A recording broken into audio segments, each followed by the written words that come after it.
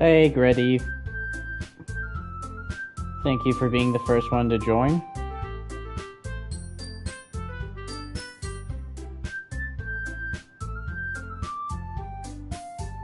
I'm just sharing out the stream as we speak.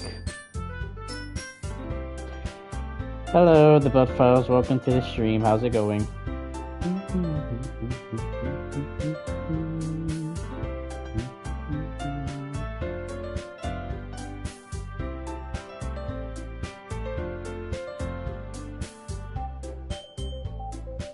Nice. I'm glad that you're doing all right.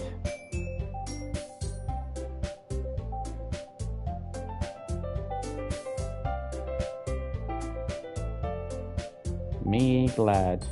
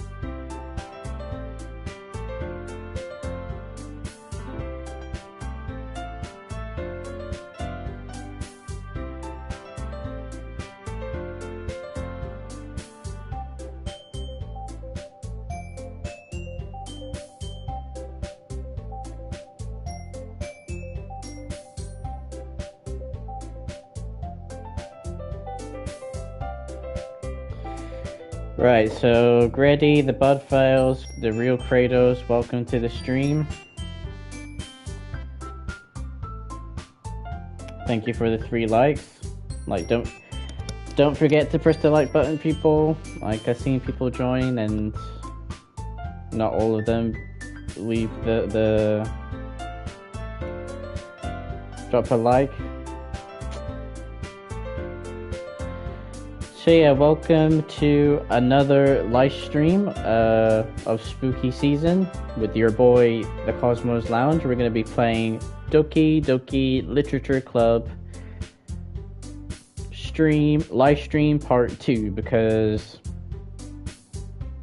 I do want to apologize that the stream ended so suddenly because the power went off. And I said that I was going to stream later on that day, but I ended up postponing it for the afternoon today. So let's just hope that today will be a better live stream. And by better, I mean that it doesn't cut off this time. So I just left it right after everyone read my poems. So I'm just going to start from there. So I hope that you guys enjoy it. Without further ado, let's begin. Phew. I guess that's everyone. I glanced around the room. That was a little more stressful than I anticipated. It's as if everyone is judging me for my mediocre writing abilities. Even if they're just being nice, there's no way my poem can stand up to theirs. This is Literature Club after all. I sigh. Guess that's what I ended up getting myself into. Across the room, Sayori and Monika are happily chatting. My eyes landed on Yuri and Natsuki. They gingerly exchange sheets of paper, sharing their respective poems. As they read in tandem, I watch each of their expressions change. Natsuki's eyebrow furrow in frustration. Meanwhile, Yuri smiles sadly. What's with this language? Eh? Did you say something? Oh, it's nothing. Natsuki dismissively returns the poem to the desk with one hand. I guess you could say it's fancy. Oh, thanks. Yours is cute. Hey Trevor, welcome to the stream. How's it going? Welcome to the live stream, Trevor. Cute? Did you completely miss the symbolism or something? It's clearly about the feeling of giving up. How could that be cute? I know that. I just meant the language, I guess. I was trying to say something nice. Eh? You mean you have to try that hard to come up with something nice to say? Thanks, but it really didn't come out nice at all. Well, I do have a couple of suggestions. If I was looking for suggestions, I would have asked someone who actually liked it. Which people did, by the way. Sayori liked it, and Cosmo did too. So based on that, I'll gladly give you some suggestions of my own. First of all, excuse me, I appreciate the offer, but I spent a lot of time establishing my writing style. I don't expect it to change anytime soon, unless of course I come across something particularly inspiring, which I haven't. And Cosmo liked my poem too, you know? He even told me he was impressed by it. Natsuki suddenly stands up. Oh? I didn't realize you were so invested in trying to impress a new member, Yuri. Eh? That's not what I... You're just... Yuri stands up as well. Maybe you're just jealous that Cosmo appreciates my advice more than he appreciated yours. Huh? And how do you know he didn't appreciate my advice more? Are you that full of yourself? No. If I was full of myself, I would deliberately go out my way to make everything I do overly cutesy.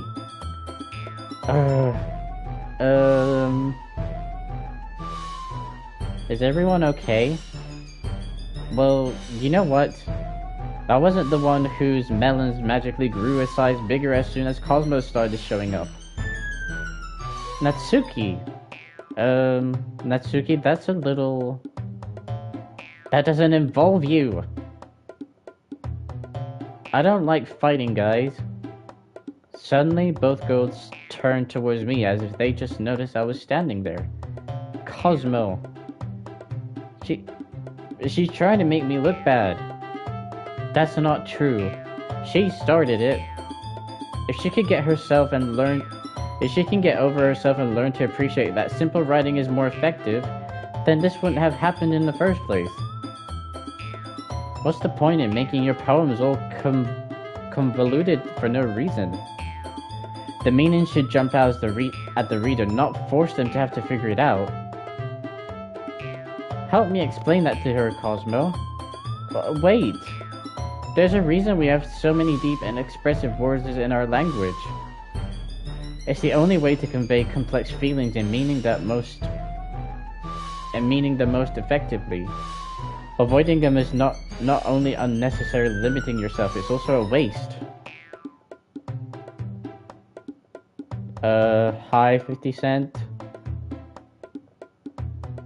And why is that? You understand that, right, Cosmo?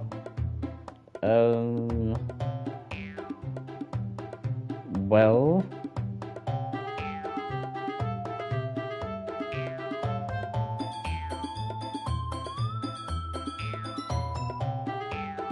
Well, I'm sorry to hear that.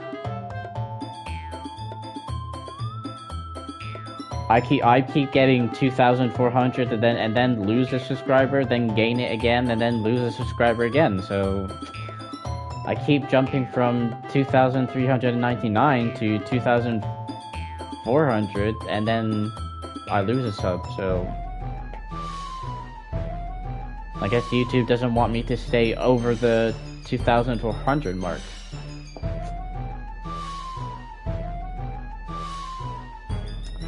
How did I get dragged into this in the first place? It's not like I know anything about writing, but whomever I agree with, they'll probably think more highly of me. So, of course, that's going to be...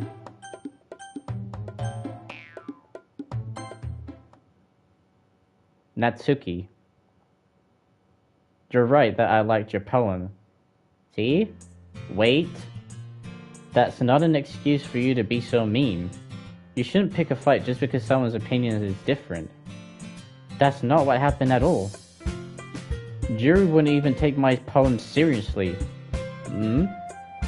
I understand.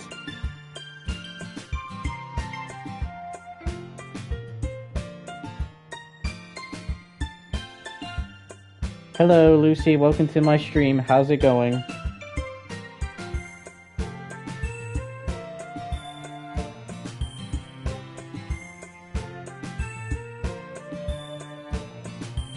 How am I doing? Let's just say that I had a very interesting morning. Not gonna get into detail about it, but I had a interesting morning. Yuri, eh? You're a seriously talented writer. It's no secret that I was impressed. Well, that's... But here's the thing. No matter how simple or refined someone's writing style is, they're still putting feelings into it and it becomes something really personal. That's why Natsuki felt threatened when you said her poem was cute. I see. I didn't notice that I'm sorry. Ugh. But Natsuki, you took it way too far. Yuri means well, and if you just told her how you felt, then this wouldn't have happened in the first place. Are you kidding? That's exactly what I did. It was her that... Natsuki, I think that's enough. You both said things that you didn't mean. Yuri apologized. Don't you think you should too? And... Natsuki clenches her fist. In the end, nobody has taken her side. She's trapped, at this point being defiant only because she can't handle the pressure. I ended up feeling bad for her. Sometimes when I'm hurt, it helps to take a walk and clear my head. Sorry, Sayori, she doesn't need to... You know what? I'm going to do that. It'll spare me from having to look at all your faces right now. Without warning, Natsuki snatches her own poem up from the desk and storms out. On her way out, she crumbles up the poem with her hands and threw it in the trash. Natsuki, she really didn't need to do that. I look across the room. Yuri has her chin buried in her hands while she stares down at her desk. I gingerly approach her and sit in an adjacent chair. Everything's alright? I'm so embarrassed. I can't believe I acted like that. You probably hate me now. No, Yuri. How could anyone not have gotten frustrated after being treated like that? You handled it as well as anyone could. I don't think any less of you. Well... Alright, I believe in you. Thanks, Cosmo. You're too kind. I'm thankful to have you a part of this club now. It's nothing. One more thing. That one thing that Natsuki said about, you know, I would never do anything so shameful. So, what did Natsuki say? And hello, Kenneth. Welcome to the stream. How's it going?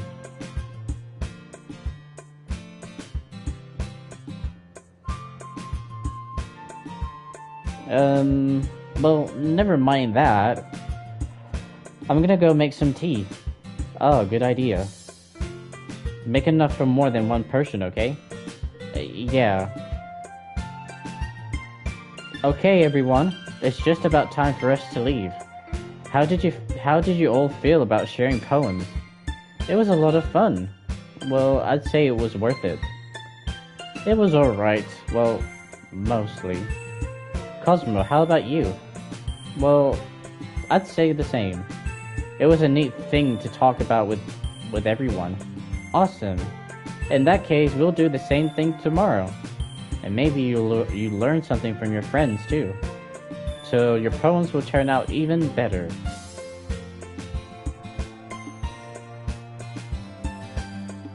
Hey Tachi, how you doing, my friend? Thank you for that thumbs up, I appreciate it. I think to myself, I did learn a little more than about the kinds of poems everyone likes. With any luck, that means I can at least do a better job impressing those I want to impress. I nod to myself with a newfound determination. Cosmo! Ready to walk home? Sure, let's go. Sayori beams at me. It truly has been a while since Sayori and I spent this much time together. I can't really say I'm not enjoying it either.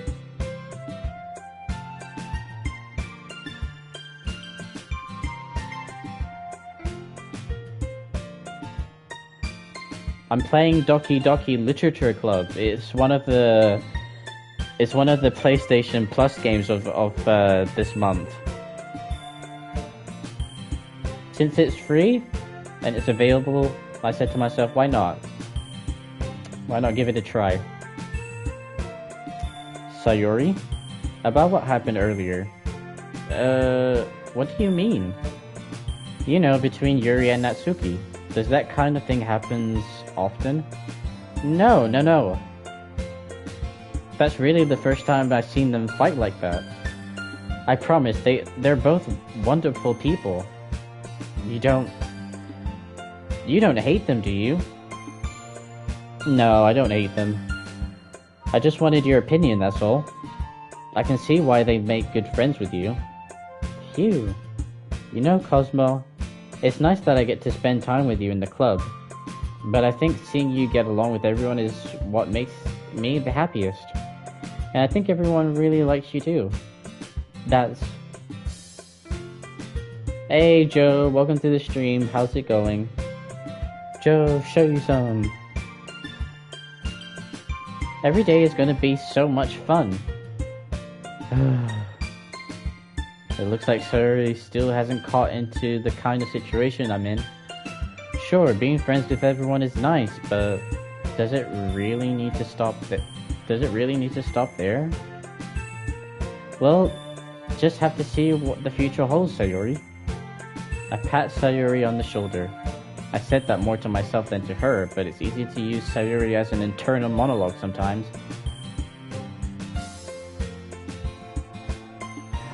Oh, really? Congratulations! Wow. I guess the Marvel vs. Capcom really did boost the watch hours. I'm really happy for you.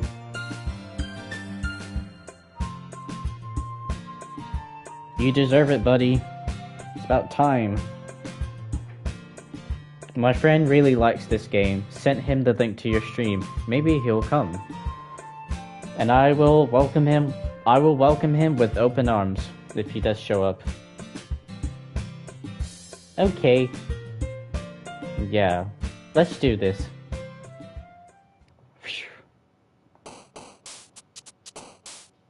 I have to write another poem.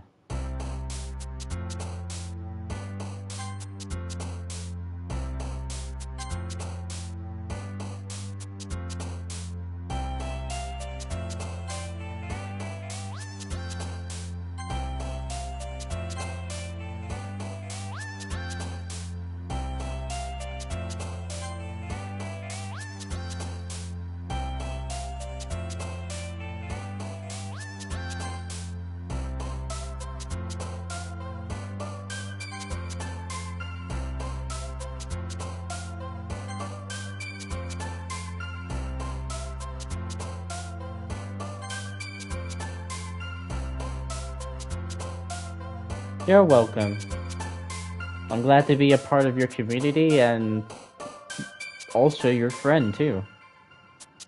I really do mean it. You work very hard on your channel, and like I said, the Marvel vs. Capcom really did help you out your channel a bunch. So, I guess welcome to the YouTube Partner Program, my friend.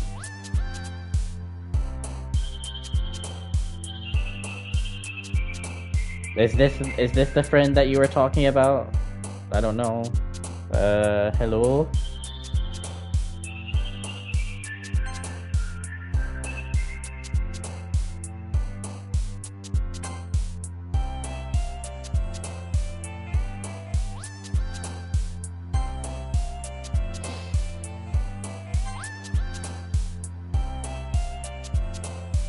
Yeah, hello, welcome.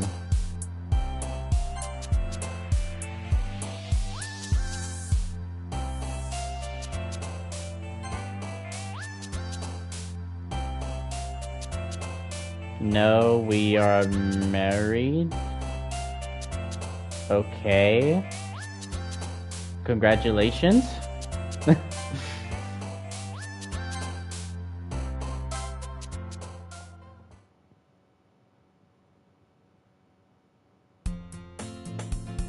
Another day passes, and it's time for the club meeting already. I've gotten a little more comfortable here over the past couple of days. Entering the club room, the usual scene greets me.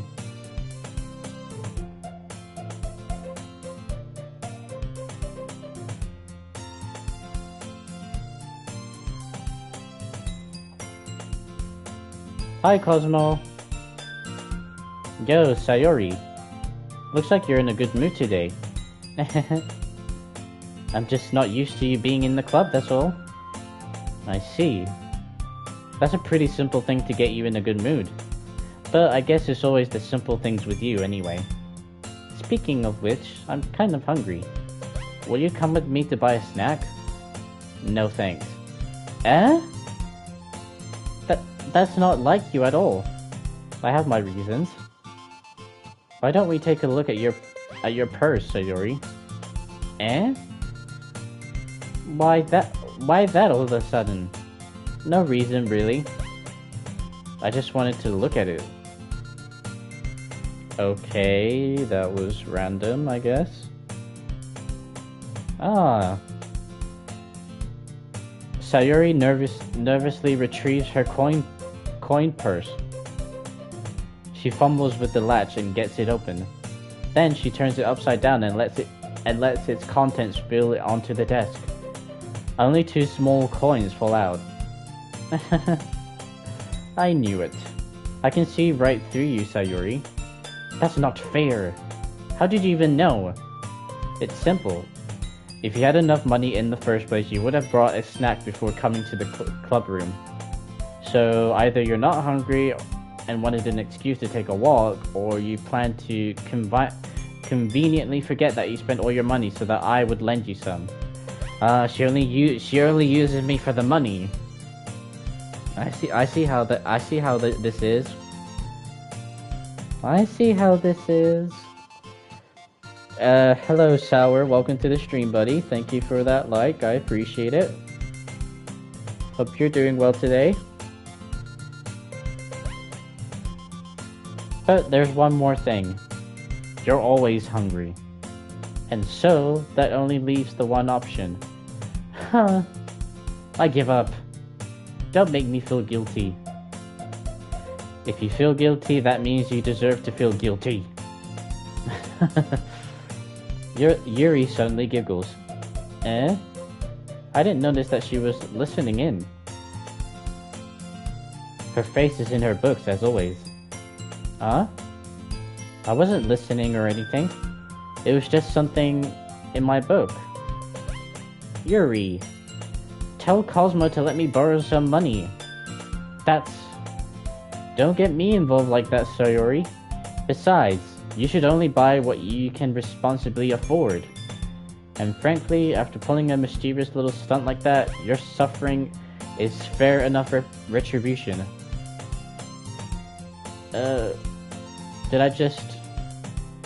I didn't mean that. I got too absorbed into my book.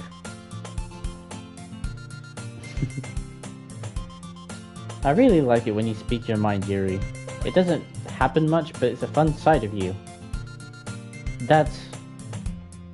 There's no way you could think that. You were right, though. I did something bad, and now I have to accept the revolution. Retribution. That. Still, coming from you, Sayori. I guess there's a little devil inside of all of us, isn't there?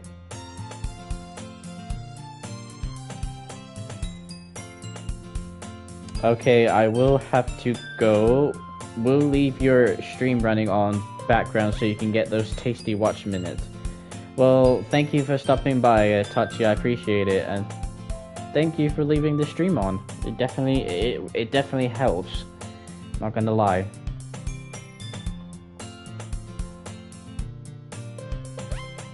Don't let her fool you. Sayori knows exactly what she's doing.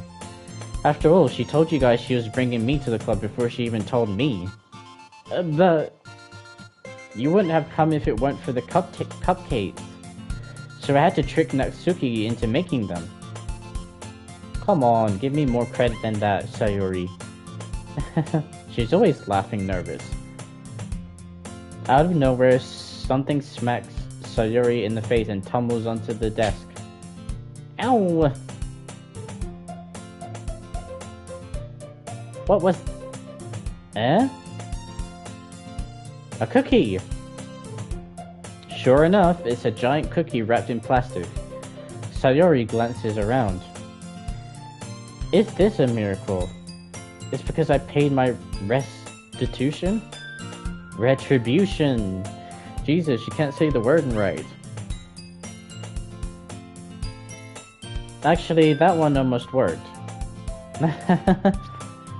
I was just gonna give it to you, but then I heard your blab about the cupcakes.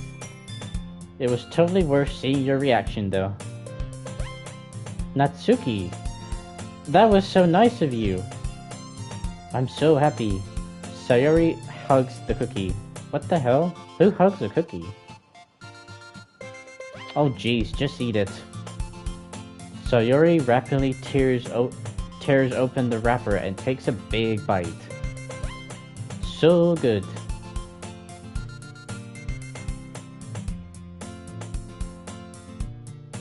Sayori is the kind of person to believe in aliens. She's not the brightest person in the world. I pretty much believe you when you said that she believes pretty much anything at this point.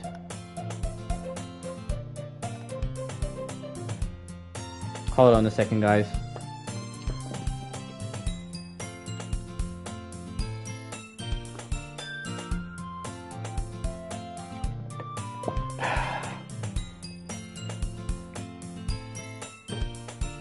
Just had to take a quick sip of my water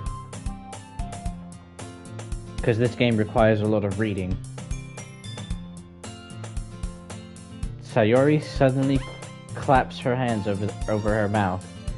I bit my tongue! You're going through a lot over just a cookie?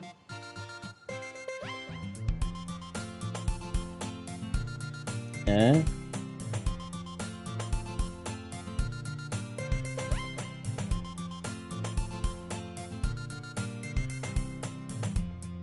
No, I didn't. I didn't know that. Where did you heard that? The news? History lesson? I don't know. You're going through a lot over just one cookie. Natsuki takes a bite of her own cookie. Oh, yours look really good though, too, Natsuki. Can I try it? Jeez. Beggars can't be choosers. But yours is chocolate. Yeah, why do you think I give you that one? Fine. Still, I'm really happy that you shared this one with me. Sayori gets out of her seat and goes behind Natsuki, then wraps her arms around her. Oh, jeez. I get it. cookie still in hand, Natsuki reached up to nudge Sayuri off of her. Wait, what? They're eating each other's cookies? Hey! Did you seriously just do that? Mouth full, Sayuri trots away to safety. Yuri and I laughed as well. Geez, you're such a kid sometimes. Monica, can you tell Sayuri...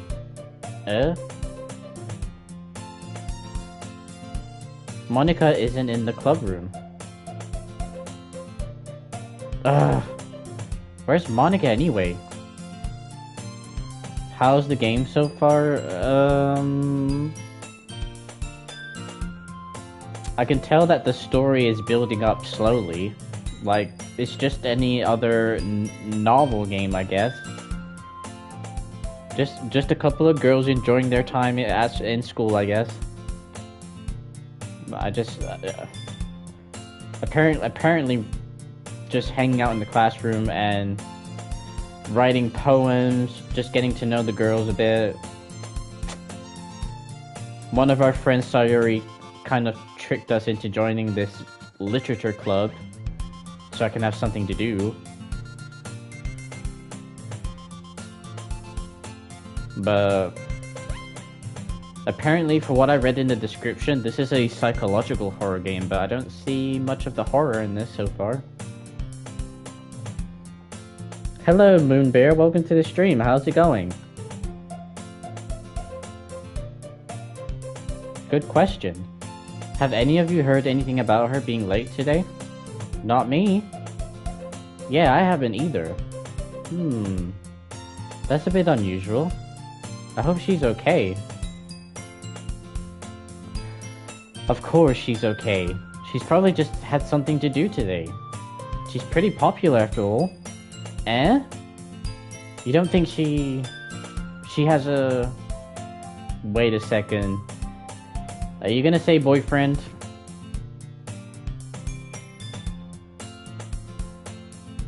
You're gonna say boyfriend, are you? I wouldn't be surprised. She's probably more desirable than all of us combined. That's true. Excuse me?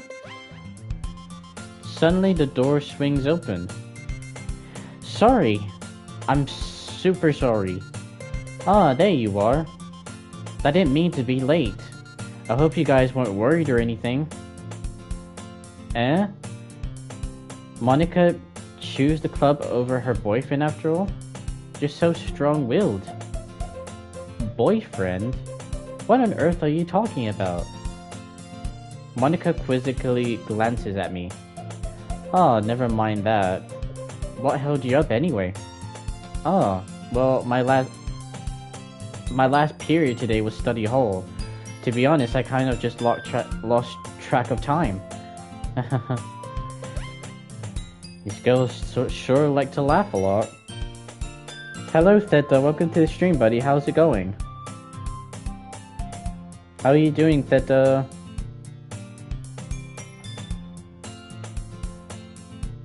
That makes no sense, though.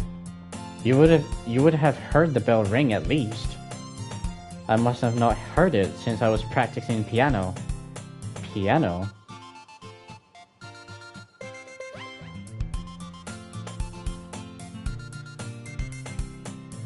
Family and friends, I would recommend hiding them. Excuse me, what?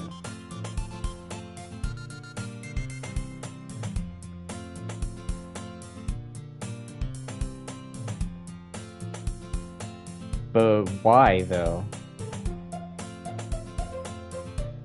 It's so that people in the chat can share out my stream to their friends or family. That's if they want to, that is. It's optional, really. I wasn't aware you played music as well, Monica.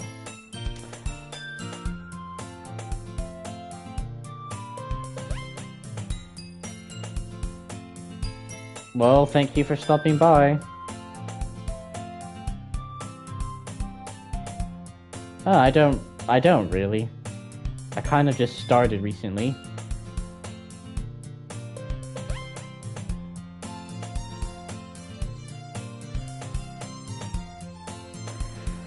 I've always wanted to learn piano. That's so cool. You should play something for us, Monica. That's... Monica looks at me. Why at me though? Maybe once I get a little better, I will. Yay! That sounds cool. I'd also look forward to it. Is that so? In that case, I won't let you down, Cosmo. Monica smiles sweetly. Huh? I didn't mean any pressure or anything like that. Don't worry. I've been practicing a whole lot recently, and I'd really love the chance to share once I'm ready. I see. In that case, best of luck. Thanks. So I didn't miss anything, did I? Not really. I chose to leave out Sayori's mischievous escapade. I'm sure Natsuki will end up complaining to her anyway. It looks like everyone has already settled down. Sayori somehow already finished her entire cookie. Yuri is back to her book, and Natsuki disappeared into the closet. Cosmo! Cosmo! Sayori suddenly comes up to me. I'm gonna go get some supplies from another classroom. Want to come with me? Supplies? What for? Well, you know how the festival is coming up. Me and Monica were going to make some posters and stuff. So I need to go find some crayons and markers and glue sticks. Oh, I see. Sure, I'll go with you. Yay! Okay, Monica, we'll be back soon. Ah, are you going with Cosmo to get the supplies? There's no need to trouble yourself. I'll be happy to go with him. Oh, but I wanted to go. It's so much fun exploring empty classroom and stuff. Okay. It was just a suggestion. See if you can find poster papers too, okay? Okay. Ready, Cosmo? Yep, let's go. Sayori and I exit the club room. I follow behind Sayori, hums and skips around the hallway. Honestly, it feels like I'm taking a kid to the mall or something. Sayori finds pleasure in the simplest things sometimes. Hey Sayori, what exactly are we doing for this festival anyway? I'm not sure how you would make an event out of literature. Me and Monica have it all planned out. Don't you worry. Is that so?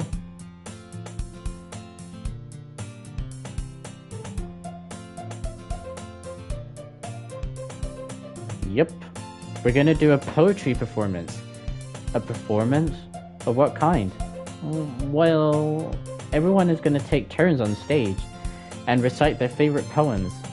Ah, that sounds kind of dull. Cosmo, you're not thinking about it the right way at all. It's not just about reading poems, it's about performing them. Like, you say the lines of the poems like, between my feet, the last remaining flower beckons to me.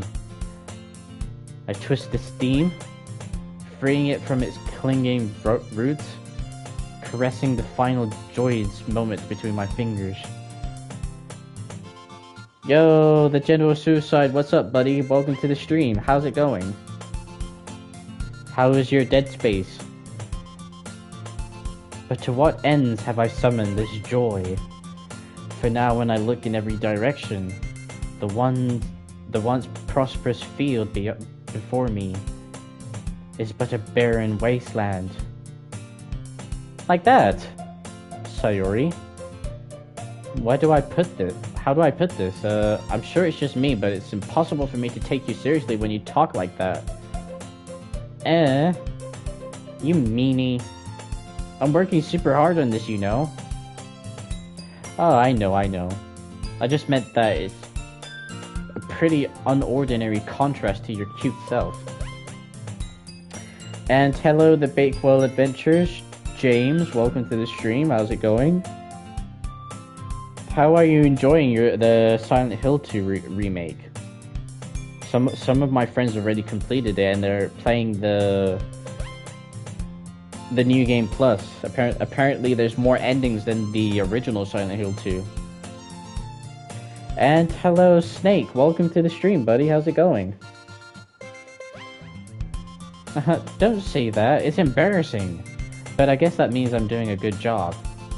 Yeah, I guess so. Wow, I'm so excited. The festival is gonna be so much fun. Sayori spins herself around in the hallway again. Hey Cosmo, this classroom over here is empty. Let's begin the mission. The mission, eh? It's been a long time since I spent time with Sayori like this. But in the end, she hasn't changed one bit. She's nothing but a ball of sunshine, drawing happy vibes from the world around her. The game is going to mess with you, Cosmo. Just a slight warning. Yeah, I like I said it at the beginning of the stream, and I said it in the previous stream too. I feel like the story is going to take some time to build up. But yeah, the game did kind of warn me of some disturbing stuff going to happen at some point, so can't wait for that. I'm taking my time with Silent Hill 2 by continuously getting purposely lost and distracted in it. By distracted, you mean you got distracted by the character James? Because he's so cute, that's why? Or you're just distracted by how well done the game is made. It's a pretty nostalgic feeling for me. As the years went by, I began to hole myself up in my room more and more. So going adventuring with Sayori brings about a specific sort of feeling I forgot I had in me.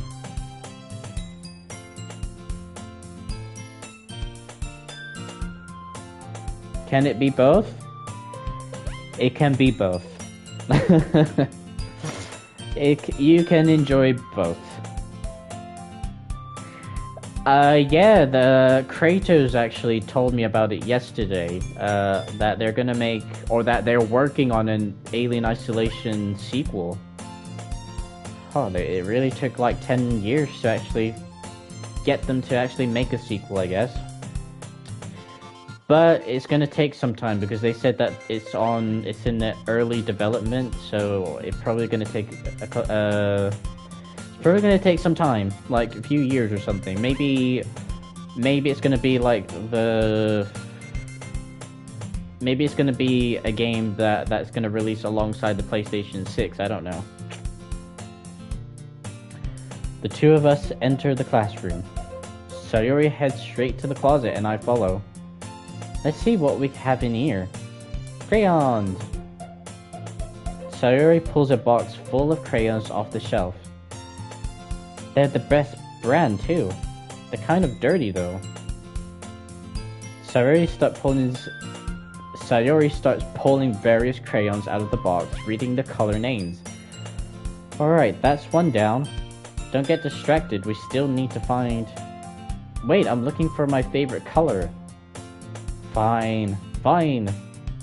Then at least move aside so I can look for the poster papers. Oh, I dropped one by accident.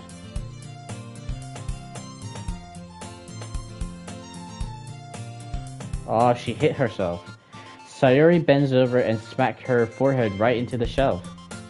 She falls to the floor and the crayons spill all over her lap. Ow, wow. You're okay? My forehead! Sayori clenches her forehead. Gee, Sayori, that's just like you, isn't it? Come on, let me see. Since Sayori is sitting on the floor, I grab her by the waist and pull her out of the closet. You have to move your hands, Sayori. But it hurts. Just do it for a second. Sayori slowly releases her hands from her forehead. I gently brush her bangs to the side. Ow. Sorry. There's a huge red mark on the center of her forehead. A bump is starting to form as well. Man, that's gonna swell up. I should find you some ice. Cosmo? Where would I even find ice around this time? Oh, I guess a cold drink would do. You don't have to. I'm fine with looking like a unicorn. Hey, Eternal, welcome to the stream, buddy. Welcome. How are you doing today, buddy? Did you notice that I gave you a shout out earlier? Cause one of my members, Laura, gifted a membership, and it turns out it gifted the membership to you.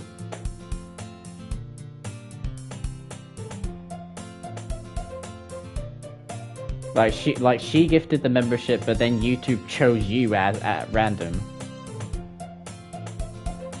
Hence why you have a star next to your name. Even wincing from the pain, Sayori makes a silly joke. Ahaha, what are you saying? I'll be right back, okay? Okay. I pat Sayori on the shoulder and ran out into the hallway. I locate the nearest vending machine. What should I get? Doesn't really matter since it will be used as an ice pack rather than to drink. But I know Sayori likes apple juice, so I purchased that. In just a moment, I'm already returning to the classroom where I left Sayori. She has one palm on her forehead and is using the other hand to clumsily scoop crayons back into the box. At least they were already in the wrong spots before I spilled them. Sayori, here. I hand Sayori the bottle of apple juice. It's nice and cold. Sayori opens the cap and starts drinking from it. Sayori, what are you doing? It's for your forehead, idiot.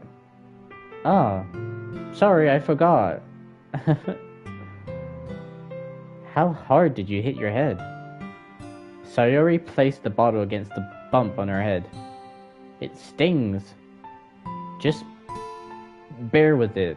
It'll feel better soon. Looks like you cleaned up most of the crayons, so that's good. Hey, Cosmo. This kind of reminds you of growing up, doesn't it? Eh? What do you mean? You know, how we used to play outside all the time? I would always try to keep up with you. You were kind of oblivious in some ways. Like I usually fell behind or had trouble climbing on the things you did. But sometimes when I tried to do things I couldn't, I would get myself hurt. I'd fall and scrap myself or get a bump. And I would start crying really hard. And you would rush over as quick as you could. You would try really hard to get me to stop crying. It was almost like you blamed yourself and were afraid of getting in trouble if someone found out. Even though it really wasn't your fault at all, you know? Did I really do that? Yeah. You don't remember? Come to think of it, maybe I do remember a bit. I guess I was always so focused on my games that I didn't pay enough attention to you. So in a way, it was my fault. Kind of like this time too. If I wasn't rushing you out of the closet, you probably wouldn't have hit your head. Cosmo. I don't think you realize it, but you're always thinking about other people.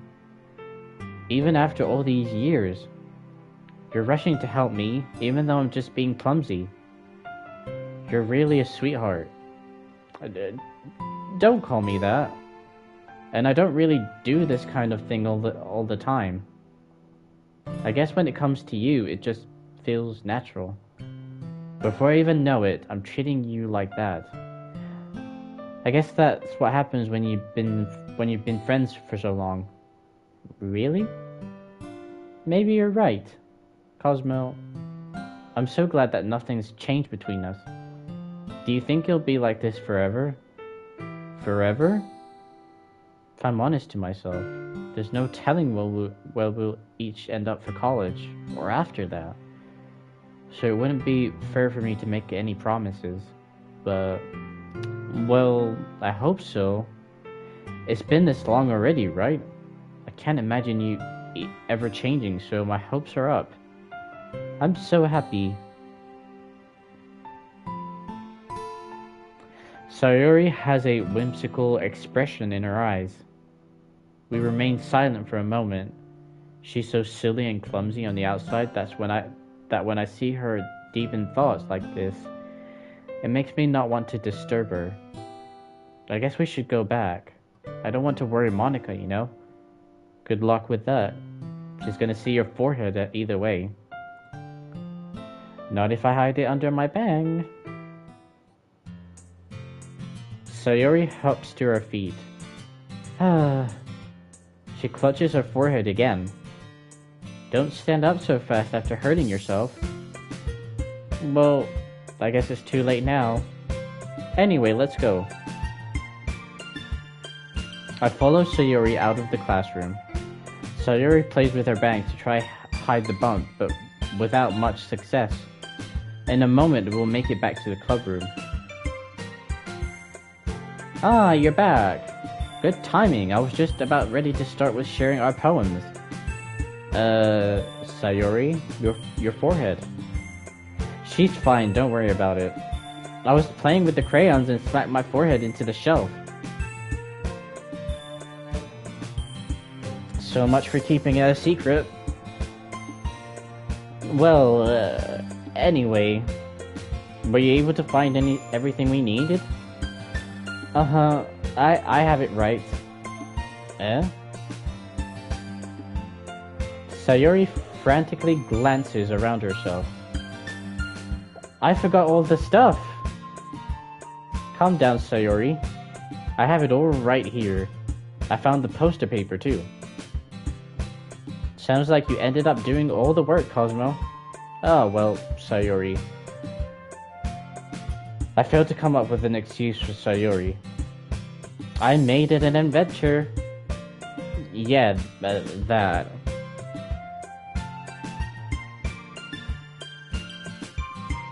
Okay. In any case, good work. I'll start working on the posters tonight. Me too. Okay, everyone. Are you ready to share your poems? Guess I should grab mine. After making sure the crayon box is closed tightly, I return to my seat. Who should I show my poem first?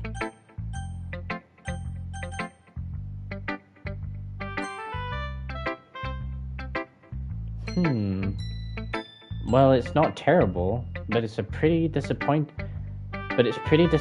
after your last one. Then again, if this one was as good as your last one, I would be completely pissed. Well, I guess I wanted to try something a little different this time. Fair enough. You're still new to this, so I wouldn't expect you to find your style right away. Come to think of it, this kind of reminds me of Sayori's poem from yesterday. You think so?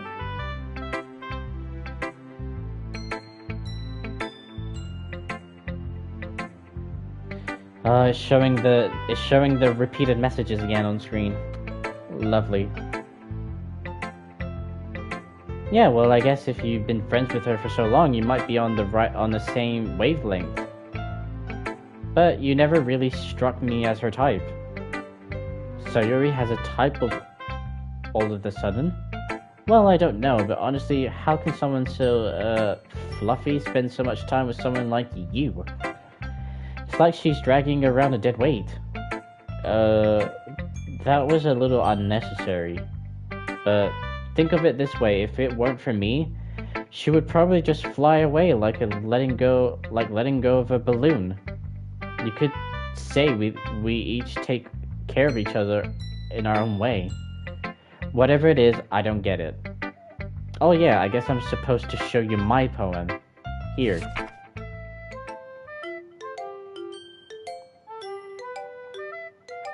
It's kind of longer than the last one. Amy likes spiders. You know what I heard about Amy? Amy likes spiders. Icky, wriggly, hairy, ugly spiders. That's why I'm not friends with her. Amy has a cute singing voice. I heard her singing my favorite love song. Every time she sang the chorus, my heart would pound. to the rhythm of the words, but she likes spiders. That's why I'm not friends with her. One time I hurt my leg really bad. Amy helped me up and took me to the nurse. I try not to let her touch me. She likes spiders, so her hands are probably gross. That's why I'm not friends with her. Amy has a lot of friends. I always see her talking to people. She probably talks about spiders. What if her friends start to like spiders too? That's why I'm not friends with her. It doesn't matter if she has other hobbies. It doesn't matter if she keeps it private. It doesn't matter if it doesn't hurt anyone. It's gross. She's gross. The world is better off without spider lovers. And I'm gonna tell everyone. Not bad, right? It's quite a bit longer than yesterday. That's the first thing that I said. Yesterday's was way too short. I was just warming up. I hope you didn't think that was the best I could do. No, of course not. Anyway, the message is pretty straightforward in this poem. I doubt I have to explain it. Sometimes you can explain complicated issues with much simpler analogies. And it helps people realize how stupid they're being. Hey bad boy, welcome to the stream, buddy. How's it going? How are you doing today, bad boy? Like, anyone would agree that the subject of this poem is an ignorant jerk. Do you know people like that? Of course, it's about how everyone thinks well, that doesn't matter. It can be about anything. I wrote it to be easy to relate to. Everyone has some kind of weird hobby or guilty pleasure. Something that you're afraid if people find out, they make fun of you or think less of you. But that just makes people stupid. Who cares what someone likes, or as long as they're not hurting anyone and it makes them happy? I think people really need to learn to respect others for liking weird things. Well, you're definitely right. At least I can relate to that. And I'm sure a lot of people a lot of other people can too. It's what I do best, after all. I don't like writing unless there's a good message to take away from it. Like, conveying emotion is important, but I want to make people think, not just feel. Remember that. I'm gonna write a good one for tomorrow too, so look forward to it. Yeah, I'm doing alright. Thank you for asking, my friend. Just, apart from having a very interesting morning, it's a good day so far.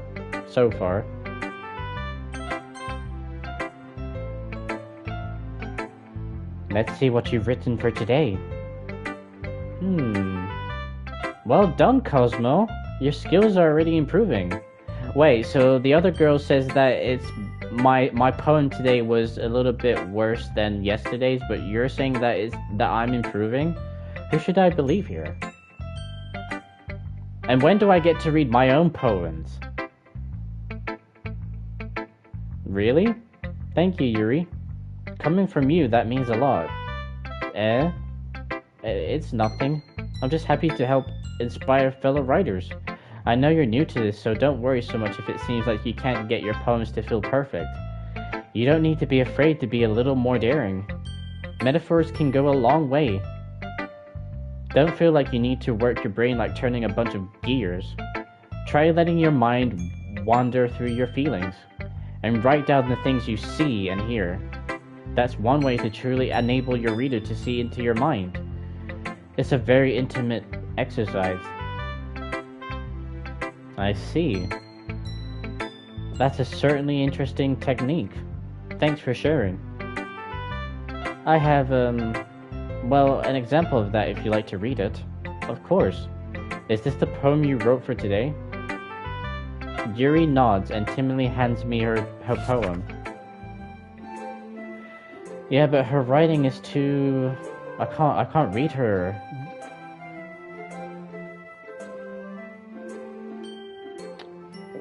Okay, the raccoon. It happened in the dead of night while I was slicing bread for a guilty snack.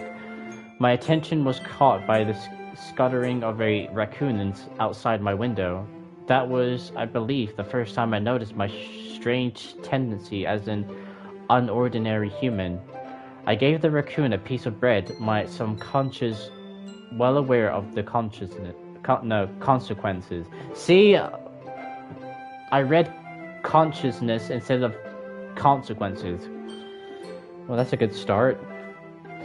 Well aware that a raccoon that is fed will always come back for more, the enticing beauty of my cutting knife was the symptom. The bread, my hungry curiosity, the raccoon, an urge. What does it say here? The moon? The moon increments its phase and reflects that much more light of my cutting knife. The very same light that glistened in the eyes of my raccoon friend. I slice the bread, fresh and soft. The raccoon becomes excited. Or perhaps I'm merely projecting my emotions onto the nearly satisfied animal. The raccoon has taken to following me. You could say that we've gotten quite used to each other. The raccoon becomes hungry more and more frequently, so my bread is always handy. Every time I brandish my cutting knife, the raccoon shows me its excitement. A rush of blood, classic... I don't know what that word is. I slice the bread and I feed myself again.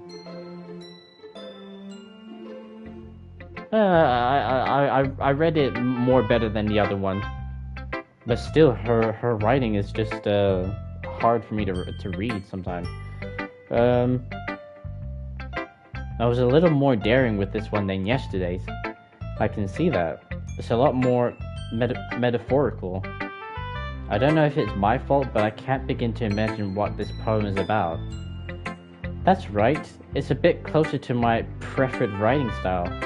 Using the poem as a canvas to express vivid imagery and conveying emotions through them. Yeah, if I take it at face value, then I can't even figure out what it's supposed to mean. Well, I think it's something that different people can relate to in their own way. I wanted to express the way it feels for me to indulge in my more unusual hobbies. It's those sort of things I'm usually forced to keep to myself. So, I sometimes enjoy writing about them. Huh. That's funny. Didn't Natsuki also write something about that? About someone being ridiculed for a strange interest? Eh? She did? Yeah. She was talking about how it doesn't matter what you're into as long as you're not hurting anybody. She's right. I mean, does she really feel that way? Yeah. Sounds like you two have that in common. That's interesting. To me, she seemed like the kind of person who would make fun of my hobbies. But I suppose that's my fault for judging, isn't it? Please don't tell her that I said that. Don't worry, I have no reasons to. Okay. Well, thank you for sharing it with me. After all, if I hadn't learned to embrace my own weirdness, I would probably hate myself. I might be ranting a little bit now, but I'm glad that you're a good listener. That's what many people say about me. Hi again, Cosmo. How's the writing going? Alright, I guess. I'll take that. As long as it's not going bad. I'm happy that you're applying yourself. Maybe soon you'll come up with a masterpiece. I wouldn't count on it. You never know. Want to share what you wrote for today? Sure. Here you go. I gave my poem to Monica. Alright. It's pretty good. It makes me think of Sayuri like the other one that you wrote. You two are like the dynamic duo. That's kind of exaggerating it. Yeah, probably, but you do spend a lot of time with her even in this club, don't you? Then again, I don't blame you for being a little shy. I'm not shy, it's just... I'm just teasing.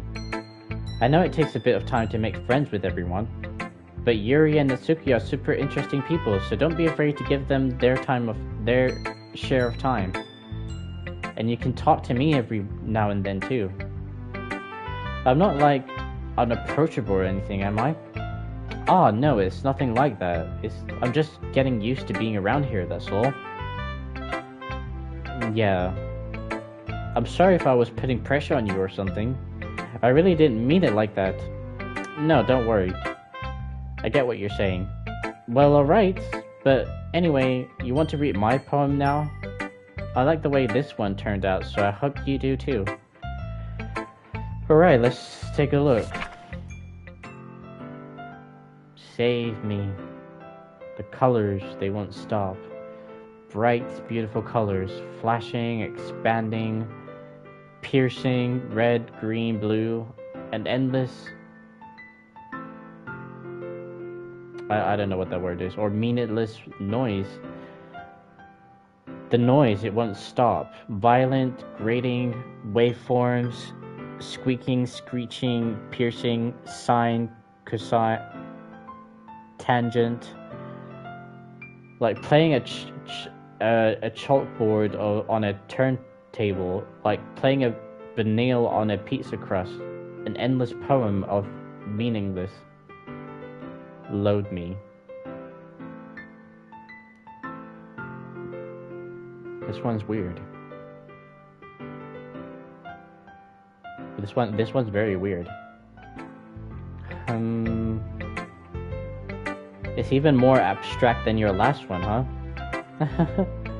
I guess it's just the way I write. I'm sorry if you don't like it. No, I never said that. It's just a kind of thing I've never really seen before, I guess. I kind of like playing with my space on the paper. Choosing where and how to space your words can totally change the mood of the poem. It's almost like magic. The way I wrote the lines really short, it makes it feel like they're trying to speak over the noise. I see. It's still hard for me to tell what it's about, though. Sometimes asking what a poem is about isn't the right question. A poem can be as abstract as a physical expression of a feeling, or a conversation with the reader.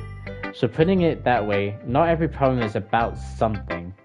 Anyway, here's Monica's writing tip of the day. Sometimes you'll find yourself facing a difficult decision. When that happens, don't forget to save your game. You never know when you might change your mind, or when something unexpected may happen. Wait, is this tip even about writing? What am I even talking about? Should I be worried? Hello, Predator Zone. Welcome to the stream, buddy. Thank you for the share. I hope that you're doing well today, Predator Zone. Hello, Vinko. Welcome. Hello, Harry. Welcome to the stream, buddy. It's nice to have you here. Have you played this game before, by the way? Well, it's telling me to save the game. That's my advice for today. Thanks for listening. Maybe I should save.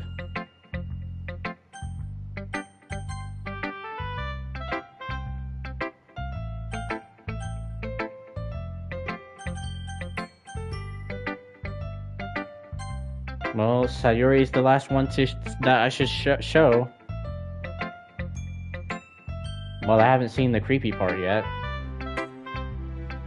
But it is really weird that she's giving me advice about having to save and load if you want to change your mind. Cosmo, I really love your poems. Of course, she was always going to say something positive about me. I can't believe you've been hiding these from me. I'm not hiding anything. But your poems are so good. Yesterday's and this one too. You can't tell me you haven't done this before. I mean, you're really the you're really the only one who feels that way, so... Eh? No way. Not even Natsuki? Well, I guess Natsuki is the least likely to admit how much she likes something. But I don't think it's that. What do you mean? Well... I guess I'll be honest about it. It's a lot easier to write poems when I'm thinking about you. Eh? Oh, what? Stop thinking weird things, idiot. I just mean that you're a really expressive person, I guess. How am I supposed to write poems about my own stupid life? But you somehow make everything in your life an adventure. Even the little things. Like cooking. Let's not talk about that. So, yeah. I guess what I'm saying is that I can feel more feeling through you than I can through myself. We have that kind of weird connection. It's your fault for getting in my business all the time. Eh? I don't know if I understand. Oh, she just doesn't get it. You never understand when I try to explain things to you, don't you, Sayori? I pat Sayori's head. Hey! I'm not a kid, you know. You sure about that? Maybe.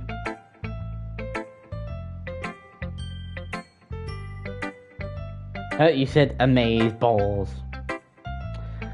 Well, from what I've read in reviews, I haven't read the reviews, I've just seen the scores of the reviews that they gave to Silent Hill 2 Remake. As much as I preferred that they would just release the first 4 games on the PlayStation Store so that I can enjoy the classic Silent Hill games, maybe at some point when the price drops, I might get the Silent Hill 2 Remake. I mean, they have spoken very good things about it, so I was kind of worried that it was going to be like a mediocre remake, but everyone's been talking very positive about it, so maybe in the future I will get it. Sayori starts fiddling with her own pencil between her hands. Hey, Cosmo, will you give me your poem? I kinda want to keep it. Huh? Why? Because, well, it's the first time you've written something for me. Sayori, you completely misunderstood. I didn't write this for you. Are you even listening anymore? Well, whatever. I'll give it to you when we go home. Really?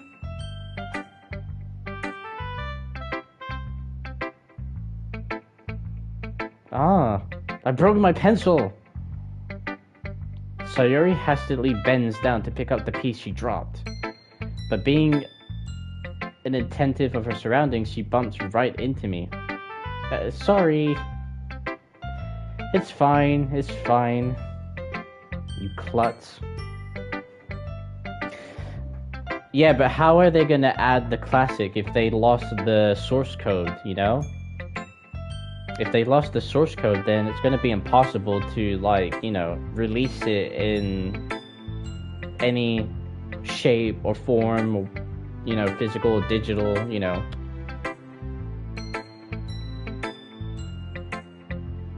But it would be nice to play the first 4 Silent Hill for a change.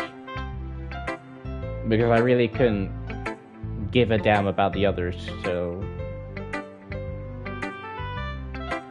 I'll get it for you. I bend down and picked up the broken pencil. Sayori clutches the desk beside her to support herself, knees shaking. Oh, I'm a little clumsy today. A little? You're very clumsy. You got a bumped forehead. Let's sit down, Sayori. Yeah. I grabbed Sayori's arm and helped her sit down at the desk. Anyway, I still haven't read your poem. Oh.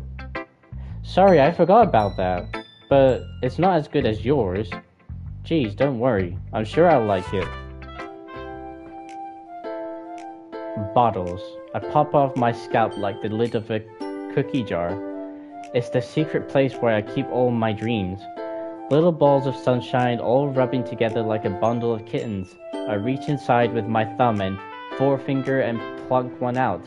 It's warm and tingly. But there's no time to waste. I put it in a bottle to keep it safe. And I put the bottle on the shelf with all of the other bottles. Happy thoughts, happy thoughts, happy thoughts in bottles, all in a row. My collection makes me lots of friends, each bottle a starlight to make amends. Sometimes my friend feels a certain way. Down comes a bottle to save the day. Night after night, more dreams. Friends after friends, more bottles. Deeper and deeper my fingers go, like exploring a dark cave, discovering the secrets hiding in the nooks and crannies. Digging and digging, scrapping and scrapping.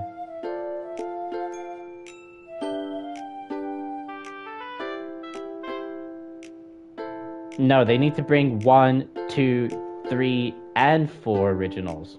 You just missed the second original game. Like I want to play the original Silent Hill 2 as well.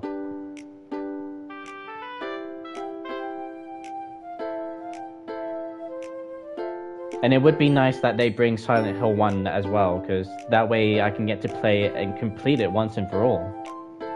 Because I never had the chance to complete it. I blow dust off my bottle caps. It doesn't feel like time elapsed. My empty shelf could use some more. My friends look through my locked front door. Finally all done. I open up and in come my friends. In they come in such a hurry. Do they want my bottles that much? I frantically pull them from the shelf, one after the other, holding them out to each and every friend, each and every bottle. But every time I let one go, it shatters against the tile between my feet. Happy thoughts, happy thoughts, happy thoughts in a shard all over the floor. They were supposed to be for my friends who want smiling. They're all shouting, pleading, something. But all I hear is echo, echo, echo, echo, echo inside my head. Holy crap. Sayori, did you really write this? Of course I did. Didn't I tell you yesterday I was gonna write the best poem ever? Yes, but I mean, I didn't expect something like this coming from you. Monica taught me a whole lot, and I've been really in touch with my feelings recently. I see that. Konami might do a deal with the fan-made Silent Hill 2 Enhanced Edition devs. Maybe. Well, whatever it is, I hope that we can get to play the first 4 Silent Hill games. Because, like, to be frankly honest, I really don't care about the others, to be frankly honest. Because for me, Silent Hill 4, The Room, is the last good Silent Hill for me, so after that, I just couldn't care less. It's almost kind of creepy. Creepy? Well, not exactly. Maybe because I'm used to you being cheerful. Well, never mind. I'm thinking too hard about it. The point is, it came out good, so you should be proud of it. Aw, thanks. I feel like I was meant to express myself this way. It even helps me understand my own feelings a little bit better. Writing is like magic. You've gotten pretty passionate about this, huh? I hope you keep it up. Yeah, writing's the best. I'm gonna keep writing until I die. But don't get ahead of yourself. Sayori's always had the habit of getting obsessed with something before dropping it no more than a week later. I wonder if this is one of those times. But seeing the passion in her eyes makes it hard for me to be pessimistic. Okay, everyone. We're all done reading each other's poems, right? I have something extra planned today, so if everyone can come sit at the front of the room. Is this about the festival? Well, sort of. Ugh, do we really have to do something for the festival? It's not like we can put together anything good in just a few days. We'll just end up embarrassing ourselves instead of getting any new members. That's a concern of mine as well. I don't really do well with last-minute preparations. Don't worry so much. We're going to keep it simple, okay? We won't need much more than a few decorations. Sayori has been working on posters, and I designed some pamphlets we can give out during the events. Okay, that's great and all, but that doesn't tell us what we're actually going to be doing for the event. Ah, sorry. I thought you heard about it already. We're going to be performing. Performing? Monica? Yeah, we're going to be having a poetry performance. Each of us are going to choose a poem to recite during the events. But the cool part is, we're also going to let anyone else come up and recite poems too. Sayori's putting it all on the posters in case anyone wants to prepare ahead of time. Sayori, who's been coloring a poster, holds it up for us to see. Are you kidding me, Monica? You didn't already start pulling those posters up, did you? Well, I did. Do you really think it's that bad of an idea? Well, no, it's not a bad idea, but I didn't sign up for this, you know. There is no way I'm going to be performing in front of a group of people like that. I agree with Natsuki. I could never in my life do something like that. Imagining it, Yuri shakes her head in fear. Guys... No, Sayori. I understand where they're coming from. Remember that Natsuki and Yuri had never shared their poems with anyone until just a couple of days ago. It's a lot to ask for them to recite their poems out loud to a whole room full of people. I guess I kind of overlooked that. So, I'm sorry. But I still think we should give it our best. We're the only ones responsible for the fate of this club. If we start the event and each put on a good performance, then it will inspire others to do the same. And the more people who perform, the better we're able to show everyone what literature is all about. Yeah, it's about expressing your feelings, being intimate with yourself. I still did not finish the Silent Hill games. Well, since you can use emulators and stuff, what's stopping you? At least you have a PC to play games. I don't even have that. Finding new horizons and having fun. That's right. And it's those reasons that we're all in this club today. Don't you want to share that with others? To inspire them to find the same feelings that brought you here in the first place. I know you do. I know we all do. And if all it takes is standing in front of the room for 2 minutes and reciting a poem, then I know you can do it. Well, I don't think those two can agree with that. They're pretty much the shy ones, especially Yuri. Sayori looks worried. I guess that leaves me no choice. I agree. I don't think it's too much to ask. I think that Sayori and Monica have been trying really hard to get new members. The least we can do is help them out a little. Well, maybe, but... It looks like Natsuki doesn't have any arguments left. Okay, fine. I guess I'll just have to get over it. Alright. Phew. Thanks, Natsuki. What about you, Yuri? She's still nervous playing with her hair.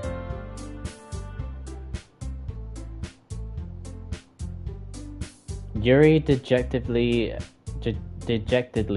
glances around at everyone else's expectant faces. Ugh. I guess I don't really have a choice. Well, that's everyone. You're the best, Yuri. This club is seriously going to be the death of me. Oh gosh. You'll be fine, Yuri. But anyway, let's move on to the main event. I want each of you to choose a poem of yours. We're gonna practice reciting them in front of each other. No way, Monica. This is too sudden. Well, if you can't recite your poems in front of the club, how do you expect to do it in front of strangers? Oh no. Don't worry. I'll start off to help everyone feel a little more comfortable. Can I go next? Of course. Now, let's see. Monica flips through her notebook to the specific poem she has in mind for herself. She then stands behind the podium. The title of this poem is The Way They Fly. Monica begins reciting her poem. Her clear, confident voice fills the room. More than that, her inflection is pristine. She knows exactly how to apply emotion behind each line she recites, bringing the words to life. Is this something she's done before, or is she simply a natural? I glance around me. Everyone has their eyes on Monica. Sayuri looks amazed. Yuri has an intense expression on her face that I don't understand. Finally, Monica finished the recitation. The four of us applaud. Monica takes a breath and smiles. That was so good, Monica. Thank you so much. I was just hoping to set a good example. Are you ready to go next, Sayuri? I'll go next. Whoa, Yuri's fired up all of a sudden. Yuri crunches a sheet of paper between her hands and stands up. Keeping her head down, she walks quickly over to the podium. This poem is called... Yuri anxiously glances at each of us. You can do it, Yuri. Don't be so shy.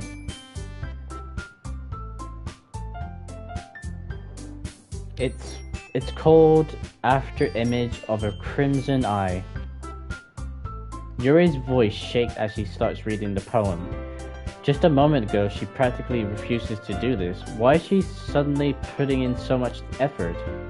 As Yuri gets past the first couple of lines, her voice changes. It almost like what happens when Yuri gets absorbed into her books. Her quivering words transforms into the sharp syllables of a fierce and confident woman. The poem is full of twists and turns in its structure that she enunciates with perfect timing. This must be a rare glimpse into the wailing fire Yuri keeps concealed inside her head. Suddenly she finished. Everyone is stunned. Yuri snaps back into reality and glances around her as if she bewildered even herself. It's up to me to save this situation. I'm the first to start applauding. Everyone joins me afterwards and gives Yuri the recognition she deserved. It's not that we didn't want to applaud for her, but we were caught off guard that we must have forgotten. As we applaud, Yuri holds the poem to her chest and rushes back into her seat. Hold on a second, guys. I'll be right back. Just give me a couple of seconds.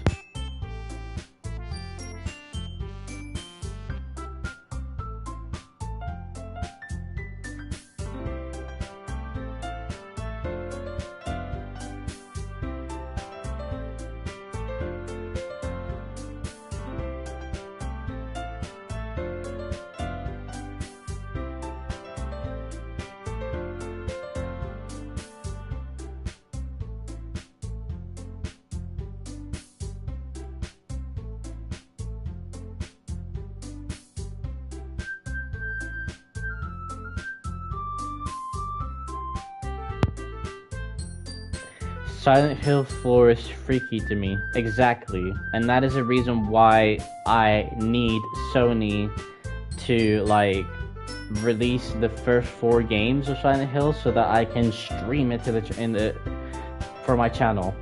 I really do. Like, I really want to stream it for my channel. And I'm pretty sure that a lot of people want the old Silent Hill back. some shape or form. Yuri, that was really good. Thank you for sharing. Looks like Yuri is down for the count. Okay, I guess I'm next then. Sayori hops out of her chair and cheerfully walks to the podium. This one's called My Meadow. Oh. Sorry, I giggled.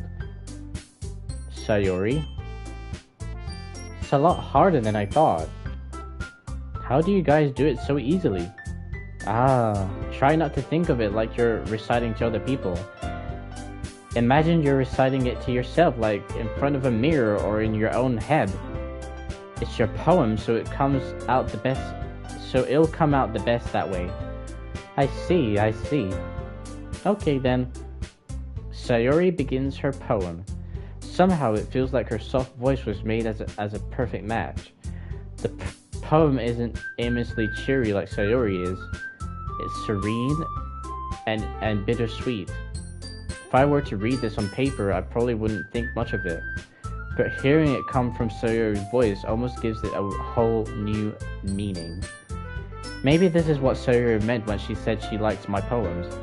It's like I get to reach more deeply into someone I thought I knew through and through.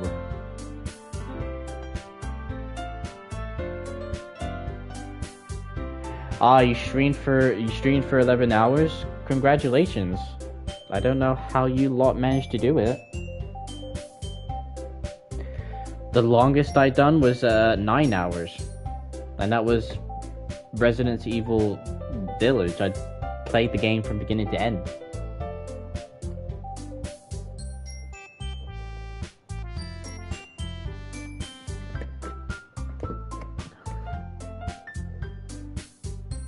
Nice. I don't have, well, I do have a PC, but it's not used for gaming purposes. But I see it's nice to see that games are being ported to the PC.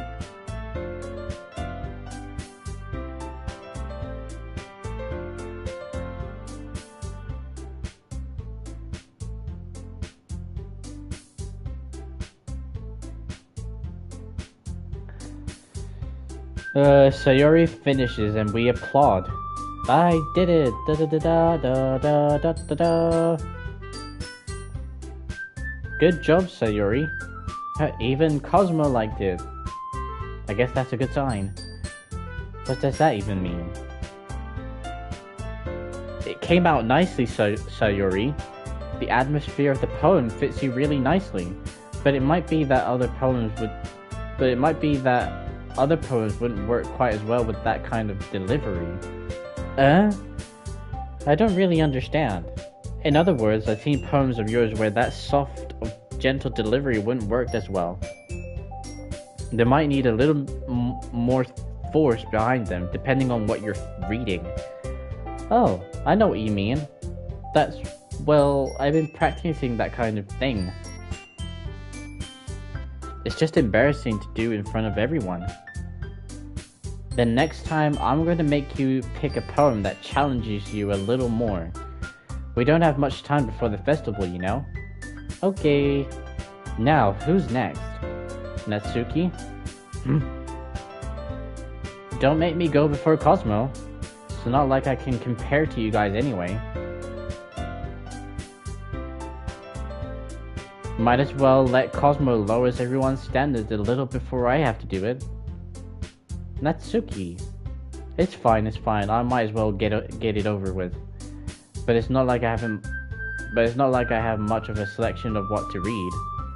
I'll just have to go with what I wrote for today. I stand up and step in front of the podium. Everyone has their eyes on me, making me feel terribly awkward. I recite my poem. Since I'm not exactly confident in my own writing, it's hard to put energy into it. Despite that, once I finished, I received applause anyway. Sorry, I'm not really as good as everyone else. Don't worry about it so much. I think it's less about your abilities and more about your lack of confidence in your writing. That's something that'll improve over time, though. Yeah, maybe. Alright then. That just leaves you, Natsuki. Yeah, I'm going. Natsuki begrudgingly gets out of her seat and makes her way to the podium. The poem is called... It's called... Why are you all looking at me? Because you're presenting. Ugh. Anyway, the poem is called Jump. Natsuki takes a breath. Once she starts reciting the poem, her sour attitude disappears a little. While she's still a little enthused, well, I don't know how to pronounce that word. Her poem has a rhythm and rhyme to it. It's Natsuki's trademark style, and it works surprisingly well when spoken aloud. The word feels like they bounce up and down as if it's giving life to the poem. Natsuki finishes and everyone applauds. She huffs back to her seat. That wasn't so bad, was it? Easy for you to say. You better not make me do that again. Oh well. Do you at least feel prepared enough to recite a poem in front of other people? I mean, doing it in front of other people will be easier. I can put on whatever face I want for other people, but when it's just my friends, it's just embarrassing. That's a surprise, Natsuki. I think it would have been the other way around for me. Well, that's just how it is, so...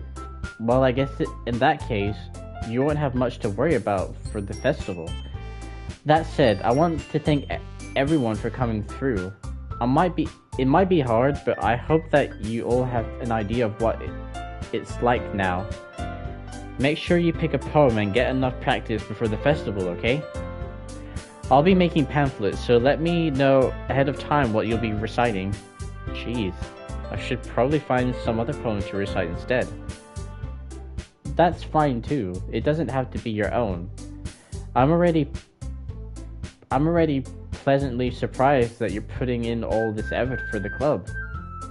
It makes me really happy. Well, yeah, no problem. Okay everyone, I think that's about it for today. I know the festival is coming up, but let's try to write poems for tomorrow as well. It's been working out really nicely so far, so I'd like to continue that. As for the festival, we'll finish planning tomorrow and then we'll have the weekend to prepare. Monday's the big day. I can't wait. I can do this. I can do this. Alright. I stand up. There's no way I'll be able to find the same enthusiasm as Sayuri and Monica, but I'll do my best to get through it. It is for the sake of the club, and impressing Monica. Then I have to do my best. Ready to go, Sayuri? Yep. Look at you two are always going home together like that. It's kind of adorable, isn't it? Jeez, guys. Don't make it such a big deal out of it. It must be a little nice, though. Well, how am I supposed to respond to that? It's okay, Cosmo, you don't have to say it. Whatever. Let's go already. I walk home with Sayuri once more. Even though it's only been a few days, a lot of things have already changed. But today, Sayuri is being a little quieter than usual on the way home. Hey, Sayuri. Sorry, I was spacing out. Oh, no worry. I was thinking about something from earlier. I like how we get to... Sayuri fumbles with her words. So, let's just say that one day, Yuri asked to walk home with you. Huh? What would you do? What kind of question is that? You're kind of putting me on the spot here. Well...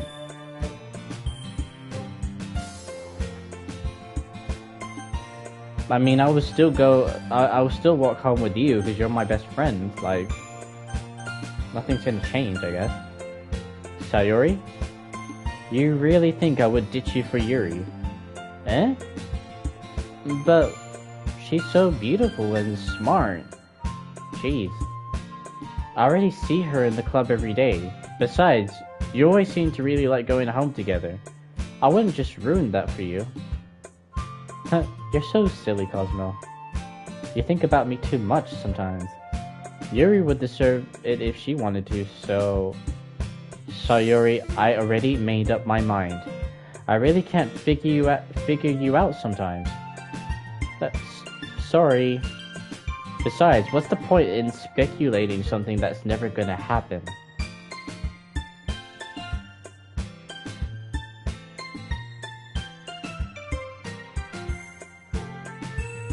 The conversation trails off. It's kind of a weird thing for Sayori to care so much about, but I want to respect her and keep her happy too. Then again, the festival is only a few days away. Who knows what will happen in that time?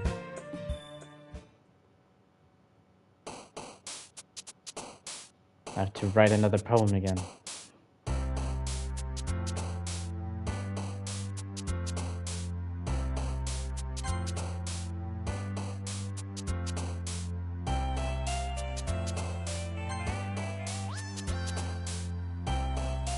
Let's try and write something a little bit more dark.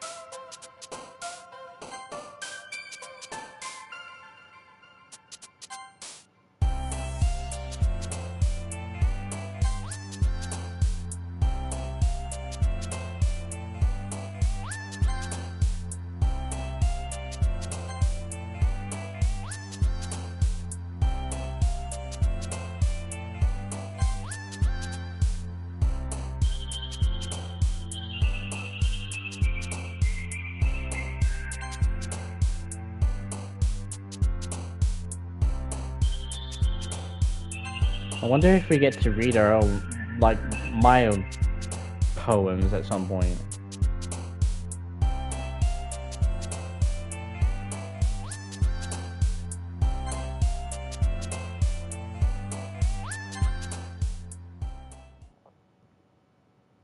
I don't know, I'm just picking words at random. Oh man, I'm the last one here again. Don't worry, I just walked in too. Were you practicing piano again? Yeah. You must have a lot of determination. Starting this club and now picking up piano? Well, maybe not determination, but I guess passion. Remember that the club wouldn't be here if it wasn't for all of you. And I'm super happy that you're all willing to help out for the festival too. Oh, I can't wait for the festival. It's gonna be great. Eh? Weren't you complaining about it just yesterday, Natsuki? Well, yeah. I'm not talking about our part of the festival, but it's a whole day of school where we get to play and eat all kinds of delicious food. You sound a bit like Sayori all of a sudden. Monica, do they usually have fried squid? Squid? That's a pretty specific thing to look forward to. Oh, come on. Are you saying you don't like squid? You of all people? I didn't say I don't like it. Besides, what do you mean by you of all people? Because it's right in your name. Monica? Eh? That's not how you say my name at all. Also, that joke makes no sense in translation. Never mind. Let's just focus on our own event for now, okay? They like to clown around with each other, I guess. Fine. Your reactions aren't as fun as Yuri's or Sayori's anyway. Excuse me? Where is Sayori anyway? Oh, there you are. Sayori is sitting at a desk in the corner of the room, looking down at nothing. I'll walk over to her. Hey, Sayori. I wave my hand in front of her face. Eh? You're spacing out again? Sorry. Don't mind me. You can go talk to everyone else. Huh? Is everything alright? Of course. Why wouldn't it be? It just feels like you're a little off. Sorry for assuming things. Geez, you worry too much about me. I'm fine. See? Sayori shows me a big smile. Don't let me distract you from having fun with everyone. Well, alright, if you say so. I worriedly glance at Sayori before turning back towards everyone else. But the conversation has already dispersed with everyone back at their usual activities. Maybe I should ask Monika if she knows anything about Sayori recently. Since they've been preparing for the festival, they must have been spending a lot of time together. I timidly approach Monika, who is shuffling through some papers at her desk. Cosmo! What's up? Hey, this might sound a little strange, but have you noticed anything up with Sayori recently? Anything up with her? In what way do you mean? Maybe I'm reading into it a little too much, but she seems a bit downcast today. Oh, you think so? I can't say I've noticed anything about her. Monika peers across the room at Sayori, who is idly dragging a rubber eraser up and down her desk. Maybe there's something on her mind. But I'm surprised I'm not the one asking you, Cosmo. You certainly know her a lot better than I do. Yeah, but she's never really like this. She's always talked to me about things that bothered her. But this time when I asked her, she was really dismissive. Sorry, I know it's not your problem. I just wanted to ask if you knew anything, so I'll drop it now. No. It's important to me too. I mean, I'm also friends with her. And I also care about the well-being of my club members, you know? Maybe I'll try talking to her myself. Are you sure about that? She seemed like she wanted to be left alone. You sure? Maybe she just has a hard time bringing it up with the person of interest. Person of interest? What do you mean by that? I'm saying that maybe the thing on her mind is you, Cosmo. Me? Why on earth would you come to that conclusion? Well, I probably shouldn't say too much, but Sayori talks about you more than anything else, you know? Huh? She's been so much happier ever since you joined the club. It's like an extra light was turned on inside of her. What's up, Rico? Welcome to the stream. How's it going?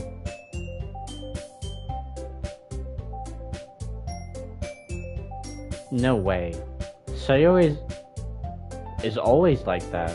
She's always been full of sunshine. It's not any different now than it always has been. You're so funny, Cosmo. Have you thought that maybe you've always seen her as so cheerful? Because that's just how she is when she's around you. I said too much. I'm sorry, what do I know anyway? I didn't mean to jump to conclusions, so you should just forget about what I said.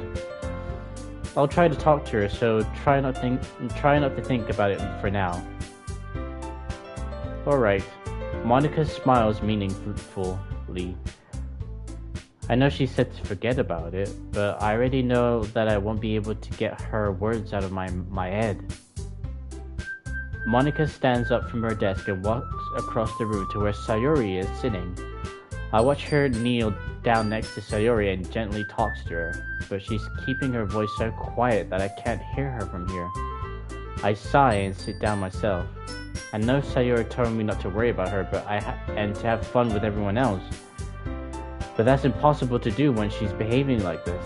Maybe exactly how much do I care about her that I'm letting this weigh me down so much? Now it feels like I'm the one behaving out of the ordinary, but there's nothing I can do besides wait for Monika. Okay everyone, after some time passes, Monika calls out to the club room. Why don't we share our poems now? Before I know it, everyone is back to normal. Everyone goes to retrieve their poems and I do the same. I make eye contact with Monika and she smiles at me. I wonder what she was talking about with Sayori. It's going great for me. I wonder why. Why has it been a good day for you so far? Tell us.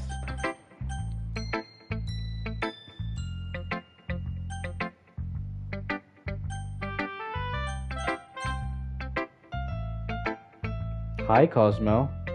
Have you thought about what you wanted to submit to perform at the festival? Well, being in this club is one thing, but performing in front of a bunch of people, I have to give it some more thought. Okay, no pressure. But whatever you do, I'm sure it'll turn out great. It would also make me happy to see. Anyway, let's take a look at today's poem. Sure. I let Monika take the poem I'm holding in my hands. It's kind of funny. How so? No, not the poem. I mean, it's funny how your poems and Sayori's poems have been getting more and more similar to each other every day. I was surprised you're so in sync with her. Then again, you've been spending a lot of time together lately, haven't you? I guess you could say that. Although we kind of grew up as best friends, I haven't been seeing as much of her this past year. But since I joined the club, we've been spending a lot of time together again. I see. That reminds me about how Sayori's been a little bit off today. Yeah, did she tell you something? Well, Cosmo, you haven't been flirting with her, have you? Of course not. I've been treating her like I always do. Alright, just making sure. I know how much you care about her. It would be terrible if something bad happened to her, so keep an eye on her. Sayori's been acting so much happier ever since she joined the club. What could have happened all of a sudden?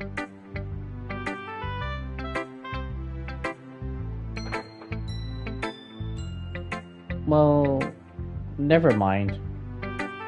This really isn't the time to be talking about this. Anyway, I'll share my poem with you now, alright? Alright. The Lady Who Knows Everything. An old tale tells of a lady who wanders earth. The lady who knows everything, a beautiful lady who has found every answer, all meaning, all purpose, and all that was ever sought, and here I am, a feather. Last adrift the sky, victim of the currents of the wind. Day after day I search with little hope, knowing legends don't exist. But when all else has failed me, when all others have turned away, the legend is all that remains, the last dim star glimmering in the twilight sky. I would want to believe that's what that word is said there. Until one day the wind ceases to blow, I fall, and I fall and fall and fall even more, gentle as a feather, a dry quill expressionless.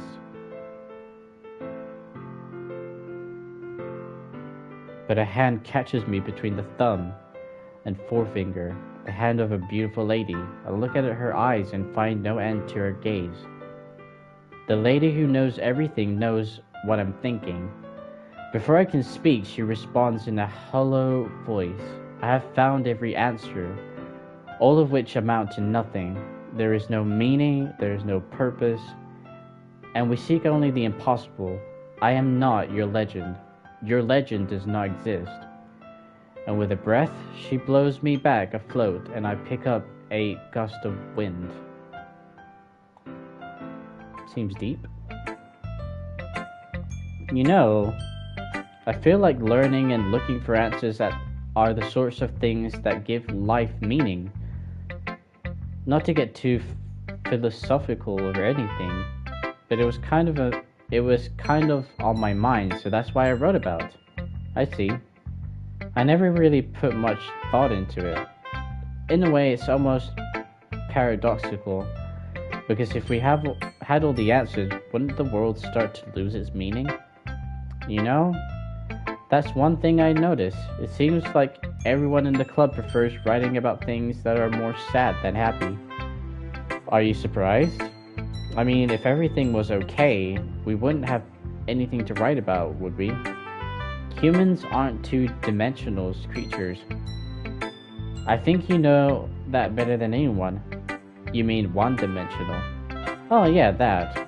Anyway, here's Monica's writing tip of the day. Are you ever too shy to share your writing because you're afraid it's not that good?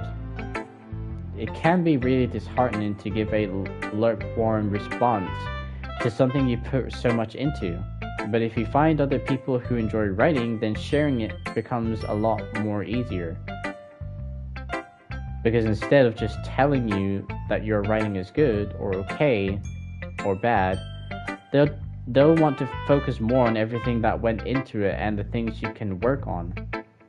It's much more encouraging that way, and it will make you want to continue improving. It's almost like having your own little literature club, don't you think? That's my advice for today. Thank you for listening.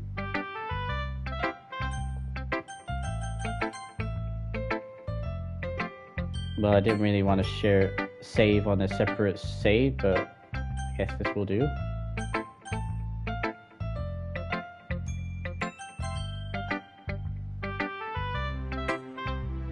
This one's alright. Alright? Well, yeah. About as good as yesterday's anyway. I see what you're going for, but it's just not really my style. I mean, that's fine. I'm mostly just glad that you're trying a little bit. Well, of course I'm at least trying. Why are you so emotionally invested in my poems anyway? Isn't that more of a compliment to me? Eh? No! Gross. It's not like I care, it's just that one of us in this club has to make sure you're not slacking off. Really? Well, what if you ended up just scaring me away? That's, it's not like you would actually do that. Yeah, you're right. It's kind of fun to hang out here, even if I have to put up with you. Grrr. Natsuki's elbow connects with my stomach. Oh, maybe I won't mind scaring you away after all. I was just joking. Oh, I know. Don't worry. I was too. How the hell do you call that a joke? That seriously hurts. Well, maybe it was funny to her. I guess that's kind of the point. I should really just watch my mouth around Natsuki. Anyway, Natsuki holds her poem out to me like nothing even happened. I'll be your beach. Your mind is so full of troubles and fears that diminish your wonder over the years. But today I have a special place, a beach for us to go. A shore reaching beyond your sight, a sea that sparkles with brilliant light. The walls in your mind will melt away before the sunny glow. I'll be the beach that washes your worries away. I'll be the beach that you daydream about each day. I'll be the beach that makes your heart leap in a way you thought had left you long ago.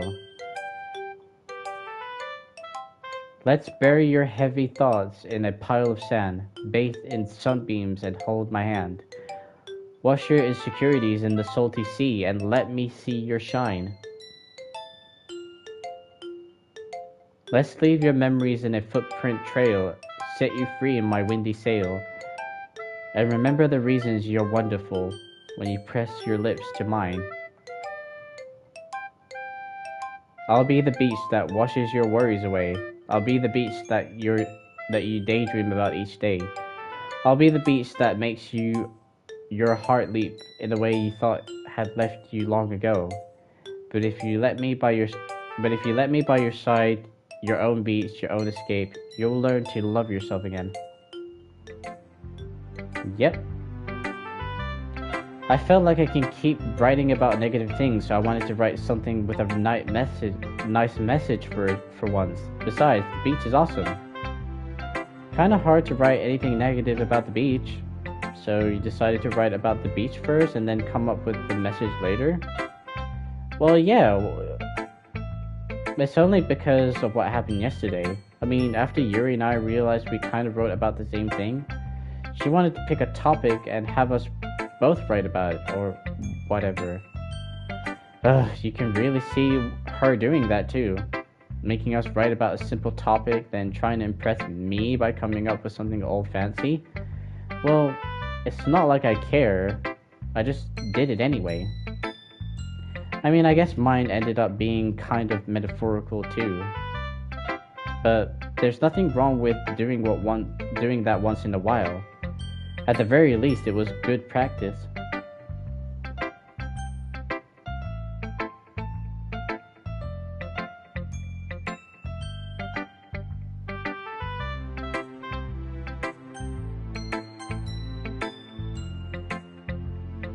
Well done, Cosmo. You definitely improved your writing over the course of these few days. Has my advice been helpful to you? Yeah, definitely. I'm glad. Sharing our writing like this is a lot more fun and rewarding than I anticipated. I need to remember to thank Monica. I think we all felt a little awkward at first, but now it seems like everyone is enjoying sharing their writing and seeing what others think. I guess I can't really disagree. I was afraid this whole thing would be a chore, but it's a great way for me to spend some personal time with all the girls in the club. But it's been fun getting to know everyone and their writing, and I guess doing some writing myself. Well, have you learned anything about yourself, Cosmo? Well, you know how I like to say that writing is a very personal way to get in touch with yourself.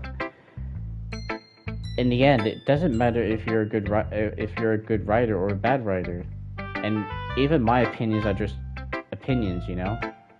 As always, I believe what's most important is exploring and discovering yourself. That's comforting. I'm kind of afraid of disappointing you in some way or another. Why me? Well, you're always sophisticated with your writings and have the most advice to share. Is that so? Yuri thinks for a good minute. That must be terrible. For me to have become someone whose opinion is fearsome. How unlikable of me. Yuri, it's not as bad as you're making it sound in your head. I just meant that I respect your opinion. I see. I'm sorry that I always overthink and come to those sorts of conclusions. I'm just a little too used to it. Overthinking? Being disliked. Yuri. What? What am I saying? I'm sorry, I didn't mean to bring that up. Let's move on, alright? Do you want to share your poem now? Okay, here. It's so hard to read your poems.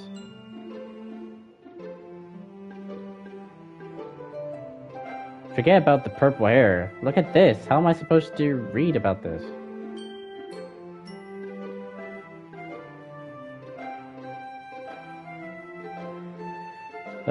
Beach, a marvel millions of years in the making, where the womb of Earth. I would want to chaotically meets the surface under a clean blue sky, an expanse of bliss, but beneath gray rolling clouds and endless enigma. The easiest world to get lost in is one where everyone can be found, or where everything can be found. Oh, it's so difficult to read her writing. One can only build a sandcastle where the sand is wet. But where the sand is wet, the tide comes. Will it gently lick at your foundations until you give in? Or will a sudden wave send you crashing down in the blink of an eye? Either way, the outcome is the same, yet we still build sand castles. I stand where the foam warps around my ankles, where my toes squish into the sand. The salty air is therapeutic. The breeze is gentle yet powerful. I sink my toes into the ultimate boundary line, tempted by the foamy tendrils, turn back, and I abandon my piece to erode at the shore. Drift forward, and I return to earth forevermore. Her right? Can you guys read this writing? I mean, there are some words that I have trouble reading because of how I'm aware that the beach is kind of an inane thing to write about, but I did my best to take a metaphorical approach to it. Yeah, and Natsuki already told me about it. She did? She didn't say anything weird, did she? She just wanted us to write about the same topic again. I suppose to better compare the difference in our writing styles or thought processes. Anyway, it was her idea. Knowing her, it's no surprise that she'd want to do something like that. She probably just wants to show off. It's not like I have a particular interest in her writing style.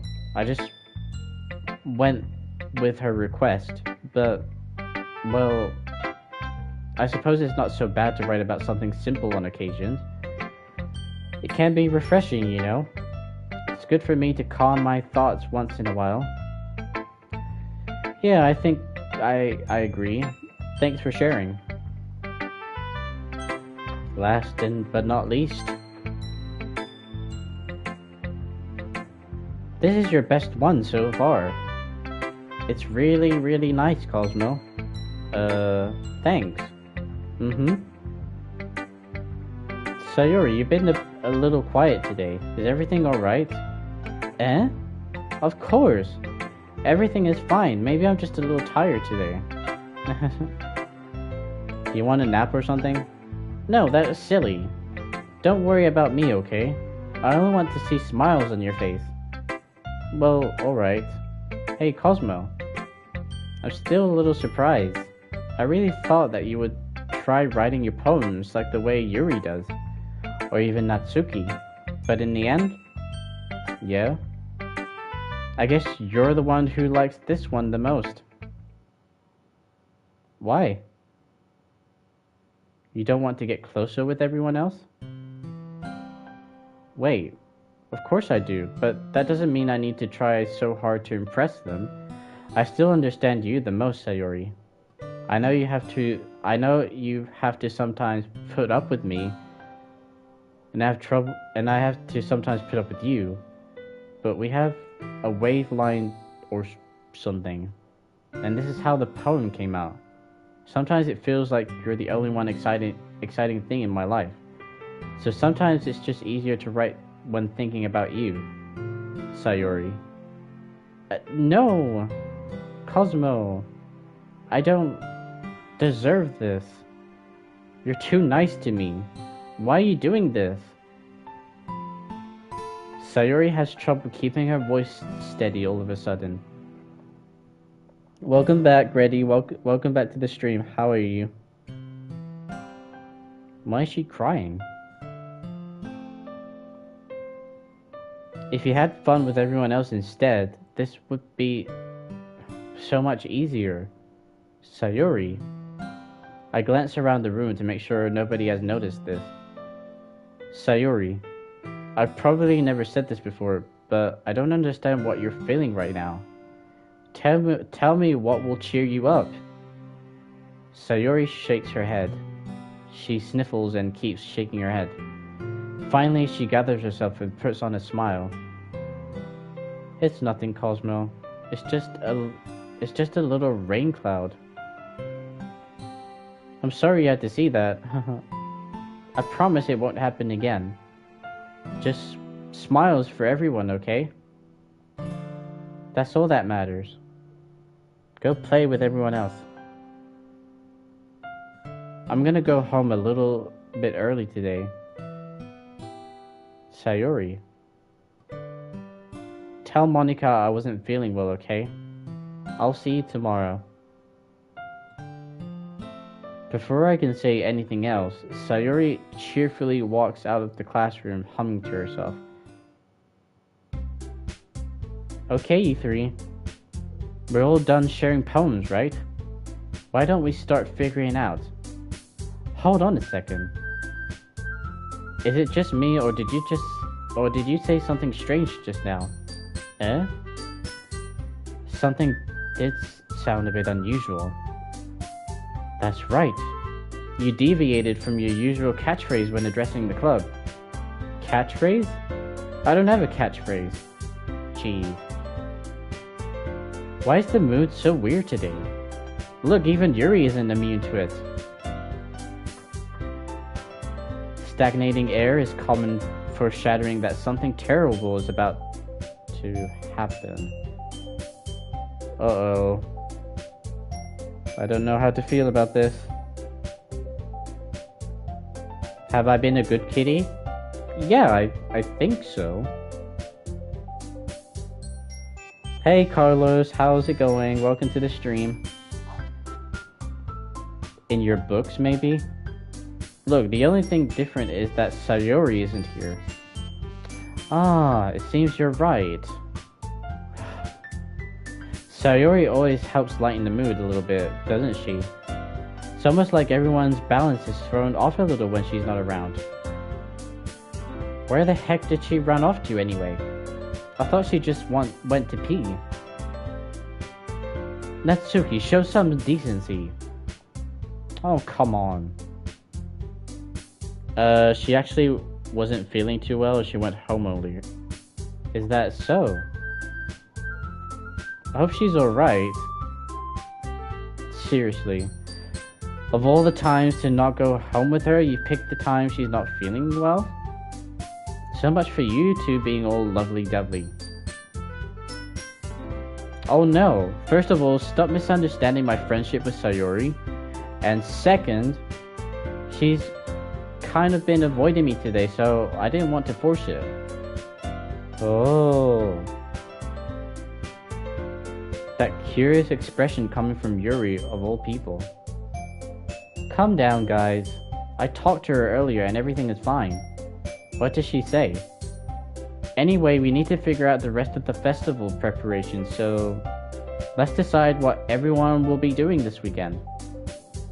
I already know what I'm doing. That's right, Natsuki will be making cupcakes. But we might need a lot of them, and different flavors. Can you handle that all by yourself, Natsuki?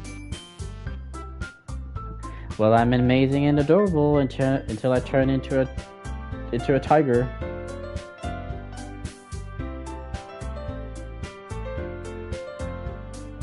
Oh, thank you, Grady. Even though coffee candy is not my favorite, but I'll take it. Challenge accepted. And as for myself, I'm gonna be printing and assembling all the poetry pamphlets. Sayori will be helping me design them. And as for Yuri, you can, guys, can you help me out with some, can you help me come up with something for Yuri?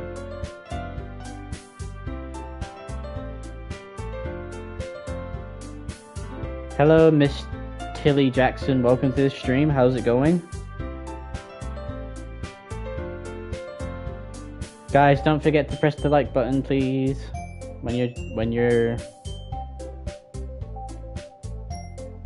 Oh, there's your girlfriend. I'm useless. No, that's not it at all. You're the most talented person here, you know. Now Natsuki's pouting too. Jeez, even I can tell now. I never gave Sayori enough credit, but I can tell things are even harder on you when she's not around. That may be the case, but if I can't also be a leader on my own, then I won't grow as a person. So Yuri, you have beautiful handwriting, you know? So you should make some banners and decorations to help set the atmosphere. The atmosphere? About that, I love the atmosphere. Yuri's expression suddenly changes as she stares at her desk and focus and starts nodding to herself. Your mind is already racing, I see. That's great, you'll be a wonderful help, Yuri. But anyway, that just leaves you, Cosmo. The one who's truly useless. Don't say that. In fact, both Natsuki and Yuri have some pretty heavy tasks to handle. It would probably go a long way to give one of them a hand. You could always help me out as well. I would be really appreciative of that.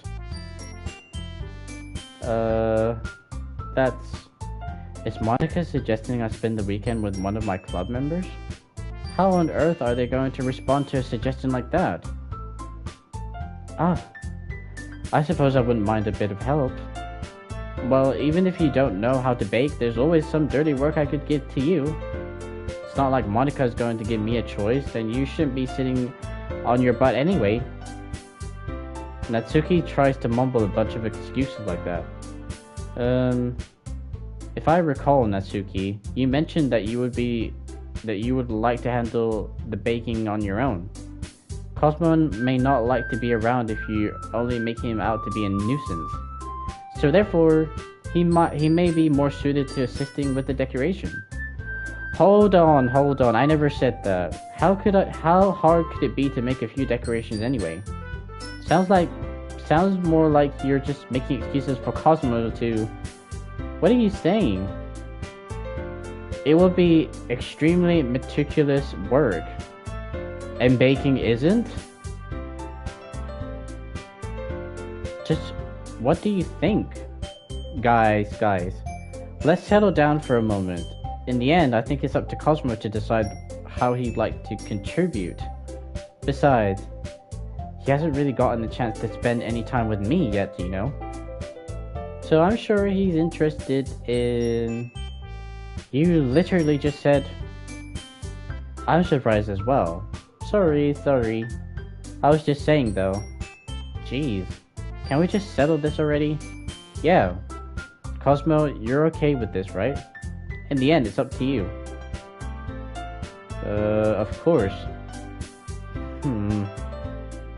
Very well. In that case, everyone looks straight at me. But of course, I'm going to go with... Guys, who should I choose? Natsuki, Yuri, Monica, Sayori. You guys pick. The girl that gets the most vote, I will hang out with. Well, my character will hang out with. Because it's technically not me, you know?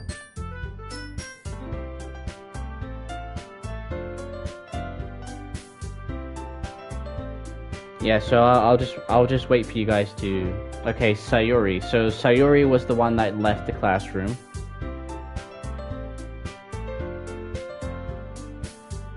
We got one vote for Sayori.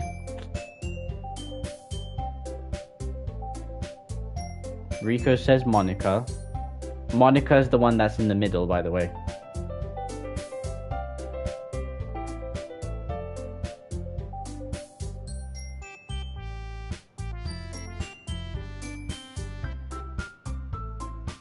Anyone else voting, or can break the tie? I don't know.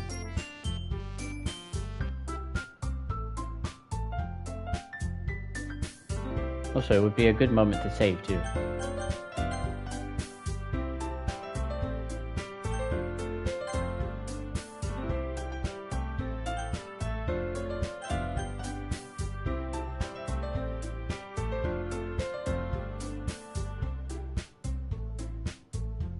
Okay, so there's 9 people watching, but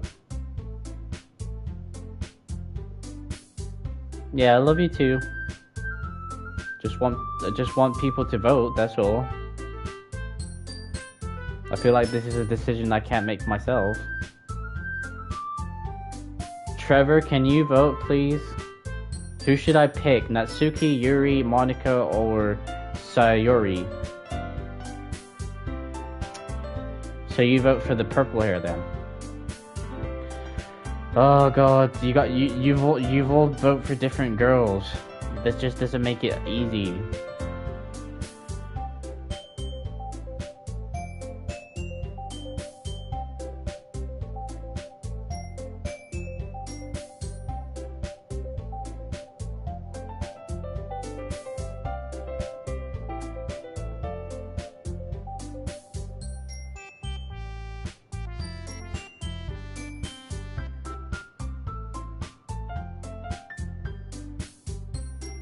Monica? So you choose Monica then? Okay, everyone's saying Monica, so...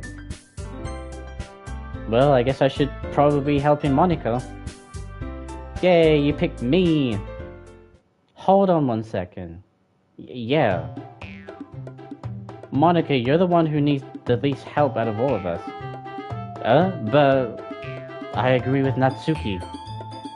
Not only is your work already most suitable for one person, but you already have Sayori as well. But Cosmo was the one who... That doesn't matter. You were the one who scared him into picking you in the first place. You're the club president, Monica. You're supposed to make responsible decisions for the club.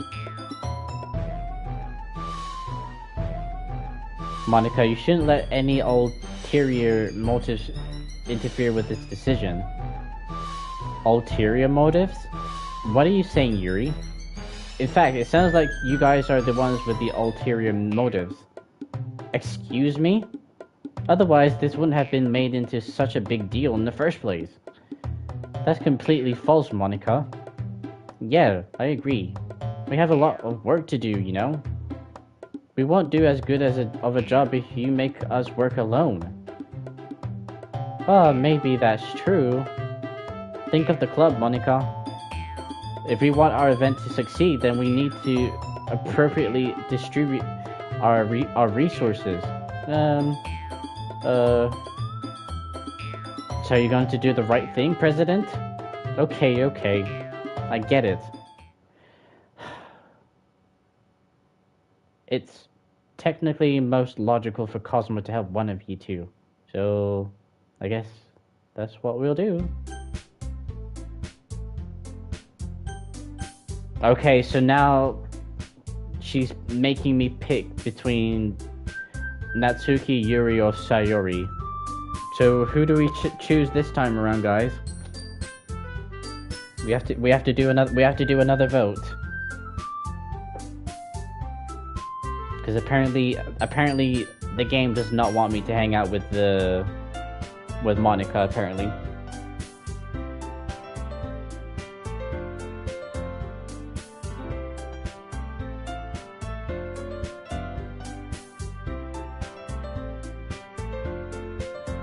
Okay, 1 vote for Yuri. Rico says Sayori. Please don't let it be another tie.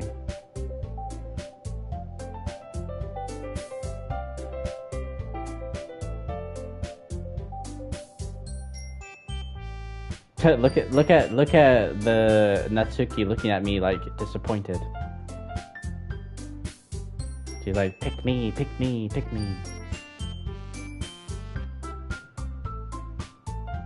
Pick me or no cupcakes for you. No, but seriously, I'm saying cupcakes because she's like the The bakery girl that she makes cupcakes for real. Okay, so 2 votes goes for Sayori.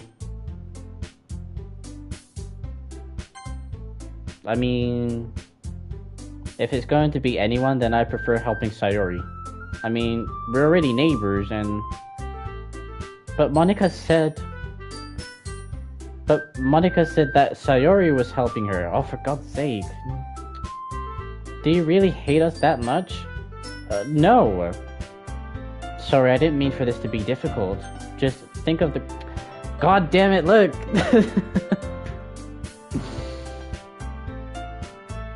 It doesn't really matter. It's pretty much making me force between the purple one and the pink one. Trevor's gonna say Yuri.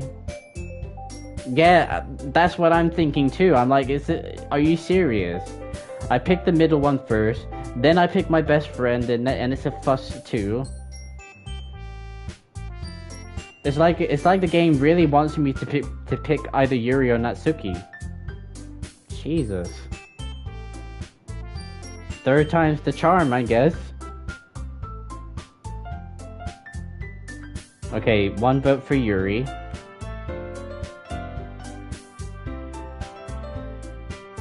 Sorry, guys. I'm really sorry, but I didn't expect the game to be this way with me too.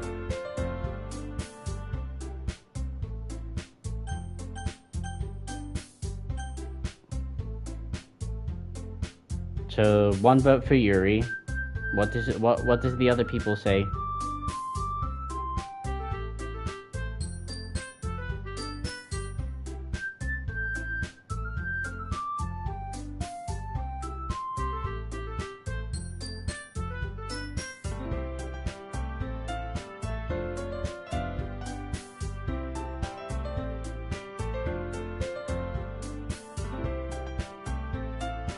Okay, Miss Tilly said Natsuki, the pink hair girl. Anyone here wants to break the tie, or...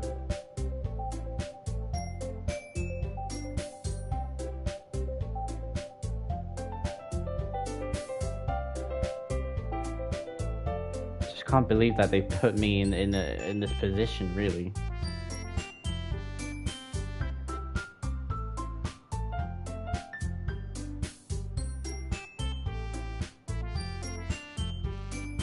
Okay, eeny, meeny, miny, mo. Hey, I said the eeny, meeny, miny, mo, so it pointed to Yuri, so... Well, I'll probably be most useful helping out Yuri. Me? Are you serious? Why would you... Natsuki? I can already tell you're about to say something mean. No, I was just saying. Ugh. So you'll be helping Yuri then, Cosmo? Yeah. That's what I'm going to do. I'm glad. I have a bad habit of overthinking these sorts of things, so I think your assistance will be very useful. That's great to hear. Natsuki, will you be able to handle the baking yourself? I mean, yeah, I already said I would be fine. Okay. Everyone can tell that Natsuki is feeling a little sour. So, is that everything we need to go over? Yeah, that should be about it. Are you guys excited? Well, excited may not be the right word, but I suppose I'm looking forward to it a little bit. Do you feel the same way, Cosmo? Me? I guess you can say I'm interested to see how it'll turn out. That's good enough for me. What about you, Natsuki? Natsuki! What? Why is everyone yelling at me? I didn't even do anything. No. That's not what I meant at all. Yuri anxiously glances between everyone in the room. I'm sorry for this. I don't really know why Cosmo picked me. Well, because the game Because I chose Monica first, you guys had a problem with it. Then I chose Sayori, you guys had a problem with it too, so the only one I could pick is you, so... And also, your cupcakes are the best cupcakes I ever had. They'll go really well with my tea, and nothing that I do for the event will compare to that, so I get it. I'm kind of surprised though. Why? Well, I'm the one acting immature. I already know that. But you're trying to cheer me up all of a sudden. I know I'm not very good at it. I'm sorry if I said something bad. Natsuki isn't the only one surprised. Monica and I are also taken aback by Yuri's words. When she already has trouble with words, trying to cheer someone up must be so far out of her own comfort zone. But I begin to understand. Yuri was trying to sound like Sayori. Even if it didn't work perfectly, I can tell that she tried to say something Sayori would say at a time like this. Because Sayori always helps everyone smile and feels good about themselves. No, I kinda appreciate it. I'm sorry for making a big deal out of nothing, but I'm gonna say this. You better bet that my cupcakes are gonna be the best part of the whole event. Oh, I believe you. Yeah, I hope to see everyone do their best, but with that, there's nothing more for today, so I guess it's time for us to head out. Alright, let's get out of here then. Everyone packs up their things. I start to follow Monica and Natsuki out the doors as they chat between each other. I turn around. Sorry, I realize that I don't have any way of contacting you this weekend. Oh, you're right. I can't believe that slipped my mind. Should I give you my phone number? I think that would be the best way, yes. Alright then. Yuri and I exchange phone numbers. Okay, then I'll be stopping by your house on Sunday. Eh? My house? Is that a problem? No, not at all. I just thought that I would be the one going to your house since I'm the one helping you. Oh, I suppose that makes sense. But if you don't mind, I think I would prefer going to your house. Alright. In that case, it won't be a problem. I decide not to press Yuri for a reason. It's not like it should matter much either way, so I just need to make sure my room is clean. I hope I managed to make myself useful in some way. I'm not nearly as creative as you. Don't underestimate yourself, Cosmo. I think that we'll make a very productive team. Even if you only choose me because you felt bad or something. Wait, you don't actually think that, do you? There she is, playing with her hair again. I don't know. It's difficult to come up with any other reasons you may have chosen me. You're forgetting the one reason with the most common sense. I chose to help you because that's what I want to do.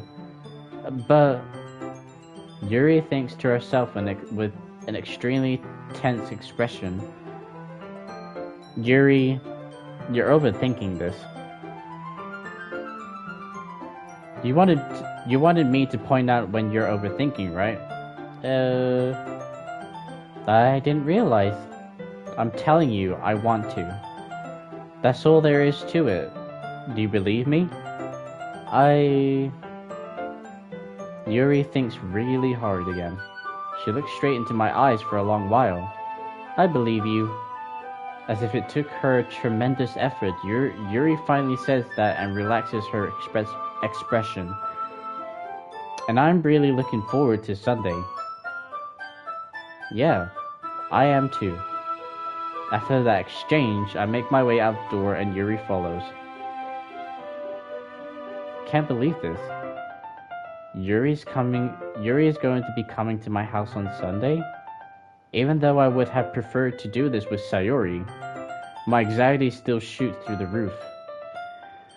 I guess I've gotten pretty used to handling her at this point, but who knows what might end up happening when we're outside of school. She even told me she was looking forward to it. I shake my head. Why do I feel nervous that Sayori finds out about this?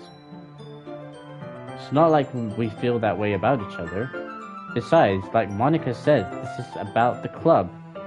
I have nothing to worry about. If I just go with it, then I'll have a good time. It's already Sunday. I'm beginning increasingly anxious about Yuri's upcoming visit. I keep telling myself there's no reason to be nervous, but it doesn't help much. Yuri is clearly an introvert and also an intimate person in general. There's no doubt that she'll open up a little bit when it's just the two of us. Meanwhile, we've even been texting occasionally. She was extremely apprehensive at first, but it wasn't long before I was already learning more about her. But putting Yuri aside, I haven't heard a thing from Sayori since she left club early the other day. It's not like we text each other all the time or anything, but I've been worried about her in the back of my mind. Between what Sayori said and what Monica said, is it really okay for me to put Sayori's feelings aside when she might need me? I decide to visit Sayori before Yuri comes over. Rather than asking, I simply tell her I'm coming over, much like we've done in the past. Once I reach Sayori's house, I knocked on the door before entering it myself. Again, we used to play so often that we made it a habit of simply entering each other's home like we were family. The house is quiet. Sayori isn't anywhere on the first floor, so I assume she's up in her room. It's already strange of her not to run down and greet me. I head up to her bedroom, where I finally find her.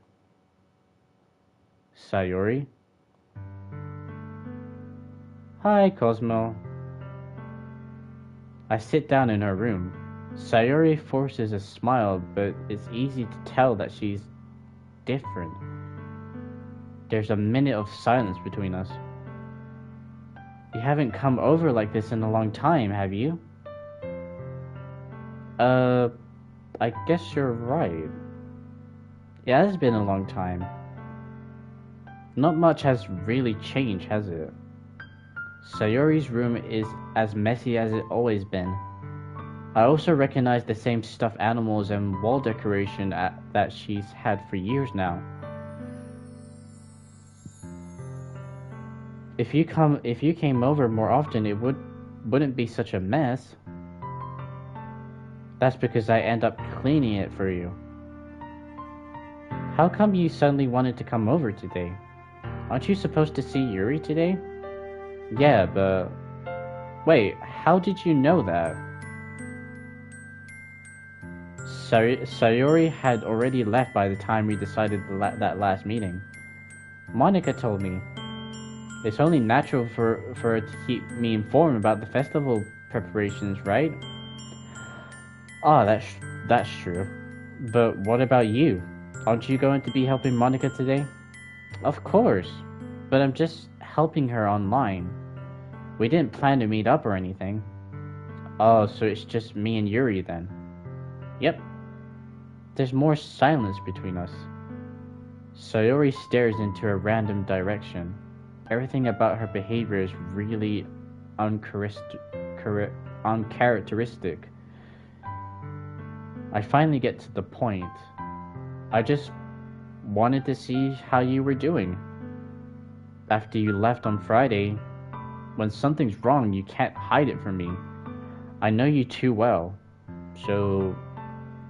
Sayori smiles, shaking her head. That's no good, Cosmo. Eh? Why can't it just be like it always been? This is all my fault. If I didn't get so weak and accidentally express my feelings, if I didn't make that stupid mistake, then you wouldn't have been worried about me at all. You wouldn't have come here. you wouldn't have even been thinking about me right now. But this... it's just my punishment, isn't it? I'm getting punished for being so selfish. I think that's why the world decided to have you come over today. It just wants to torture me. Why is she being so pessimistic all of a sudden, when initially she was the cheery one of the group? I don't know, something's odd here. I just can't put my finger on it. But yeah, something's definitely wrong with you, girl.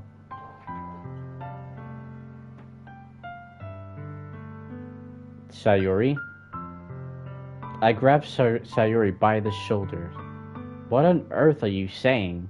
Are you listening to yourself right now? I know something happened to you. There's no explanation for you to be like this. So tell me already. Until I know, I won't be able to stop thinking about it.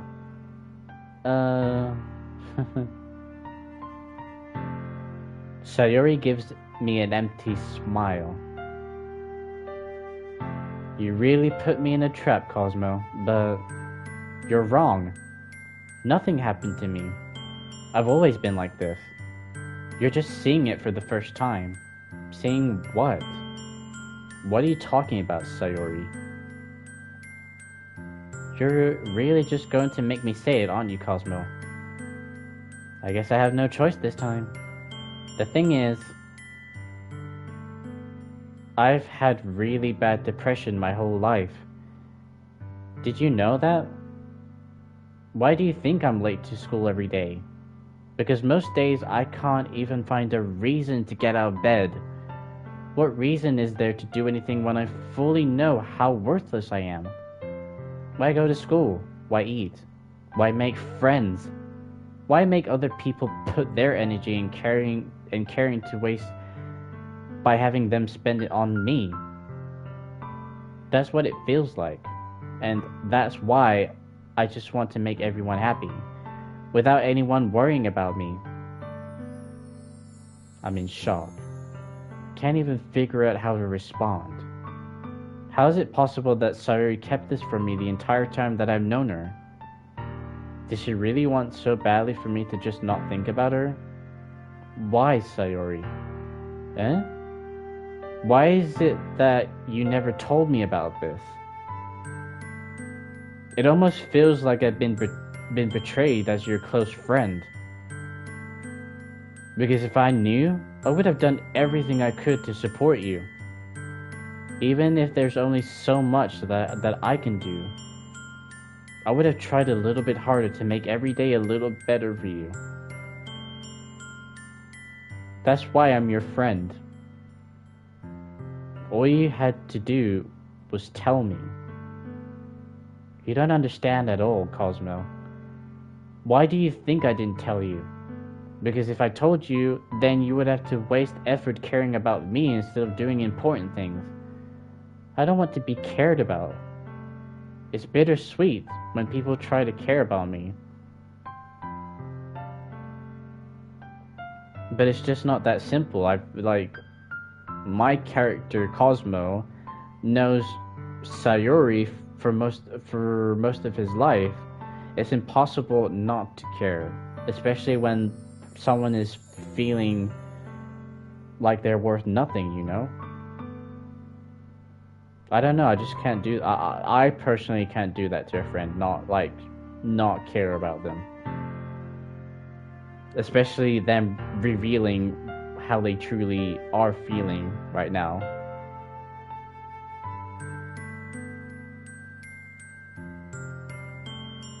I don't know, this caught me by surprise, this reveal, I guess.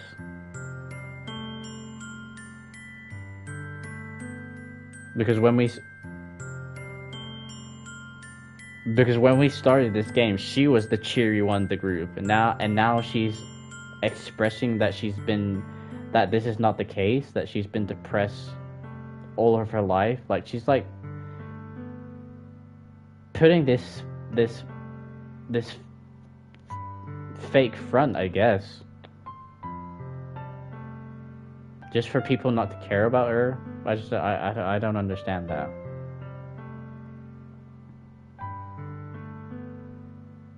It feels nice sometimes, but it also feels like a bat being swung against my head. That's why I wanted so badly for you to make friends with everyone else. So this is the reason why you put me in this literature club in the first place? So that I can make friends and slowly forget about you?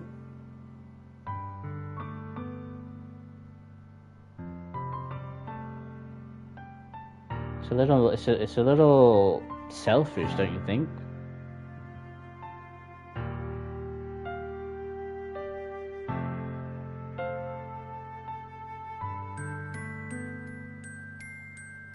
Helping everyone be happy together is the best thing for me. But then I discovered something else too. Seeing you make friends and get closer with everyone in the club. It feels like a spear going through my heart. So that's why. That's why I decided the world just wants to torture me. Every path leads to nothing but hurt. You're right. You're right that I don't understand. I don't understand your feelings at all, Sayori. But I don't need to understand. Whatever it takes for me to help you stop hurting, that's what I'll do. No, Cosmo. There's nothing. Nothing at all. The only thing that could help is if everything could be like it always was. But I was selfish. I finally showed you what a horrible person I am. Tears streaked down Sayori's face. I made you join the literature club because I was selfish. And I was punished by my heart hurting in a way that I couldn't understand. And now you came here and I made you hurt too. I'm just weak and selfish. That's all I am. And that's why I'm going to accept these punishments. Because I deserve every last one. Without thinking, I once again grabbed Sayori's shoulders. This time I pulled her into a tight embrace. Cosmo, Sayori, I don't care if you feel selfish. I'm really happy that you convinced me to join the club. Seeing you every day makes it worthwhile enough. If I make friends with everyone else, then that's just a bonus. But please, never underestimate how much I care about you. I wouldn't have it any other way. Cosmo. Sayori isn't hugging me back. Despite my arms being wrapped around her, Sayori's arms remain at her sides. She starts sobbing next to my ear. No. Don't do this to me. Please don't do this. Cosmo? Sayori barely manages to speak between her sobs. I don't know if I'm doing the right thing, but all I want is for her to know that I care.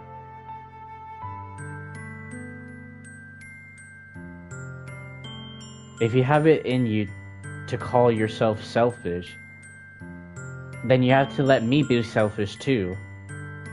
No matter what it takes, I'll figure out what needs to change. I'll make these feelings go away.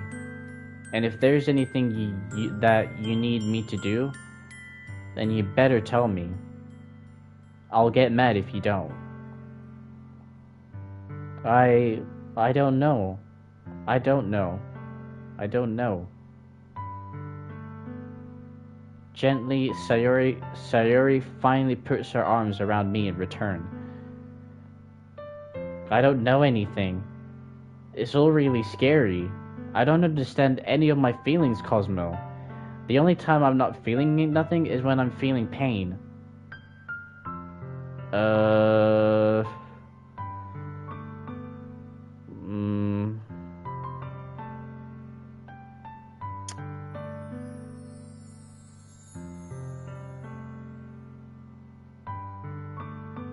I don't know why, but I have a feeling I know what she's talking about.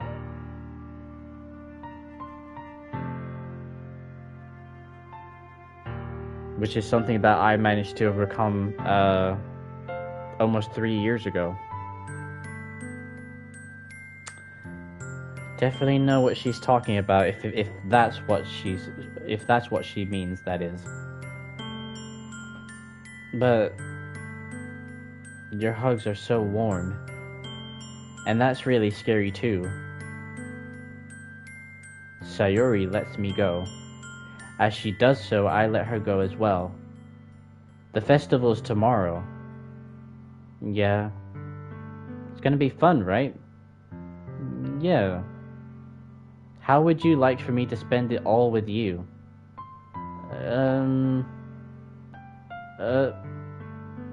It's what I want.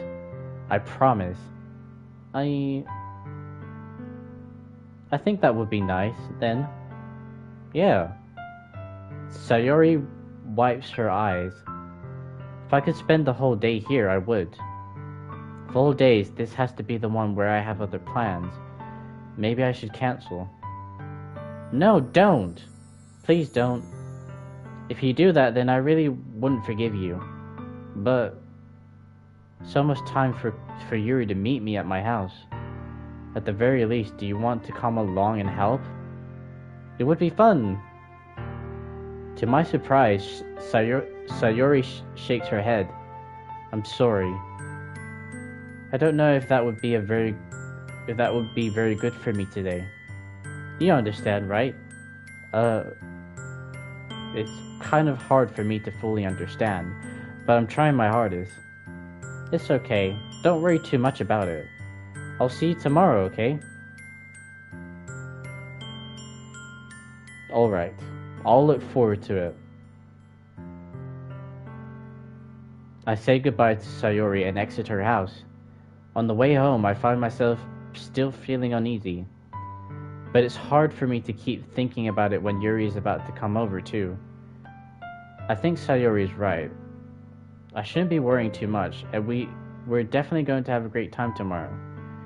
I should just focus on what's ahead of me. As I approach my house, I see something that makes me feel a moment of panic. Yuri? Thank goodness.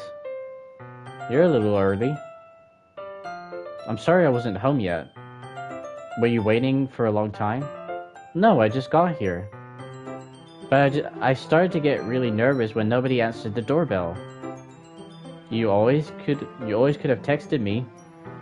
If I had known, I would have reassured you and hurried more on my way home. I suppose that's true. I didn't think of that for some reason. Should be common sense to do that, but I decided to ignore it. Anyway, let's go inside. I see you brought a lot of stuff with you. That's right. And did you manage to find everything I asked you to buy as well? Yeah, pretty much. At least, I hope I got everything right. I'm sure it will be fine. I take Yuri to my room. The first thing she does is glance around curiously, which makes me feel anxious. It's so clean. Look, I have books, I have a computer, I have a TV too, apparently. I cleaned it before you came over, so that's very considerate of you to do. Ah, no. I would be really embarrassed for my room to be a mess while you're here. Well, I do enjoy cleaning. I would have gladly helped you clean. That would be even more embarrassing. Wait, don't look in there. I snatched Yuri's wrist, which was in the process of opening a desk drawer of mine. Ah, I'm sorry. I wasn't thinking for some reason. I was just spacing out. They sure like to space out a lot, apparently.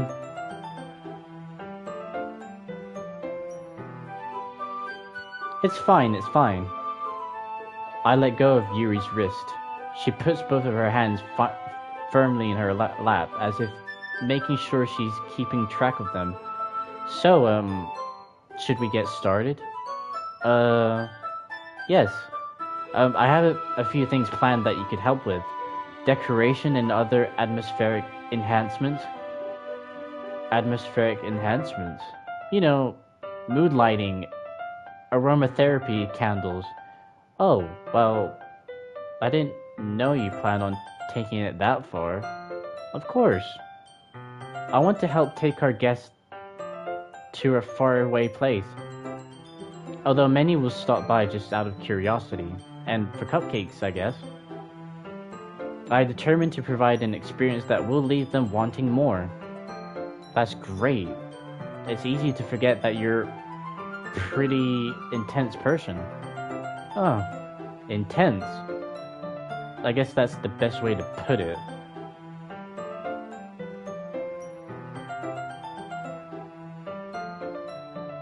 But I don't know, she's not acting herself. We discovered that the most cheery person that we thought initially is not so cheery in reality, so I don't know if leaving her behind was the good idea though. We did ask her to join us to help us with the decoration, but she refuses to join us, so we left her at her home.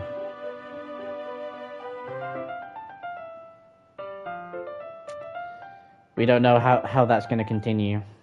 We're here with Yuri now, so is that a bad thing? No, not at all. It's something that I like about you, actually. Is that so? That makes me feel relieved and kind of happy. Yeah, no need to be so anxious. You can relax a little. Relax. I brought some things for relaxation. I was gonna use them during the poetry event. Oh yeah? Like what? Let's see. Yuri rummages through her bag. She pulls out a few candles and a wooden cylinder-shaped object. I did some shopping on the way here, so I happen to have these in my bag. I plan to cover the windows in black paper and use the candles to light the room. I think that would be amazing, don't you? Yeah, that would be really neat. What's that wooden thing though? Oh, this? It's a diffuser for essential oils. How familiar are you with aromatherapy? I'm just gonna say this. I'll say the same thing too. I'm not familiar with it at all. To be frankly honest. No idea. Oh, is that so? It's one of my favorite contributors to a positive atmosphere. Depending on the oils or herbs you choose, you can change the mood of the air itself. You can even feel it permeate through your body. Relaxation, positive energy, romance, reflection. It's almost like magic. Yuri takes the cylinder and pushes a switch on the bottom. In just a moment, a thin ray of vapor begins to sprout through a small hole on the tops. Wow, that smells wonderful. What kind of mood is that one for? This is a jasmine essential oil. It smells a little sweet and flowery, right? That's a good way to describe it. I choose jasmine for the event because it provides more than relaxation. Jasmine enhances your emotions and helps you feel them flow through your body. You feel warmer, and your heart pounds more heavily. Don't you think that will be perfect for sharing our poems? It does sound suitable. But you seem to know a lot about this, so I trust your opinions with anything. Yuri smiles gently, clearly enjoying herself. She again reaches into her bag and pulls out several spools of thin ribbon. What are those for? Well, did you purchase the origami papers I asked you to get? Yeah, I have it over here. We won't be using the paper for folding origami. What I like to do is write a different word on each paper. We'll need about 100 of them. Oh yeah? What will those be used for? Well, I'm going to cut pieces of ribbons to hang from the doorway of the classroom. Then we can fasten the paper onto the ribbons to create a doorway curtain. Wouldn't that be beautiful? It would also catch the eye of those passing by the room. It may attract some to peek inside. That's really creative. I had no idea you'd be so good at this, Yuri. Is that so? Well, I suppose I do get a little intense, as you put it. Yuri giggles with red cheeks. Is it just me, or is she more relaxed when it's just the two of us? Or maybe it's the excitement she feels from sharing something that she enjoys. Here's a marker, Cosmo. You can write any characters you want. I'll help you once I finish cutting the ribbons. Oh, alright. Sitting on the floor together, the two of us get to work. I carefully draw a different character on each paper, doing my best to manage my bad handwriting. Yuri unravels a long strand of red ribbon to her desired length. Then she reaches into her bag once more and pulls out a pocket knife. Eh? The knife is strangely beautiful. The silver handle has an intricate pattern of waves etched into it. The blade itself is gently tinted blue. That's no ordinary pocket knife. It looks really fancy. Well, embarrassed, Yuri looks away. What is it? You're gonna think it's weird. Yuri, whatever it is, I have no reason to judge. To each their own, you know? If you promise you won't be weirded out. Yeah, I promise. Alright, the thing is, I'm kind of into knives. They're just so pretty, I can't help it. I don't know what it is. The combination of craftsmanship and feeling of danger, maybe? What am I saying? Please don't think I'm weird for this. You're laughing at me. No, I'm not laughing at you. It's just funny how nervous you got about sharing.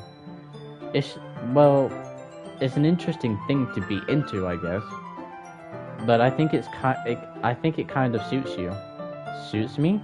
Yeah, it's kind of intense. Besides, it's a really cool looking knife, I can't deny that. It is, isn't it? Yuri relaxes her impression once more. Would you like to hold it? Sure, I'll check it out. Yuri carefully hands me the knife with the handle facing me. I take it and turn it around in my hand. It feels heavy and extremely solid. Where do you even get a knife like this? Curious of its sharpness, I feel the point of the knife with my index finger. Ow! Cosmo! Why did you do that? I didn't expect it to be that sharp. I barely touched it at all. It's my fault. I should have warned you. The knife is extremely sharp. It could cut through skin like it's paper. Oh no. A small drop of blood trickles down the side of my finger. Yuri takes my hand and gives the wound a closer look. Ah. She stares at it and noticeably fidgets. If you're squeamish, I'll go wash it off now. Without warning... Wait, what? Without warning, Yuri puts my finger in her mouth and licks the wound. I feel her tongue curls around my finger. Startled, I instinctively pull my hand back. Oh? Please forgive me. I wasn't thinking. Yuri lowers her head, her face burning up. Yuri... That's the most embarrassing thing I ever done. How could I do something like that? I'm sorry. Oh. Sure, it was a little... weird. But it took me by surprise. Hello, Terrence the Science. Welcome to the stream. How's it going?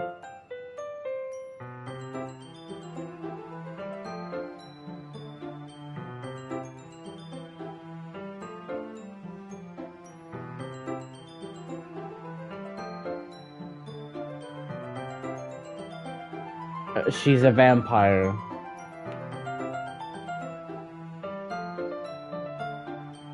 I mean, for what I've heard, if you do cut your finger and you do suck your own wound, it does pretty much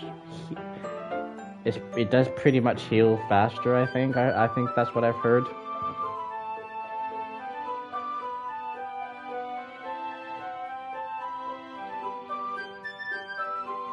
Sure, it was a little weird, but it took me by surprise. But I guess she was just trying to help, right? Yuri, I think you're overreacting a little. She doesn't lift her head. What if she doesn't recover from this for the rest of the afternoon? Alright, you know what? This might be a stupid thing to do, but I do it anyway. Are you serious? Like...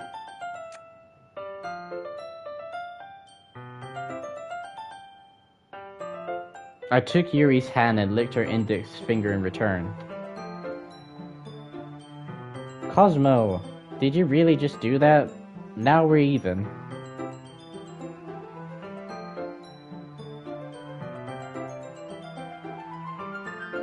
I don't want to be a player.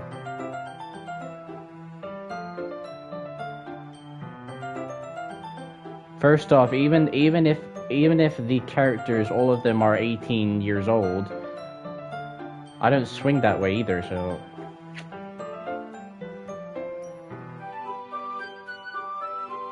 Yuri just looks at me like I did something wrong. I knew that would be a bad idea. If not for the sweet aroma of the jasmine oil, the air would be extremely heavy right now. You're so weird, Cosmo. Yuri giggles shyly. Eh? Yuri calling me weird? I have no response to that. Where do you keep your bandages? It's just how the Japanese are in the games, I suppose. Yeah. That could be.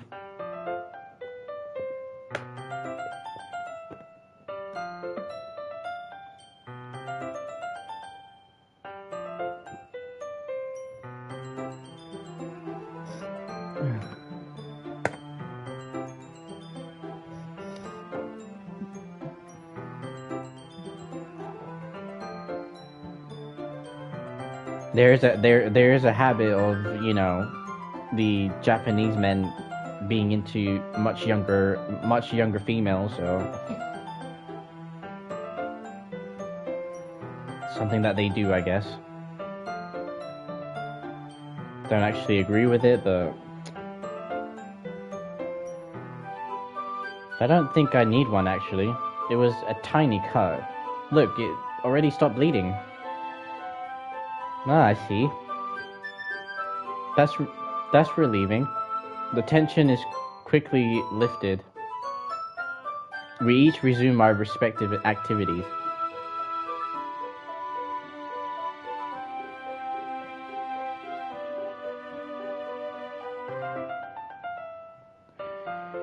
I meant with wanting more than one lady friend. If I have to choose, I choose none of them. As friends, maybe, but more than that, no. Absolutely not. And like I said, I don't swing that way, so... I watch Yuri's knife cut through the ribbon like it's nothing but air. Meanwhile, I continue to make progress on the paper. After we finish attaching the papers to the ribbon, we lay them all out side by side. It looks better than I expected, and we will be very effective as a door curtain. It looks great. Good thinking coming up with this, Yuri. Oh, thanks. It's just something I saw online, really. Are you ready to move on to the next task?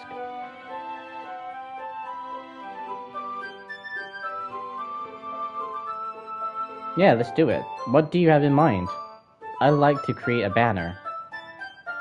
That's why I asked you to buy the paint tablets. Oh, that's right.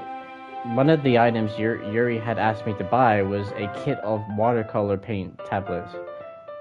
We'll need about 6 cups of water to put each of the tablets in. Do you mind fetching those for us? Of course not. 6 cups of water. I'll be right back in a minute. Thank you very much. Oh, and just a little bit of water is okay. If you feel the cups too much, you'll be too diluted. Taking Yuri's advice, I decided to use small plastic bathroom cups rather than full-size glasses. I put them on a plate to catch any paint that drips, then bring it back into my room. Yuri? Yes? I came to see Yuri quickly unrolling her sleeve, pulling it back over her arm. Oh, nothing. Your face is a little red. Is it too hot in here or anything? No, not at all. There's nothing wrong, so let's mix the paint. Yuri hurriedly dismisses me and takes it upon herself to unwrap the tablets, dripping them into the cups. So, I thought we would do something simple that would look very nice. I'd like to paint a gradient across the banner, starting with the colors for a sunrise, then daytime, then sunset, and nighttime. Once it dries, I'll write an inspirational quote across the banner. We can hang it on the wall behind the podium at the front of the classroom. Oh, neat. What are you gonna write? Well, it will be more fun to surprise you. Yuri smiles at me. If you say so. After rolling out the banner, Yuri and I kneel on opposite sides so we don't get in the way of each other. Yuri uses a brush and adds a few dots of different colors across the banner to serve as a color guide when we paint. This kind of reminds me of elementary school.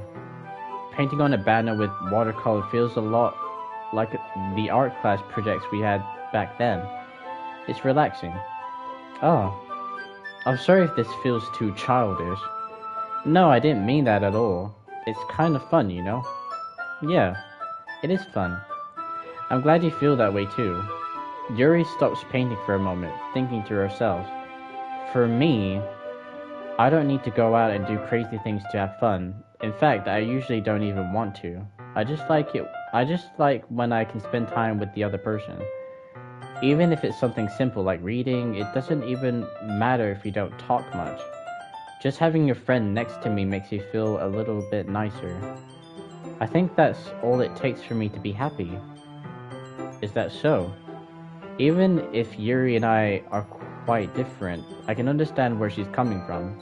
I feel that way about things like anime and games, where simply sharing the experience with someone can make me happy. I think I feel the same way. Yuri smiles gently. I knew you'd understand. Yuri leans over the banner to grab an unused paintbrush, but I move at the same time, causing my head to bump into hers. Sorry. Yuri reels back, and I quickly lift my hand in surprise. Are you hurt? No, I'm not hurt. It just startles me, that's all. Sorry, I shouldn't have asked you to get it for me. It's not your fault. Oh, your face. There are droplets of paint on Yuri's face and neck. Is there something on my face? Yeah, I actually got paint on you. Sorry, it's totally my fault. I'll get a towel right away. I rush out and fetch a small towel, then I dampened it with hot water. I return to my room and kneel back down in front of her. Here. I pat down Yuri's face and neck with the towel. Is there something wrong? It's hot. I just didn't expect it. Sorry. I didn't want to use cold water. Having finished, I started to retract my hand, but Yuri suddenly holds my wrist. Wait, just for a little longer. It feels really nice. Huh? I kept my hand still against Yuri's neck. She looks into my eyes. It's an intense expression that I recognize from when she reads her books. Almost as if she's lost in a daze, enveloped by her own thoughts. She breathes gently, half through slightly parted lips. What is happening? Is it the aroma of the jasmine oil giving me this dizzy feeling? Yuri's gentle fingers wrap around my wrist sends a tingling sensation through my arms. Uh-oh. Don't tell me that they're gonna start making out. And suddenly her face seems to be much closer to mine than it was just a moment ago. Yuri slowly pulls away. Oh, thank God. Sorry. I've been feeling a little lightheaded today. I didn't mean to space out. Why is it that they do that a lot? They space out a lot. Her, the other girl too. Everyone space out. Apparently, I don't know.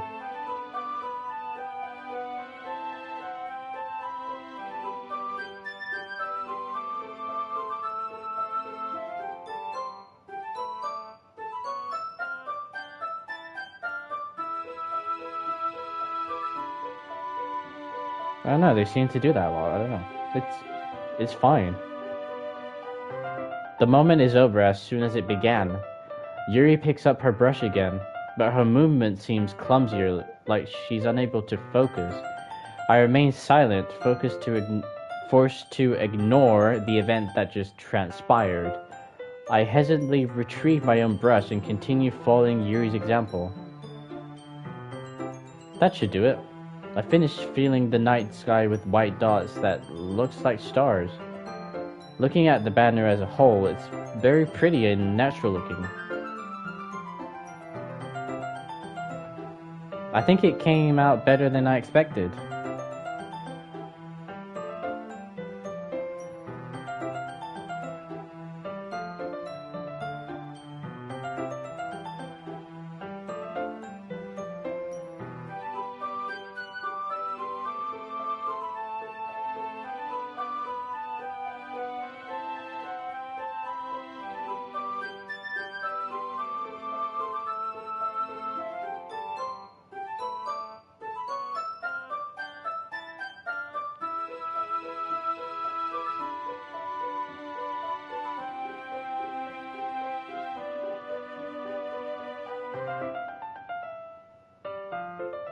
Hold on a second, guys. I'll be right back.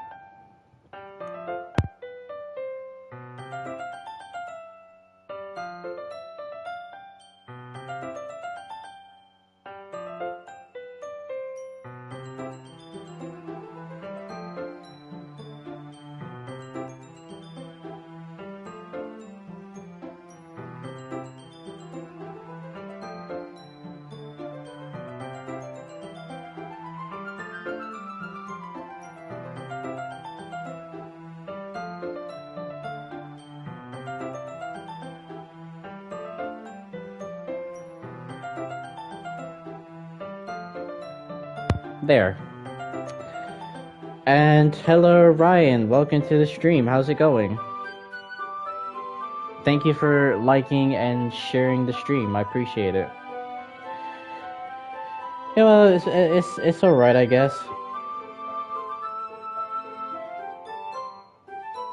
It's just been another one of those days that started weird, as you already know.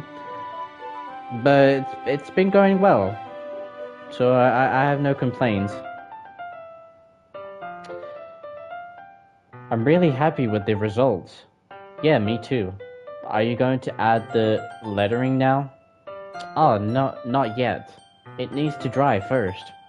That's true, but won't that take a while? Well, perhaps it would be best to leave it here, then have you bring it in the morning. I can do the lettering in the classroom before our event starts. Is that okay? It's totally fine. Wonderful. In that case, I don't think there's anything more for us to do here. Phew. You say that like you're glad it's over. Was I wrong to assume that you were at least enjoying yourself a little bit? Oh no, it's not that. I'm just glad that we managed to get everything done. I see. I am too. I was a little concerned about time. I need to start making dinner soon. Oh, so you don't have any time left? I was secretly hoping we had extra time after finishing the work. Well, Yuri thinks to herself. I think it would be too irresponsible of me to wait much longer. I'm sorry. I was hoping there would be more time as well. It's probably my fault. Sorry for being such a slow worker. Also, I'm glad that you're doing alright, Ryan.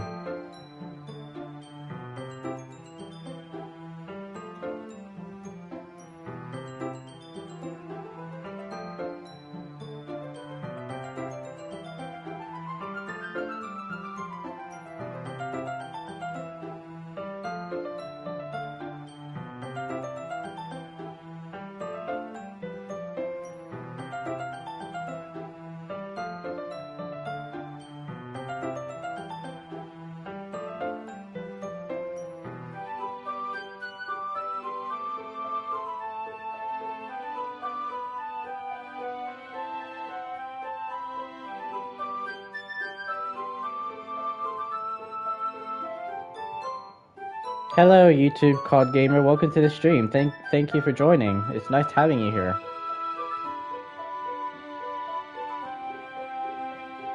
No, it's not your fault at all. And the important thing is that we got everything done, right? Yeah. So I shouldn't be disappointed or anything. Gathering all her things, Yuri seems to look a little downcast. I understand why. It sounded like she rarely gets the opportunity to spend time with friends in a relaxed environment. But that doesn't mean this is the last time it can happen.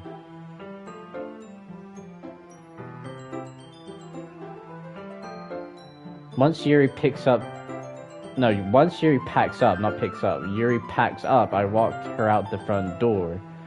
Thank you very much for having me today. No problem, I'm glad I was able to help. Just let me know if there's anything else you need me to bring tomorrow. I will. Well then, Yuri fidgets. I guess I'll see you tomorrow. Wait. I kind of say that without thinking. About today. It's fine that we didn't have as much time as we wanted. Because we can do this again. Whenever you want, you can come over, or we can go out somewhere. Ah, I forgot you don't like going out much. As I stumble over my word, Yuri simply smiles bashfully. Anyway, you know what I'm trying to say, so... You're very thoughtful, Cosmo. Yuri takes a step closer to me, then briefly squeezes my hand. I kind of like that about you. Well... How am I supposed to respond to that? Exactly, how am I supposed to respond to this? I just want to make friends. I don't want to build a love interest. Mainly because I'm not interested.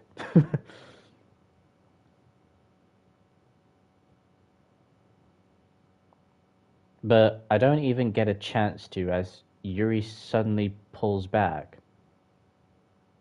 Sayori? Ah. Hi, Cosmo. Sayori. Just now we weren't... It's okay, Cosmo. I just stopped by to say hi. Well, it's nice to see you. I'm sorry, but I'm already on my way to leave. Oh, really? That's too bad. I'm sorry. But we'll be together at the festival tomorrow, so... So that's fine, right? Of course. Sayori beams. Yes, so... I'll see you tomorrow. Clearly embarrassed, Yuri hurries off. Sayori waves goodbye after. Sayori, I thought you didn't want to come over today. Well, I tried staying in my room, but my imagination was being really mean to me. So I had to come here and see it for myself. See what? What are you talking about? You know, how much fun you were having with Yuri, and how close you got to her. It makes me really happy. Oh, she's crying again. Oh, happy 19 months to you, Ryan. Thanks. Can't believe that you're still a member after all this time, which I'm still a member of your channel too. I haven't unsubscribed or yeah, unsubscribe is the right word when it comes to membership as well. Nope, I still remain a member. Anyway, to help out the channel. Much hugs to you. I'm gonna give you a hug, by the way.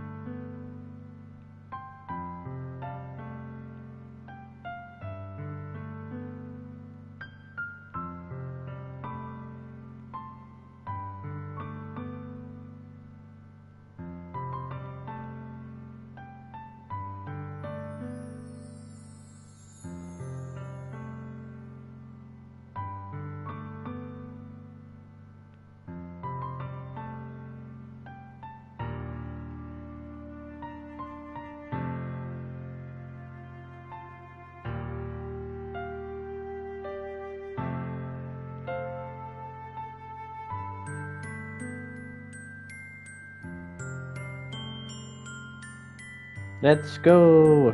Exactly. 1 year and 7 months. Yep, indeed. That you made such good friends. That's all that matters to me. Tears starts to fall down Sayuri's face. That's all that matters to me. Why am I feeling this way, Cosmo? I'm supposed to be happy for you. Why does it feel like my heart is splitting in half? It hurts so much. Everything hurts so much. This would be so much better if I could just disappear. Sayuri, don't say that. It's true, Cosmo. If I wasn't here, then you wouldn't have to waste your sympathy on me. You wouldn't have to put up with me being selfish. Monica was right. I should just... Wait, what?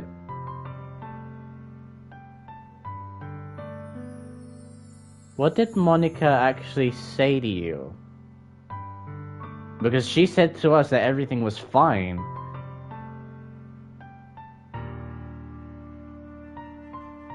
I don't like this. I don't like where this is going. Monica was right about what?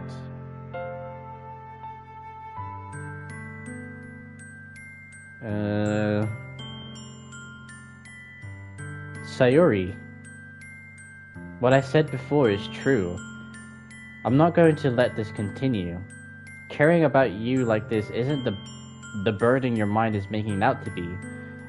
It's something that makes me happy. It's something that I wouldn't trade for anything else. So, even if it takes an entire lifetime, I'm going to be by your side until you don't feel any more pain. But... Sayuri looks away. I put a hand on her shoulder to reassure her. I'm scared, Cosmo. I'm really scared. What are you scared of, Sayuri? Tell us. Don't beat around the bush, like Tiger would tell me. Just say it.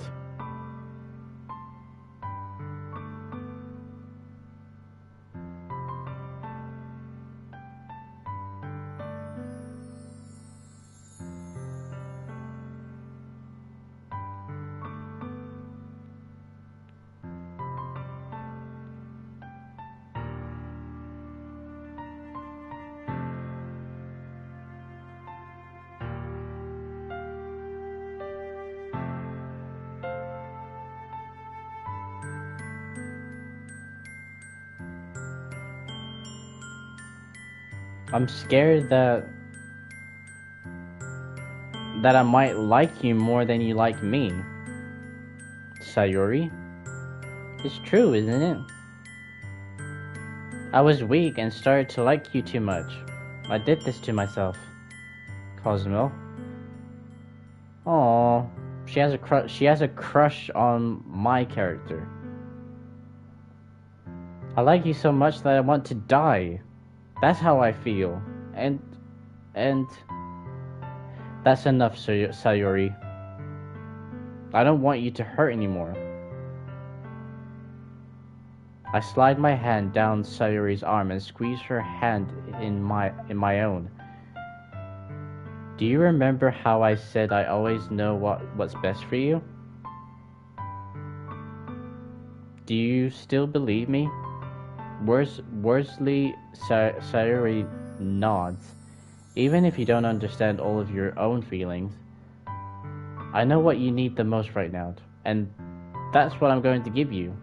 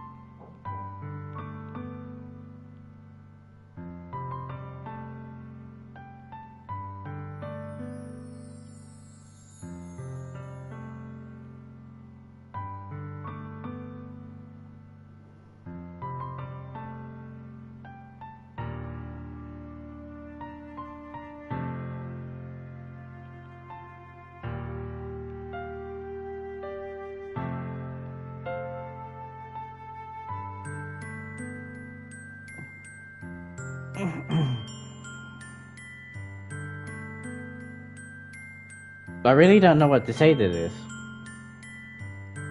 I think this is one of these moments that I need to save. No, I'll save here, for example. I know.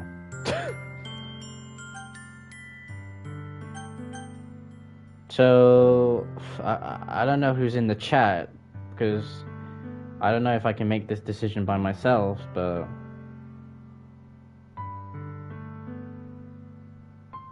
So what do I do? Should I tell her that I love her, or you'll always be my dearest friend? I feel like if I say that... I don't know. Because she expressed that she likes me. Likes me. More than a friend. So if I say that I'm a dearest friend, she'll probably end up being more brokenhearted. I don't know. But I've also said that I didn't want any love interest either, so... Like, if I can avoid it, then I'll avoid it, but I don't know.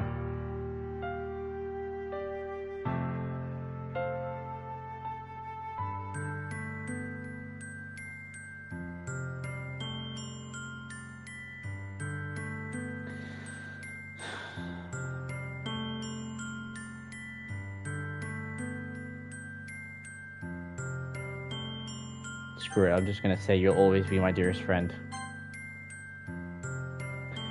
You'll always... That's what I chose too. Thank you, Ryan. You'll always be my dearest friend. What you need most is for things to be like they've always been. Monica told me the truth. She told me how much happier you seemed after I joined the club. I know you're struggling with some really difficult feelings right now, but please trust me that I know what's best and what will make you happy in the end. I promise I'll help get things back to the way they were. I see. Sayori forces a smile through an incredibly pained expression. She didn't like the answer. She was expecting, I love you. Well, I do love her, but as a friend, you know? Nothing beyond that. And sometimes it's best to stay friends than to become lovers just so that things will get weird over time, so... Is this what it feels like to get stabbed in the chest? I should write a poem about this. Sayori. It's okay. This is just my punishment, remember? For being so selfish. So please don't worry about these stupid feelings. I know you're right. I knew this whole time that there's no happiness down that path. That's why I came here, just so that I can get the answer I needed to hear. And the other thing, you're also right that I just wanted to go back to the way it was. I realize that now. You really do know me better than anyone, Cosmo. I'll trust you with anything. Anything at all. So, Sayori's smile finally breaks. All of a sudden, she turns around and drops to her knees. Uh-oh, she's screaming. Clutching her head with both hands, she screams as loudly as she can. I'm so shocked that I don't know how to react.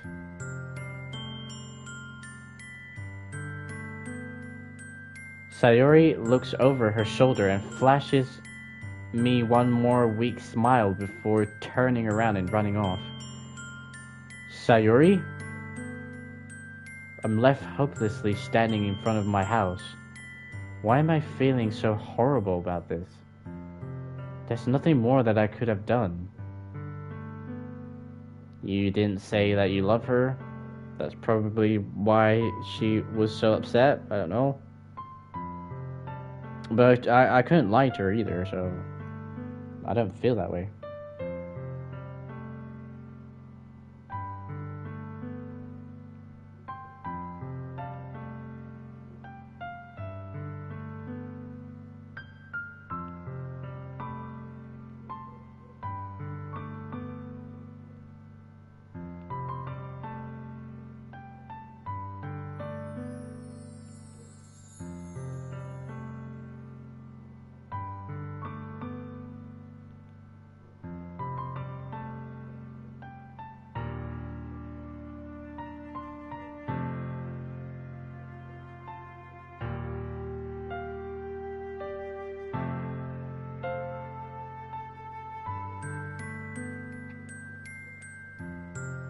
The most I can do is support Sayori through her feelings and help her on the path that's right. But I'm having as much trouble understanding Sayori's feeling as she is. Even though I can comfort her, I keep wondering if I should be doing something more or something different. I know these thoughts will continue to plague me until things are back to the way they were. I'm going to give it everything I got. Sayori will always be my dearest friend, and I'll do whatever it takes to put a smile on her face every day.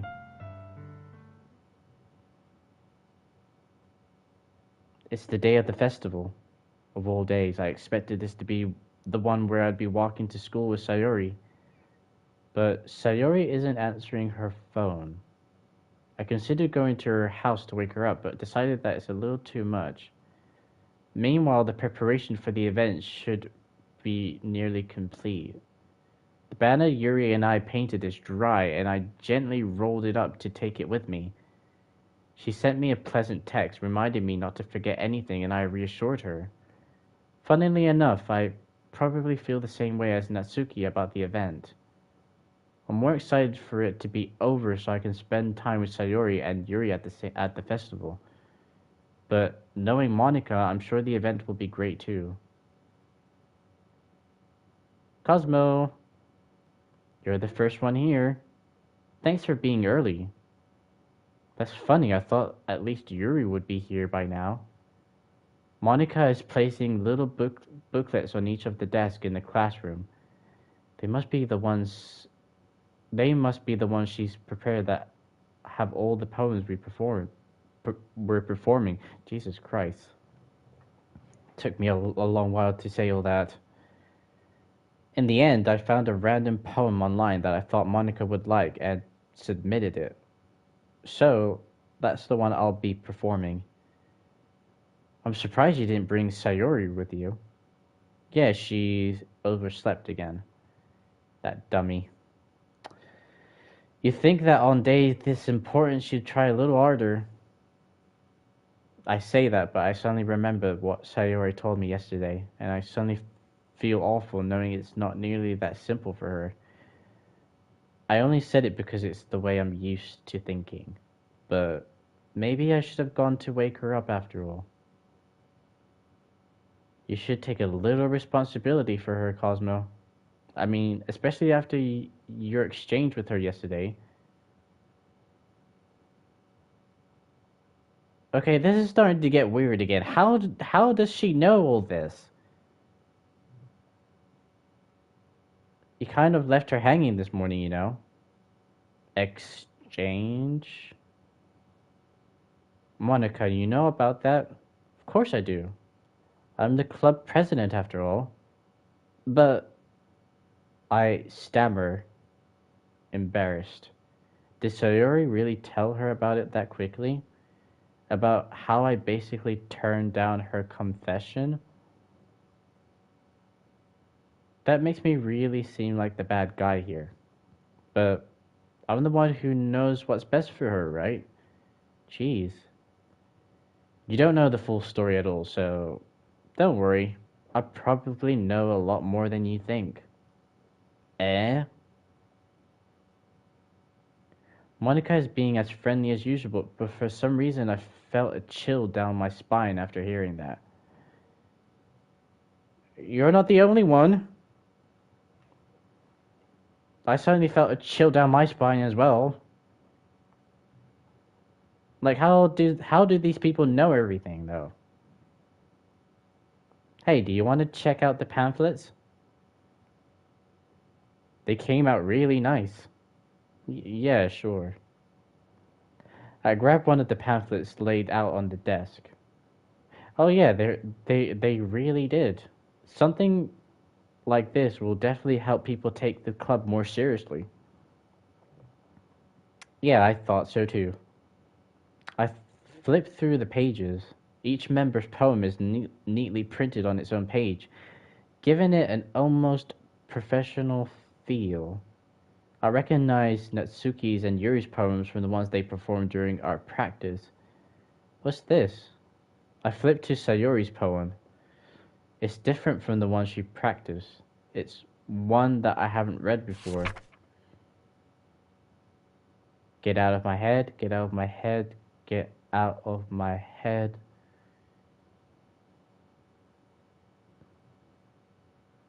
Everything is saying get out of my head.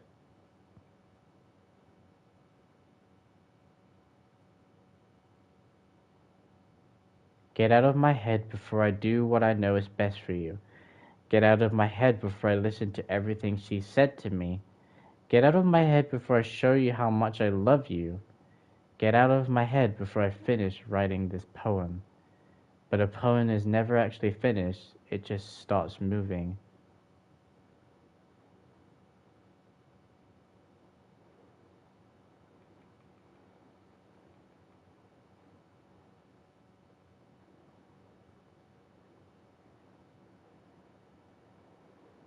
Right, I'm not laughing at this. This is I think this is when the game starts to get weird. Like creepy weird. What is this? Reading the poem, I get a pinch in my stomach. Cosmo? What's wrong? Nothing. This poem feels completely different from everything else Sayori's written. But more than that, I changed my mind. I'm going to go get Sayori, so... Uh-huh. Well, alright. Try not to take too long, okay? I quickly leave the classroom. Don't strain yourself. Monica calls that out after me. I quicken my pace. What was I thinking? I should have tried a little bit harder for Sayori. It's not a big deal to at least wait for her or help her wake up. Even the simple gestures of walking her to school makes her really happy. Besides, I told her yesterday that things will be the same as they always have been. That's all she needs and what I want to give her. I reached Sayori's house and knocked on the door. I don't expect an answer since she's not picking up her phone either. Like yesterday, I opened the door and let myself in. Sayori? She really is a heavy sleeper. I swallow. Can't believe I ended up doing this after all. Waking her up in her own house? Isn't that more like something a boyfriend would do? In any case, it just feels right. Outside Sayori's room, I knocked on her door. Sayori? Wake up, dummy! There's no response. I really didn't want to have to enter a room like this. Isn't it kind of a breach of privacy? But she really leaves me no choice. I gently open the door. Oh my god!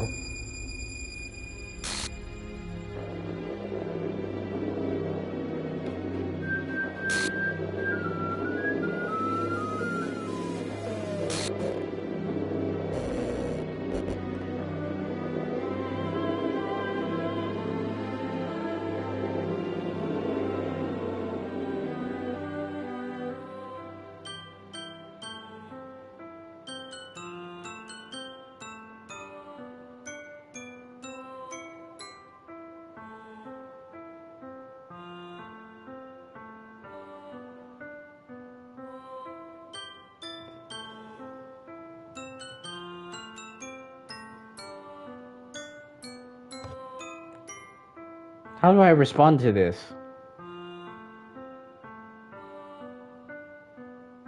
I knew things were gonna get weird, but...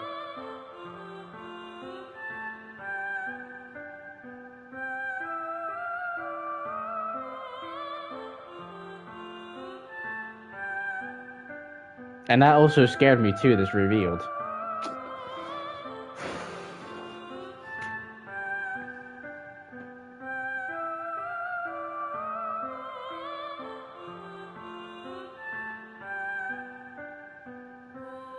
I really don't know what to say about all this.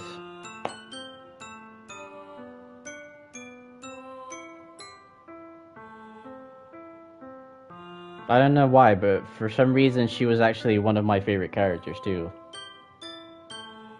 I didn't really expect this fate to be happening so soon too. What the hell? What the hell?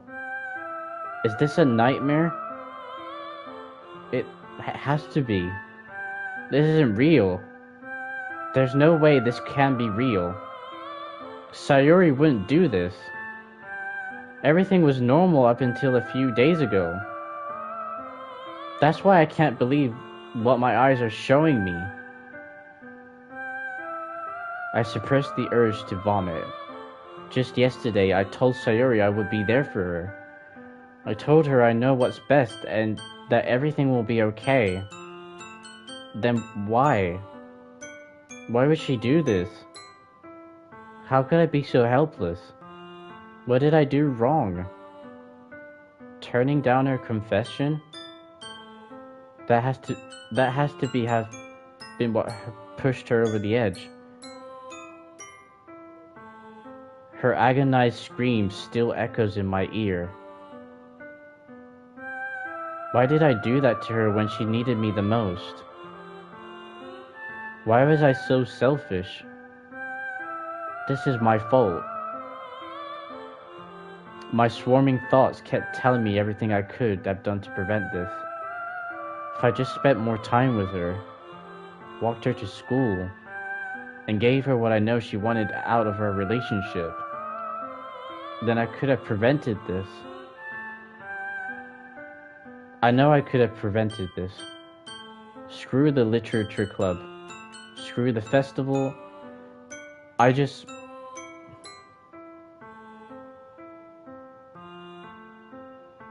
lost my best friend. Someone I grew up with. She's gone forever now. Nothing I can do can bring her back. This isn't some game where I can reset and try something different.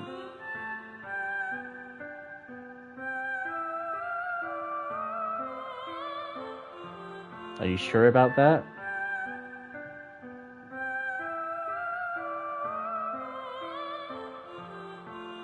I had only one chance, and I wasn't careful enough. And now I'll carry this guilt with me until I die. Nothing in my life is worth more than hers. But I still couldn't do what she needed from me.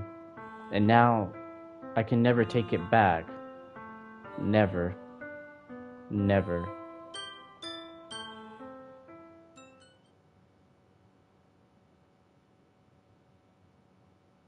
The end?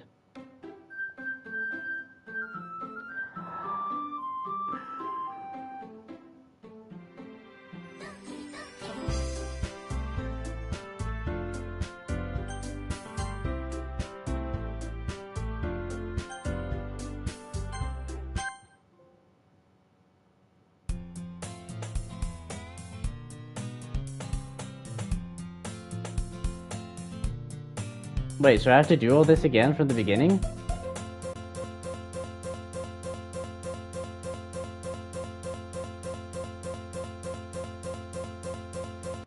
The game is broken.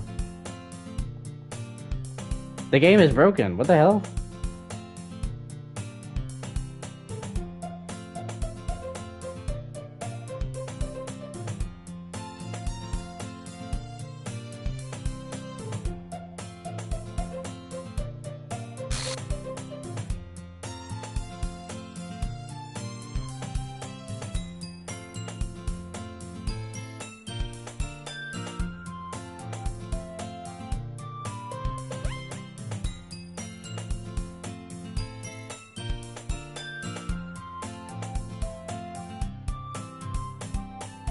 How are you doing, Charlie? What just happened here?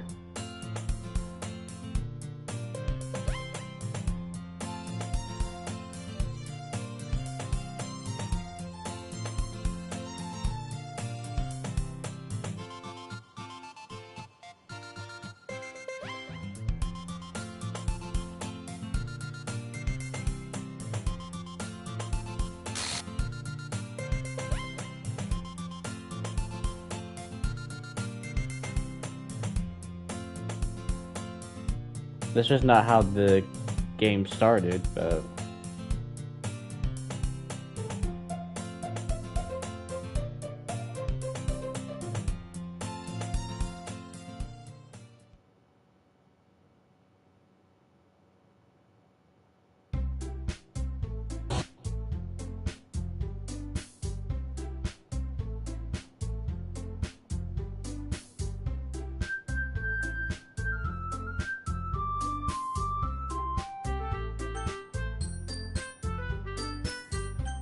Can I start? I don't know. Are you gonna play Until Dawn remake? As in now? No.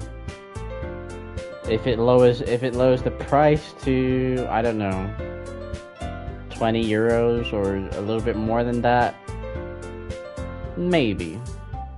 But as in now, I'm just gonna say no.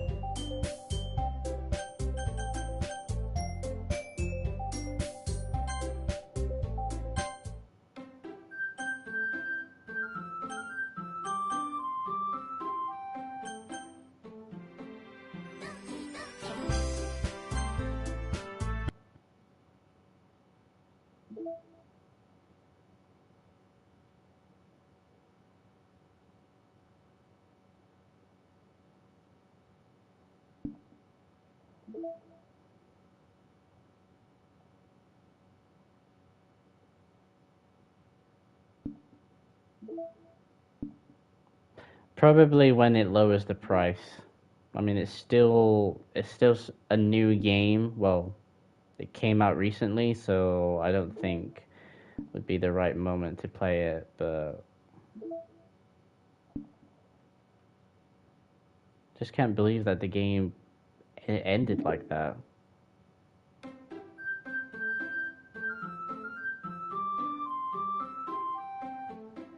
It was only partially your fault.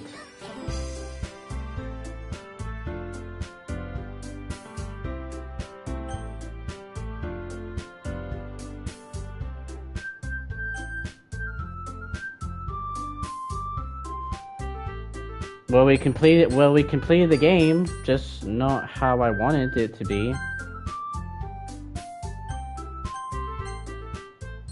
I guess we can play again from the beginning. It's an ordinary school day like any other. Mornings are usually the worst, being surrounded by couples and friends group walking to school together. Meanwhile, I've always walked to school alone. I always tell myself it's about time I meet some girls or something like that. But I have no motivation to join any clubs. I'm perfectly content just getting by on the average while spending my free time on games and anime. There's always the anime club, but it's not like there would be any girls in it anyway.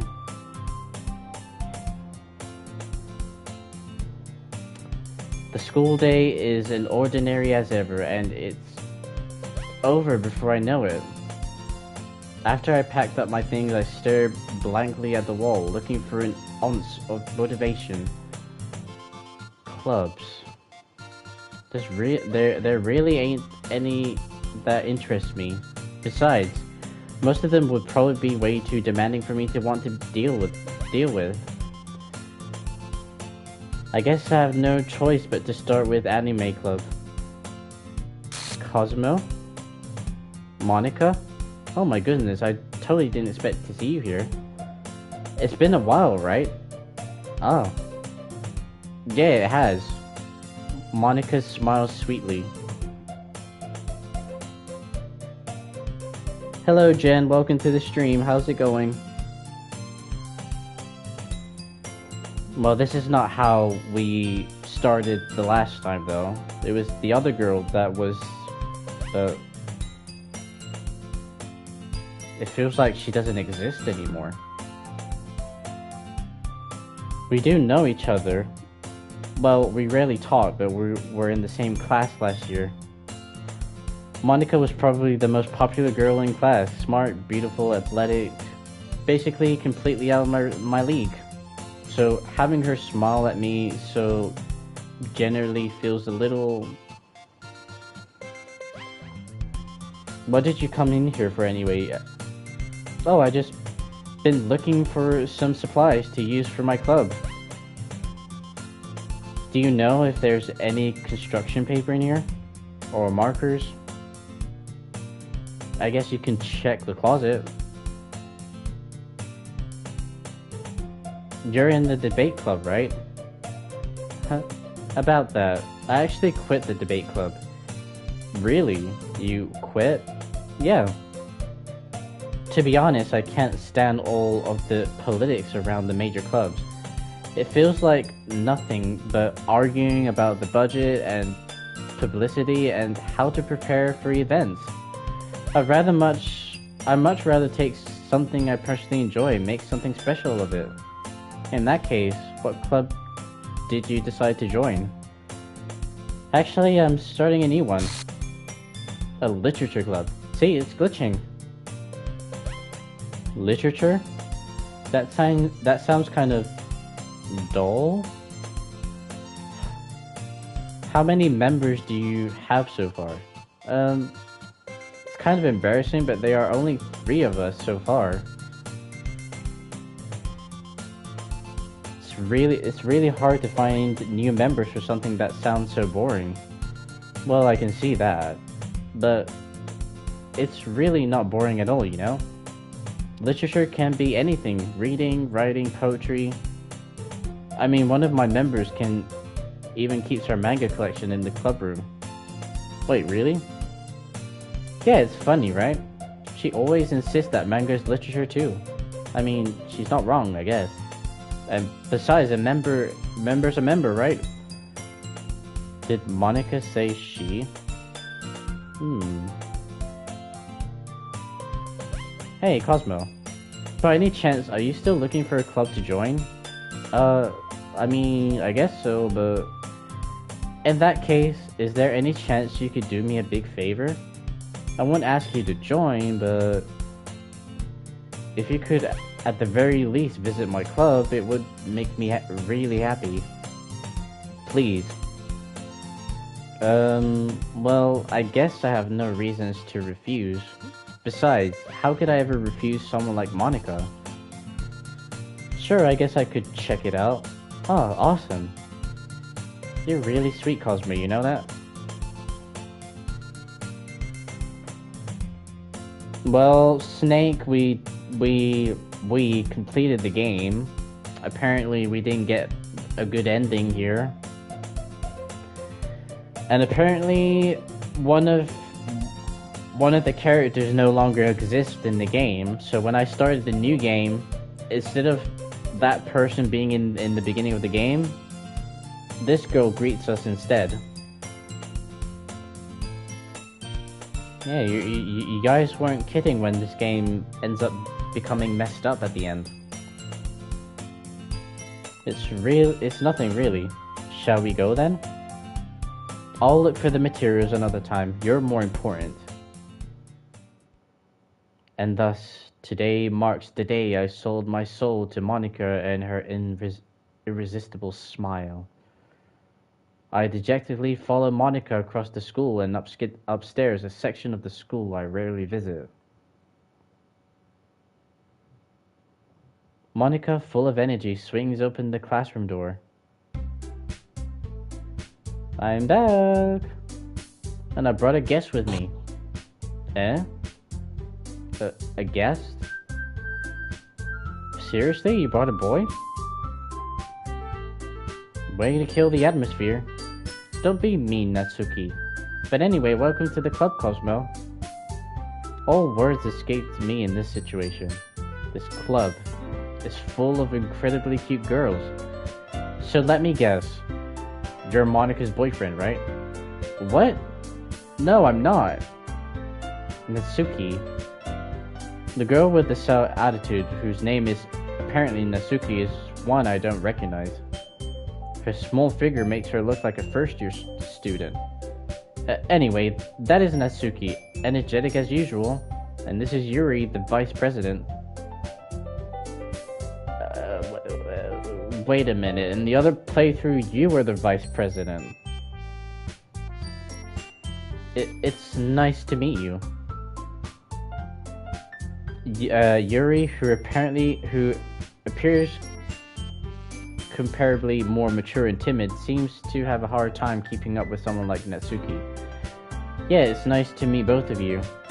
So, I ran into Cosmo in the classroom and he decided to come check out the club. Isn't that great? Wait, Monica, didn't I tell you to let me know in advance before you brought anyone new? I was going to, well, you know, sorry. I didn't forget that, but I just happened to run into him. In that case, I should at least bake some tea, right? Yeah, that would be great. Why don't you come sit down, Cosmo? The girls have a few desks arranged to form a table. Yuri walks to the corner of the room and opens the closet. Meanwhile, Monika and Natsuki sits across from each other. Still feeling awkward, I take a seat next to Monika. So, I know you didn't really plan on coming here, but we'll make sure you feel right at home, okay? As president of the literature club, it's my duty to make the club fun and exciting for everyone. I'm surprised there aren't more people in the club yet. It must be hard to start a new club. You could put it that way. Not many people are very interested in putting out all the effort to start something brand new. Especially when it's something that doesn't grab your attention, like literature. You have to work hard to convince people that you're both fun and worthwhile. But it makes school events like the festival that much more important. I'm confident that we could all really grow this club before we graduate. Right, Natsuki? Well, I guess. Natsuki reluctantly agrees. Such different girls all interested in the same goal. Monika must have worked really hard just to find these two. Yuri returns to the table, carrying a tea set. She carefully places a teacup in front of each of us before setting down the teapot in the middle. You keep a whole tea set in this classroom? Don't worry, the teachers gave us permission. After all, doesn't a hot cup of tea help you enjoy a good book? I guess so. Don't let yourself get intimidated, Yuri's just trying to impress you. That's not... Insulted, Yuri looks away. I meant that, you know. I believe you. Well, tea and reading might not be a pastime for me, but at least... I at least enjoy tea. I'm glad.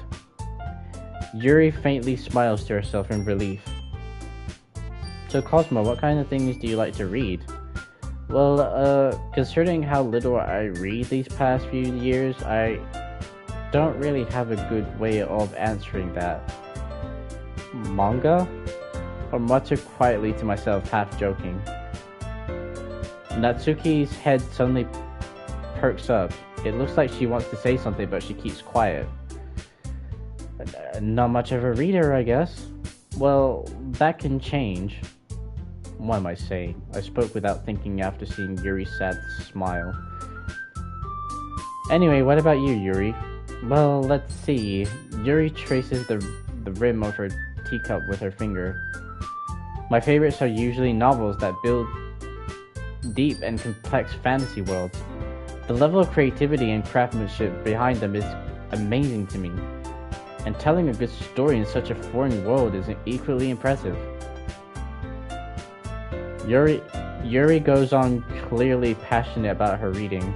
She seems so reserved and timid since the moment I walked in, but it's obvious by the way her eyes light up that she finds her comfort in the world of books, not people. But, you know, I like a lot of things. Stories with deep psychological elements usually immerse me as well. Isn't it amazing how a writer can so deliberately take advantage of your own lack of imagination to completely throw you off aloof?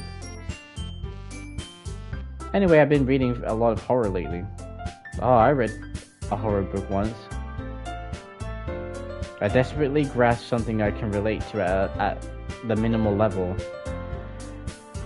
At this rate, Yuri might as well be having a conversation with a rock. No, I expect that from you, Yuri. It suits your personality. Oh, is that so? Really, if a story makes me think or takes me to another world, then I really can't put it down. Surreal horror is often very successful at changing the way you look at the world, if only for a brief moment. Ugh, I hate horror. Oh, why is that? Well, Natsuki's eyes start over to me for a split second. Never mind. That's right, you usually like to write about cute things, don't you, Natsuki? What? What gives you that idea? You left a piece of scrap paper behind last club meeting. It looked like you were working on a poem called Don't Say Out Loud and give that back. Fine.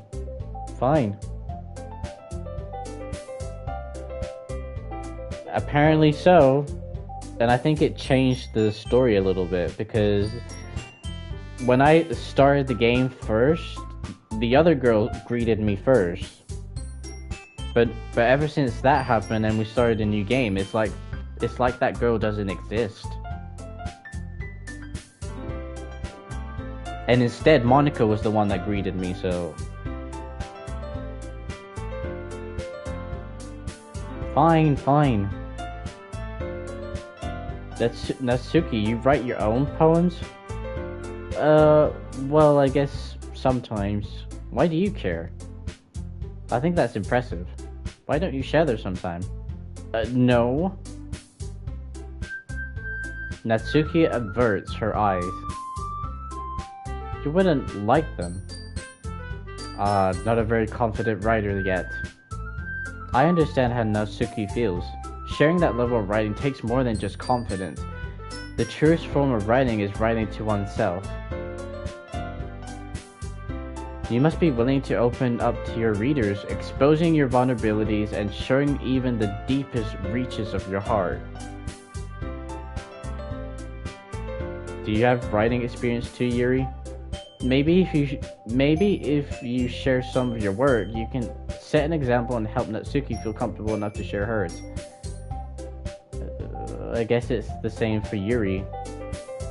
We all sit in silence for a moment. Hey, I just got an idea. How about this? Natsuki and Yuri look quizzically at Monica. Let's all go home and write a poem of our own. Then, next time we meet, we all share them and we all share them with each other. That way, everyone is even. I mean, I thought it was a good idea. Well, I think you're right, Monica. We should probably start finding activities for all of us to participate in together. I did decide to take on the responsibility of vice president after all. I need to do my best to nurture the club as well as its members. Besides, now that we have a member, it seems like a good step for us to take. Do you agree? Do you agree as well, Cosmo? Hold on, there's still one problem. Eh? What's that? Now that we reached the most important topic, I bluntly came forth with what's been on my mind the entire time. I never said that I would join this club. Monica may have convinced me to stop by, but I never made any decisions. I still have the other clubs to look at, and I lost my train of thought. All three girls stared back at me with dejected eyes. I'm sorry, I thought...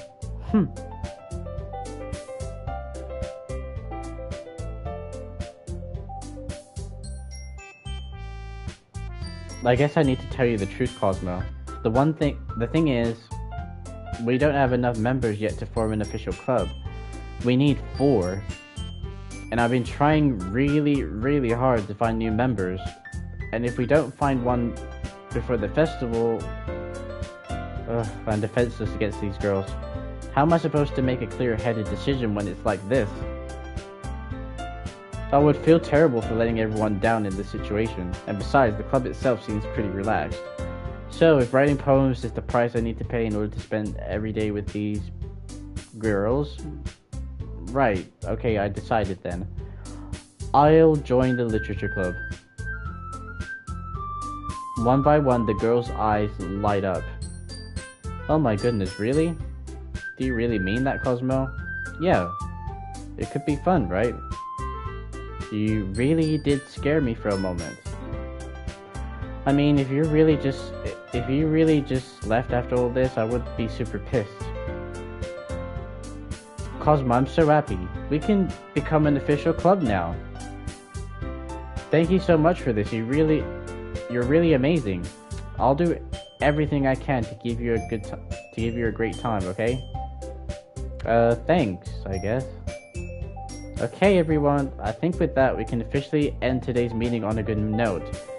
Everyone remember tonight's assignment. Write a poem to bring to the next meeting so we can all share. Monica looks over at me once more. Cosmo, I look forward to seeing how you express yourself. Yeah. Can I really impress the class star Monica with my mediocre writing skills? I already feel the anxiety welling up inside me. Meanwhile, the girls continue to chit-chat as Yuri cleans up the tea set. Guess I'll be on my way then. Okay, I'll see you tomorrow then. I can't wait. With that, I depart the club room and make my way home. The whole way, my mind wanders back and forth between the three girls. Natsuki, Yuri, and of course, Monica. Will I really be happy spending every day after school in a literature club? Perhaps I'll have the chance to grow closer to one of these girls. Alright, I'll just need to make the most of my circumstances, and I'm sure good fortune will find me. And I guess that starts with writing a poem tonight.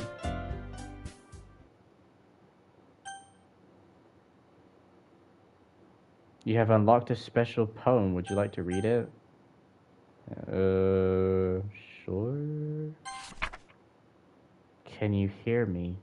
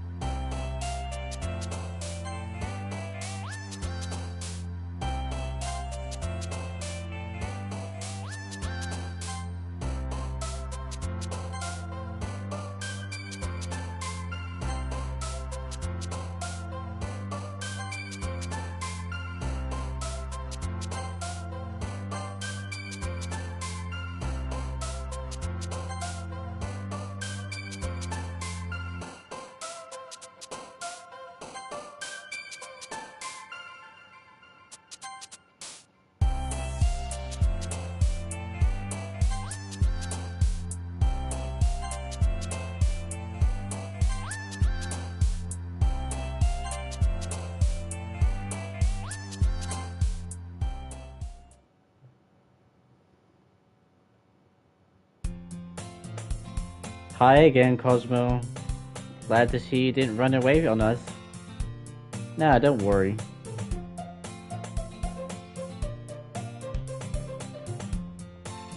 This might be a little strange for me, but at least I kept my word. Well, I'm back at the literature club. I was the last to come in, so everyone else is already hanging out.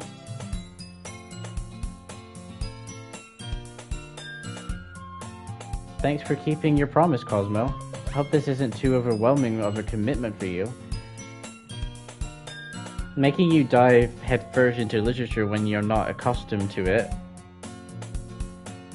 What happened? Oh, come on, like he deserves any slack. You already had to be dragged here by Monica. I don't know if you plan to just come here and hang out or what, but if you don't take us seriously, then you won't see the end of it. I can't see what's said there. You're pretty much in front of the subtitles there, or at least part of your hair is.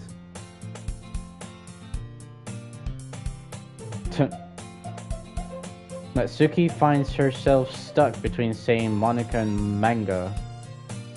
Manga is literature. Swiftly defeated, Natsuki plops back into her seat. I'm sorry, Cosmo. We'll make sure to put your comfort first, okay?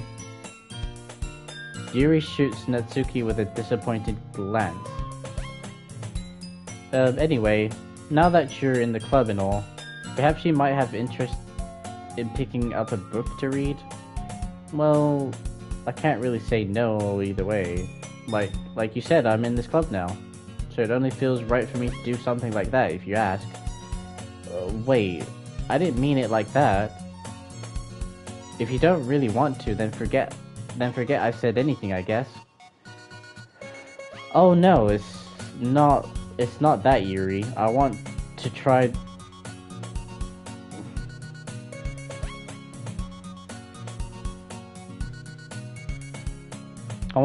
to be a part of this club. So even if I don't read often, I'd be happy to pick up a book if you wanted me to.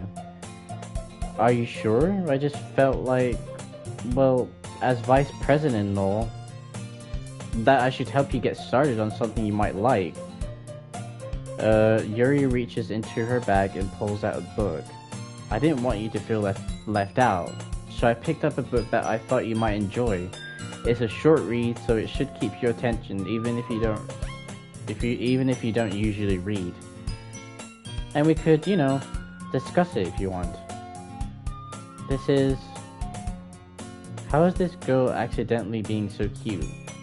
So she even picked out a book she thinks I'll like despite me not reading much.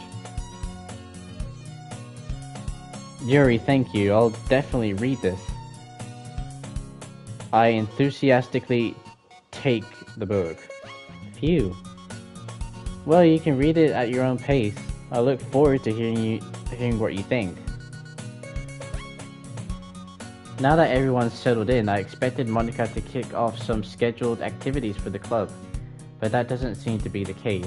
Yuri's face is already buried in the book. I can't help but notice her intense expression, like she was waiting for this chance. Meanwhile, Natsuki is rummaging around in the closet.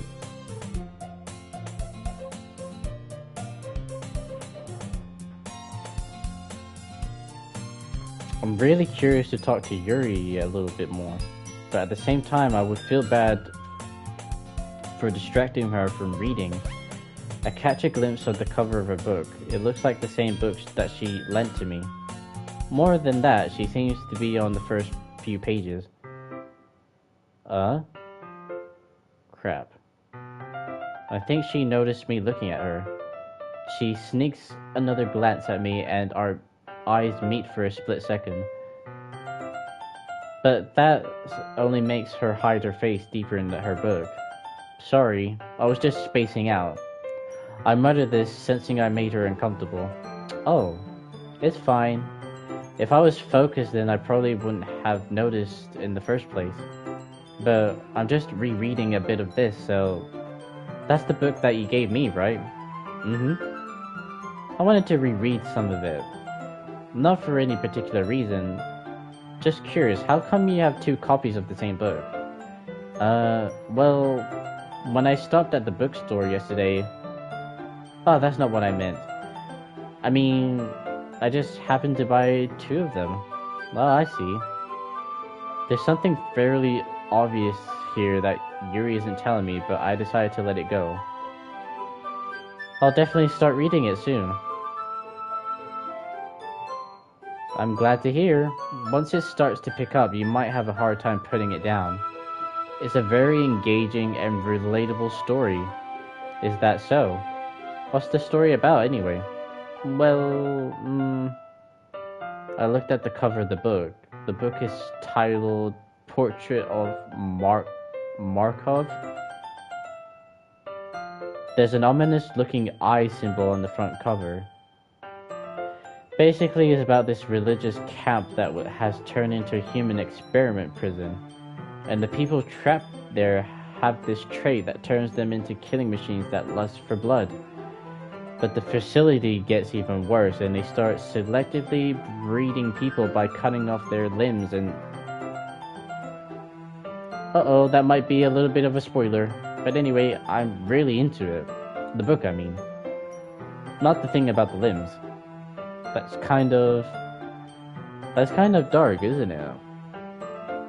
Yuri made it sound like it was going to be a nice story, so that dark turn came from nowhere. Are you not a fan of that sort of thing, Cosmo? No, it's not that. I mean, I could definitely enjoy those kinds of stories, so don't worry. I hope so.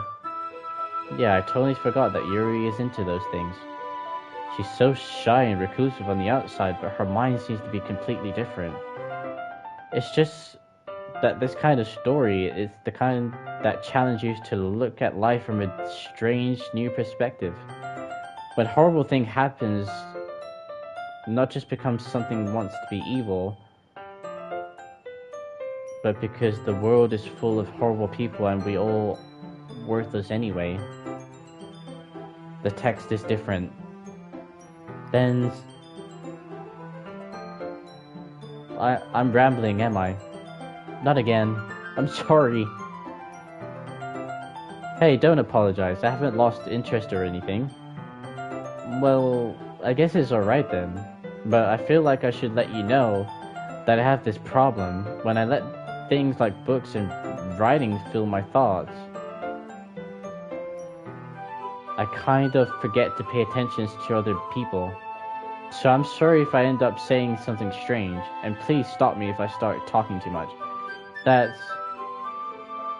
I really don't think you need to worry. That just means you're passionate about reading. The least I can do is listen. It's a literature club after all. Oh, that's true. In fact, I might as well get started reading it right. Yes, I mean, you don't have to, but what are you saying? Let me just get the book. I quickly retrieved the book that I have put into my bag. All right, it's fine if I sit here, right? I slip into the seat next to Yuri's. Yeah. Are you sure? You seem a little apprehensive. I'm sorry, it's not that I don't want you to, it's just something that I'm not very used to. That is, reading in company with someone. I see. Well, just tell me if I end up distracting you or something. Alright. I open the book and start the prologue. I soon understand what Yuri means about reading in company. It's as if I can feel her presence over my shoulder as I read. It's not a particularly bad thing. Maybe a little distracting, but the feeling is somewhat comforting. Yuri's in the corner of my eye. I realize she's not actually looking at her own book. I glance over. It looks as if she's reading from my book instead. Sorry. I want to try and read those really messed up texts. It ends up going back to normal again. Yuri, you're really apologizing a lot, don't you? But I do? I don't really mean to. Sorry, I mean... Here, this should help, right? I slide my desk until it's up against Yuri, then hold my book more between the two of them. I suppose so. Yuri timidly closes her own copy. Once we each lean a little bit, our shoulders are almost touching. It feels like my left arm is in the way, so instead I use my right hand to hold the book open. I guess that makes it kind of difficult to turn pages. Here. Yuri takes her left arm and holds the left side of the book between thumbs and forefinger. I do the same with my right arm on the right side of the book. That way I turn a page and Yuri slides it under her thumb after it flips to her side. But in holding it like this, we're huddled even closer together than before. It's actually kind of distracting me. It's as if I can feel the warmth of Yuri's face and she's in the corner of my vision. Are you ready? To turn the page. Sorry. I think I got a bit distracted for a second. I glanced over at Yuri's face again and our eyes meet. I don't know how I'll be able to keep up with her. That's okay. you're not as used to reading, right? I don't mind being patient if it takes you a bit longer. It's probably the least I can do. Since you've been so patient with me. Yeah, thanks. We continue reading. Yuri no longer asks me if I'm ready to turn the page. Instead, I just assume that she finishes the page before me so I can turn it by my own... Yeah, I just can't read that word. We continue the first chapter in silence. Even so, turning each page almost feels like an intimate exchange. My thumb gently letting go of the page, letting it flutter over to her side as she catches it under her own thumb. Hey Yuri. This might be a silly thought, but the main character kind of reminds me of you a little bit. Eh? No, I don't relate to this character at all. Definitely not. Really? I was just thinking the way she second guesses things she says and all that. Oh. That's what you were talking about. Sorry. I thought you meant something else about her. Something else? Never mind. You didn't even get that far yet. So I don't know why that came into my head. Yuri, are you feeling alright? Yuri's been a little fidgety ever since we started reading. You can rest if you're feeling sick or something. Your breathing is a little... My breathing? Yuri puts her hand on her chest as if to feel her heartbeat. I didn't even notice. Anyway, I'm fine. I just need some water. Alright, don't push yourself. Yuri stands up and practically rushes out of the classroom. What on earth was that about? Cosmo? Did something happen just now? Eh? I have no idea. Yuri was acting a little strange, I guess. So you don't know anything? Sorry, I can't say I do. Are you worried about her? No. Not really.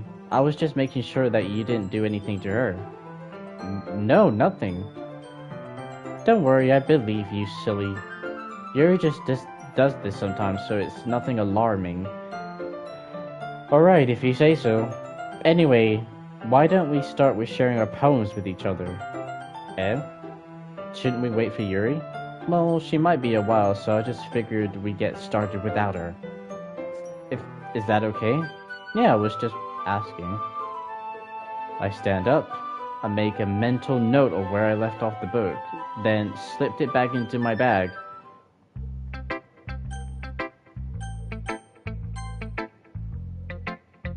I told Natsuki I was interested in her poems yesterday. It's probably only fair if I shared mine with her first. Well, it's about what I expected from someone like you. That's a little blunt. Well, excuse me. It's not like I said it was bad. It just didn't evoke any emotions. So basically, it's not cute enough for your taste. Do you want to get smacked? I'll pass. No smack. I don't need that. Well, anyway, I guess I need to show you mine. Not that you'll like it.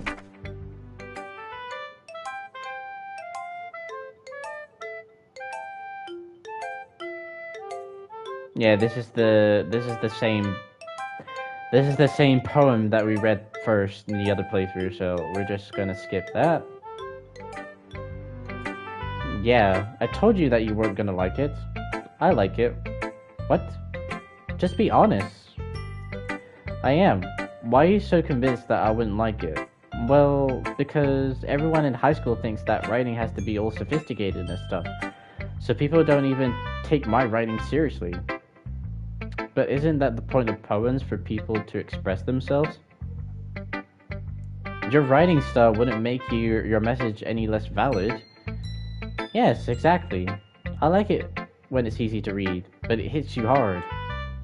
Like in this poem. Seeing everyone around you do great things can be really disheartening. So I decided to write about it. Yeah, I understand. But The other nice thing about simple writing is that it puts more weight on the wordplay. Like I set up for a rhyme at the end, but then it made it fall flat on purpose. It helps bring out the feeling in the last line. So you did. I guess more went into it than I realized. That's what it means to be a pro. I'm glad you learned something. Didn't expect that from the youngest one here, did you?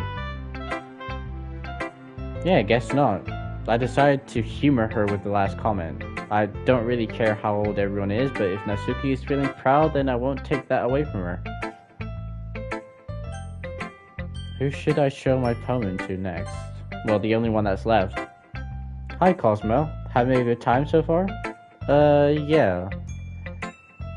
Good. Glad to hear it. By the way, since you're new and everything, if you ever have any suggestions for the club, like new activities or things we can do better, I'm always listening. Don't be afraid to bring things up, okay? Alright, I'll keep that in mind. Of course, I'll be afraid to bring things up. I'm much better off just going with the flow until I'm more settled in. Anyway, want to share your poem with me? It's kind of embarrassing, but I guess I have to. Don't worry, Cosmo, we're all a little embarrassed today, you know? But it's that sort of barrier that we'll all learn to get past soon. Yeah, that's true. I hand Monica my poem. Great job, Cosmo. I was going all in my head while reading it. It was really metaphorical. I'm not sure why, but I didn't expect you to go for something so deep. I guess I underestimated you. It's easiest for me to keep everyone's expectations low. That's why it always counts when I put in some effort. That's not very fair. Well, I guess it worked anyway. You know that Yuri likes this kind of writing, right? Writing that's full of imagery and symbolism. Sometimes I feel like Yuri's mind is just totally detached from reality. I don't mean that like it's a bad thing though, but sometimes I get the impression that she's just totally given up on people. She spends so much time in her own head that it's probably a much more interesting place for her. But that's why she gets so happy when you treat her with a lot of kindness. I don't think she's used to being indulged like that. She must be really starved for social interaction, so don't blame her for coming on a little strongly. Like earlier, I think if she gets too stimulated, she ends up withdrawing and looking for alone time. Suddenly, the door opens. Yuri! I'm back. Did I miss anything? Not really. Well, we all started sharing our poems with each other. Eh? Already? I'm sorry for being late. No need to apologize. We still have plenty of time, so I'm glad that you took all the time you needed. Alright. Thanks, Monica. I suppose I should go get my poem now. Anyway, do you want to read my poem now? Don't worry, I'm not very good. You sound pretty confident for someone who claims to not be very good. Well, that's because I have to sound confident. That doesn't mean I always feel that way, you know? I see. Well, let's read it then.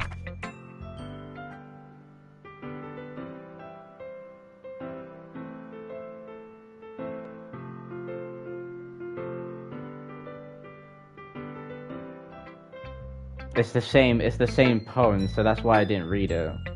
It's the same poem from the first playthrough. So what do you think? It's very free form, if that's what you call it. Sorry, I'm not really the right person to ask for feedback. It's okay.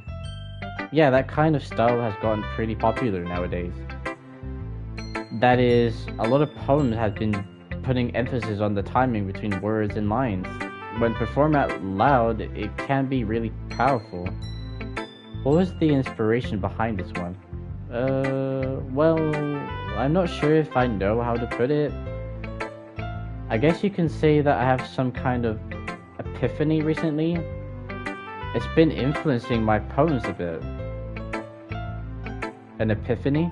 Yeah, something like that. I'm kind of nervous to talk about deep stuff like that because it's kind of coming on strongly. Maybe after everyone is better friends with each other. Anyway, here's Monica's writing tip of the day. Sometimes when you're writing a poem or a story, I just said it again. Your brain gets too fixated on a specific point. If you try so hard to make it perfect, then you'll never make any progress. Just force yourself to get something down on the paper and tidy it up later. Another way to think about it is this. If you keep your pen in the same spot for too long, you'll just get a big dark puddle of ink. So just move your hand and go with the flow. That's my advice for today. Thanks for listening. Well, she's the only one left. As Yuri reads the poem, I noticed her eyes lighting. Exceptional. Oh, what was that? Did I say that out loud? Yuri first covers her mouth, but then ends up covering her whole face. He's going to hate me. You really didn't do anything wrong, Yuri. I guess you're right. Why am I getting so nervous for? Yuri takes a breath. So, what kind of writing experience do you have? Your use of imagery and metaphors indicates you've written a lot of poetry before. Really? Wow, that's a huge compliment coming from you. This is actually my first time, really. Huh? Yuri stares at me blankly, then looks at my poem again. Well, I know that. I just meant, Yuri trails off, unable to find an excuse. She traces her fingers along the words in the poem as if breaking it down more thoroughly. Yeah? Okay, this is the reason I was able to tell. It's just that there are specific writing habits that are usually typical of a new writer. And having been through that myself, I kind of learned to pick up on them. I think the most noticeable thing I recognize in new writers is that they try to make their own style very deliberative. In other words, they tend to pick a writing style separate from the topic matter, and they fit the two together. The end result is that both the style and the expressiveness are weakened. Once Yuri finds her train of thought, it's as if her demeanor totally changed. Her stammering is completely gone and she sounds like an expert. Of course, that's not something you can be blamed for. There are so many different skills and techniques that go into writing even a simple poem.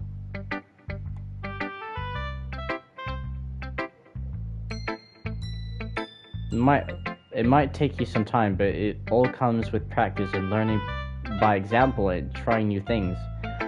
I also hope that everyone else in the club gives you valuable feedback. Natsuki can be a little bit biased, though. Biased? How? Well, never mind. I shouldn't be talking about people like that. Sorry. It's fine. I'm not sure if Yuri is apologizing to herself, to me, or to Natsuki.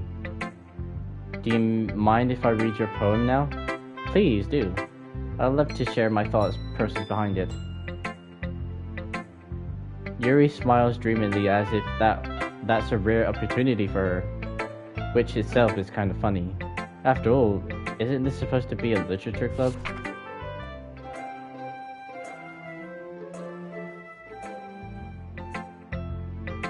I'm sorry I have such a terrible writing. What? I wasn't thinking that at all, but it took you a long time to read. No, it just took me 1 second and I just continue. Well, I just don't read script very often. I actually think your handwriting is pretty. Huh? That's a relief. Also, I like the poem. Even though it's short, it was really descriptive. It wasn't too short. I usually write longer poems. Not at all. I'm really glad you like it. I'll be honest, since it's our first time sharing, I wanted to write something a little more mild. Something easy to digest, I suppose. Are you into ghosts, Yuri? Hoo. Actually, the story isn't about a ghost at all, Cosmo. Really? I must have totally missed the point. Well, I suppose you did only glance over it, after all. But remember that poets often express their own thoughts, feelings, and experience in their own work. They usually do more than tell a simple story or paint a picture. In this case, perhaps the subject of the poem is only being symbolically compared to a ghost, lingering in her last remaining place of comfort, unable to let go of the past, and soon to be left with nothing. That's a lot more sullen putting it that way. I hadn't even thought of it. That's impressive, eh? It's nothing, really. Yours was impressive too, so... Nah. If anything, I could probably learn a thing or two from you. You think so? Yeah, of course. Oh. You know, I was really nervous about doing all this, but in the end, I enjoyed it. I'm going to keep doing my best for you, Cosmo. Me too. Phew, I guess that's everyone. I glanced around the room. It was a little more stressful than I anticipated. It's as if everyone is judging me from my mediocre writing abilities. Even if they're just being nice, there's no way my poems can stand up to theirs. This is a literature club after all. I guess that's what I end up getting myself into. Across the room, Monica is writing something in her notebook. My eyes land on Yuri and Natsuki. Let me just skip all this. Because that's something that I read in the beginning of the stream anyway.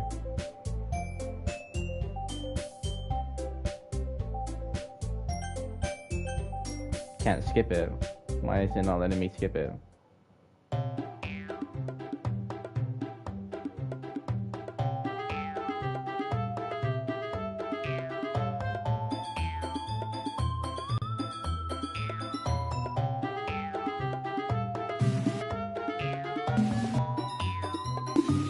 What's happening here?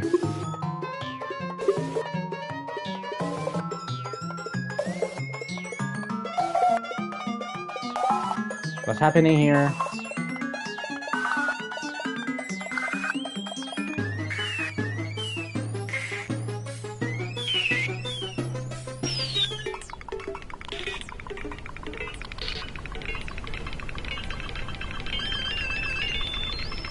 This is getting weird.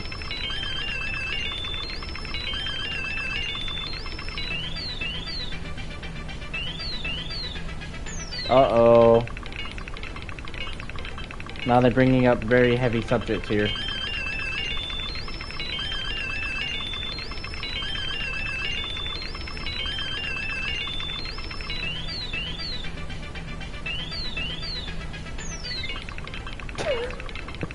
They said she just said a bad word.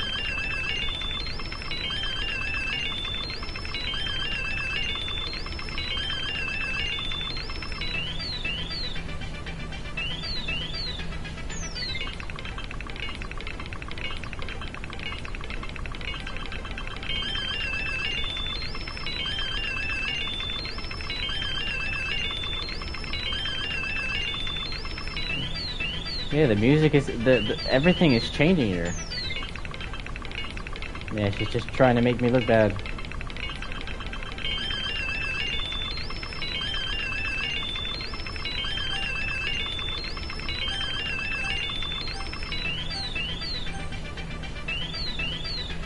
No, I don't really like Natsuki that much anyway. Wait, what?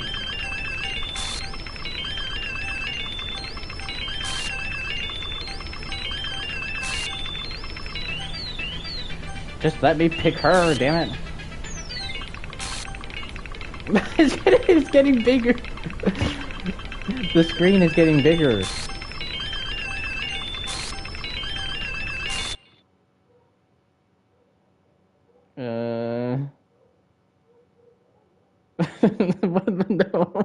No.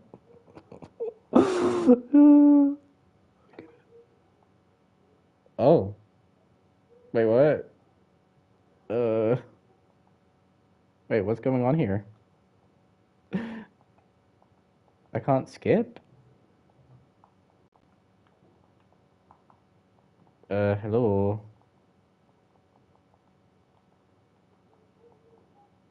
Hey, Cosmo. Why don't we step outside for a little bit? Okay? Sorry about all that. They really shouldn't have tried to get you involved. It's probably better for us to stay out of this. We'll go back inside once they're done yelling.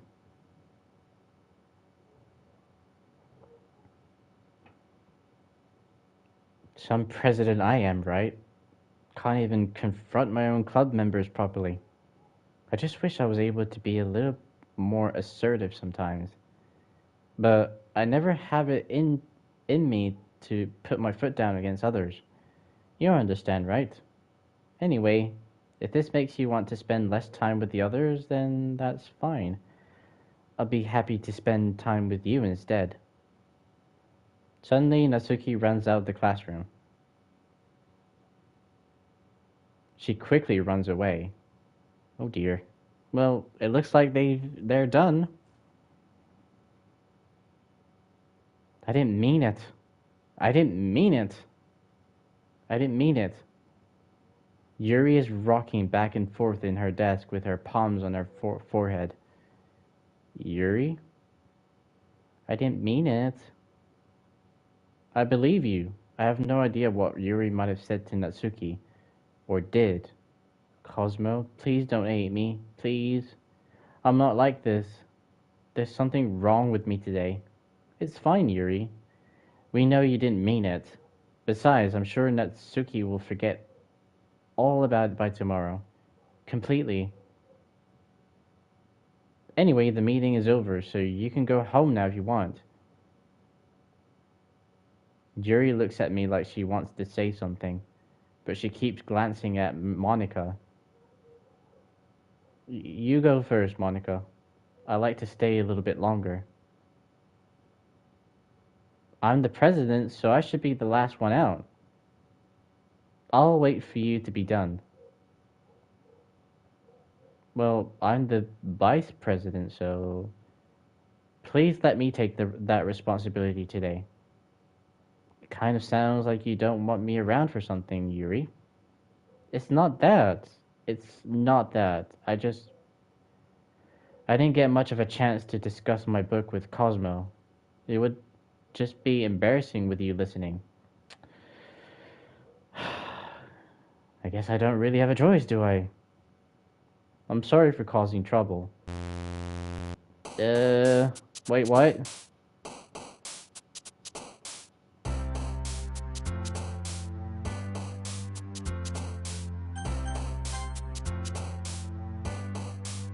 This game. It's freaky.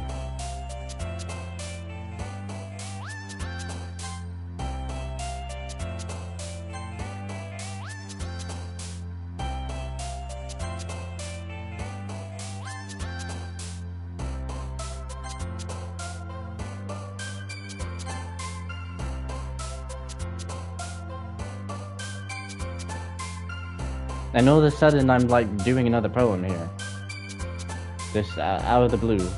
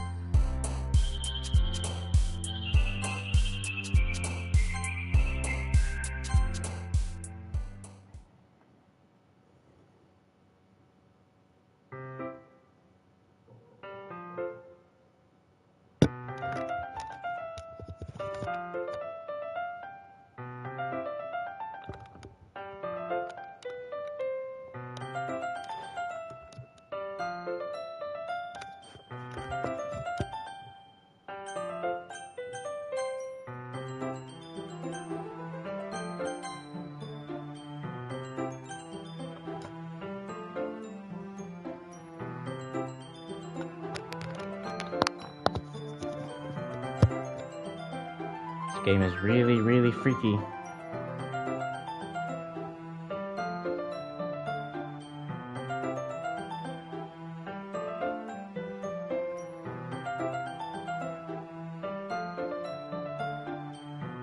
I think I'm gonna leave it here, guys.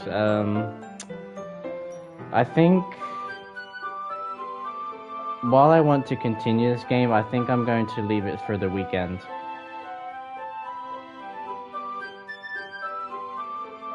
So that I can continue tomorrow with Alien Isolation, and then maybe Thursday continue with The Evil Within.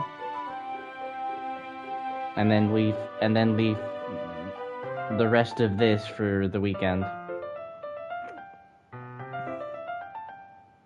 Yeah, I wasn't expecting that to happen in the first playthrough, like the ending. I wasn't expecting that to happen. Like something so cute, because this game is cute, but at the same time it's messed up at the same time. So I wasn't expecting it to be that, you know. I wonder what would happen if I chose the first choice instead. Would she still be alive? Or would that just still happen no matter what? I just don't know. But don't judge a book by its cover. Yeah, but I'm playing new game again, but it's like she doesn't exist anymore in the game. Instead it's just those three girls now. It's weird. Never have I seen a game behave like that. But anyway, I do appreciate everyone for stopping by. Thank you so much for all your support, and thank you for the likes. Like I said, tomorrow I will continue with Alien Isolation around the same hour, around the same time. But yeah, time, hour, same thing. So I will just play this, but on the weekend. So I will see you guys tomorrow with Alien Isolation. Have a good day. Have a good rest of your day, everybody. Much love to you all, and I'll see you guys in the next one.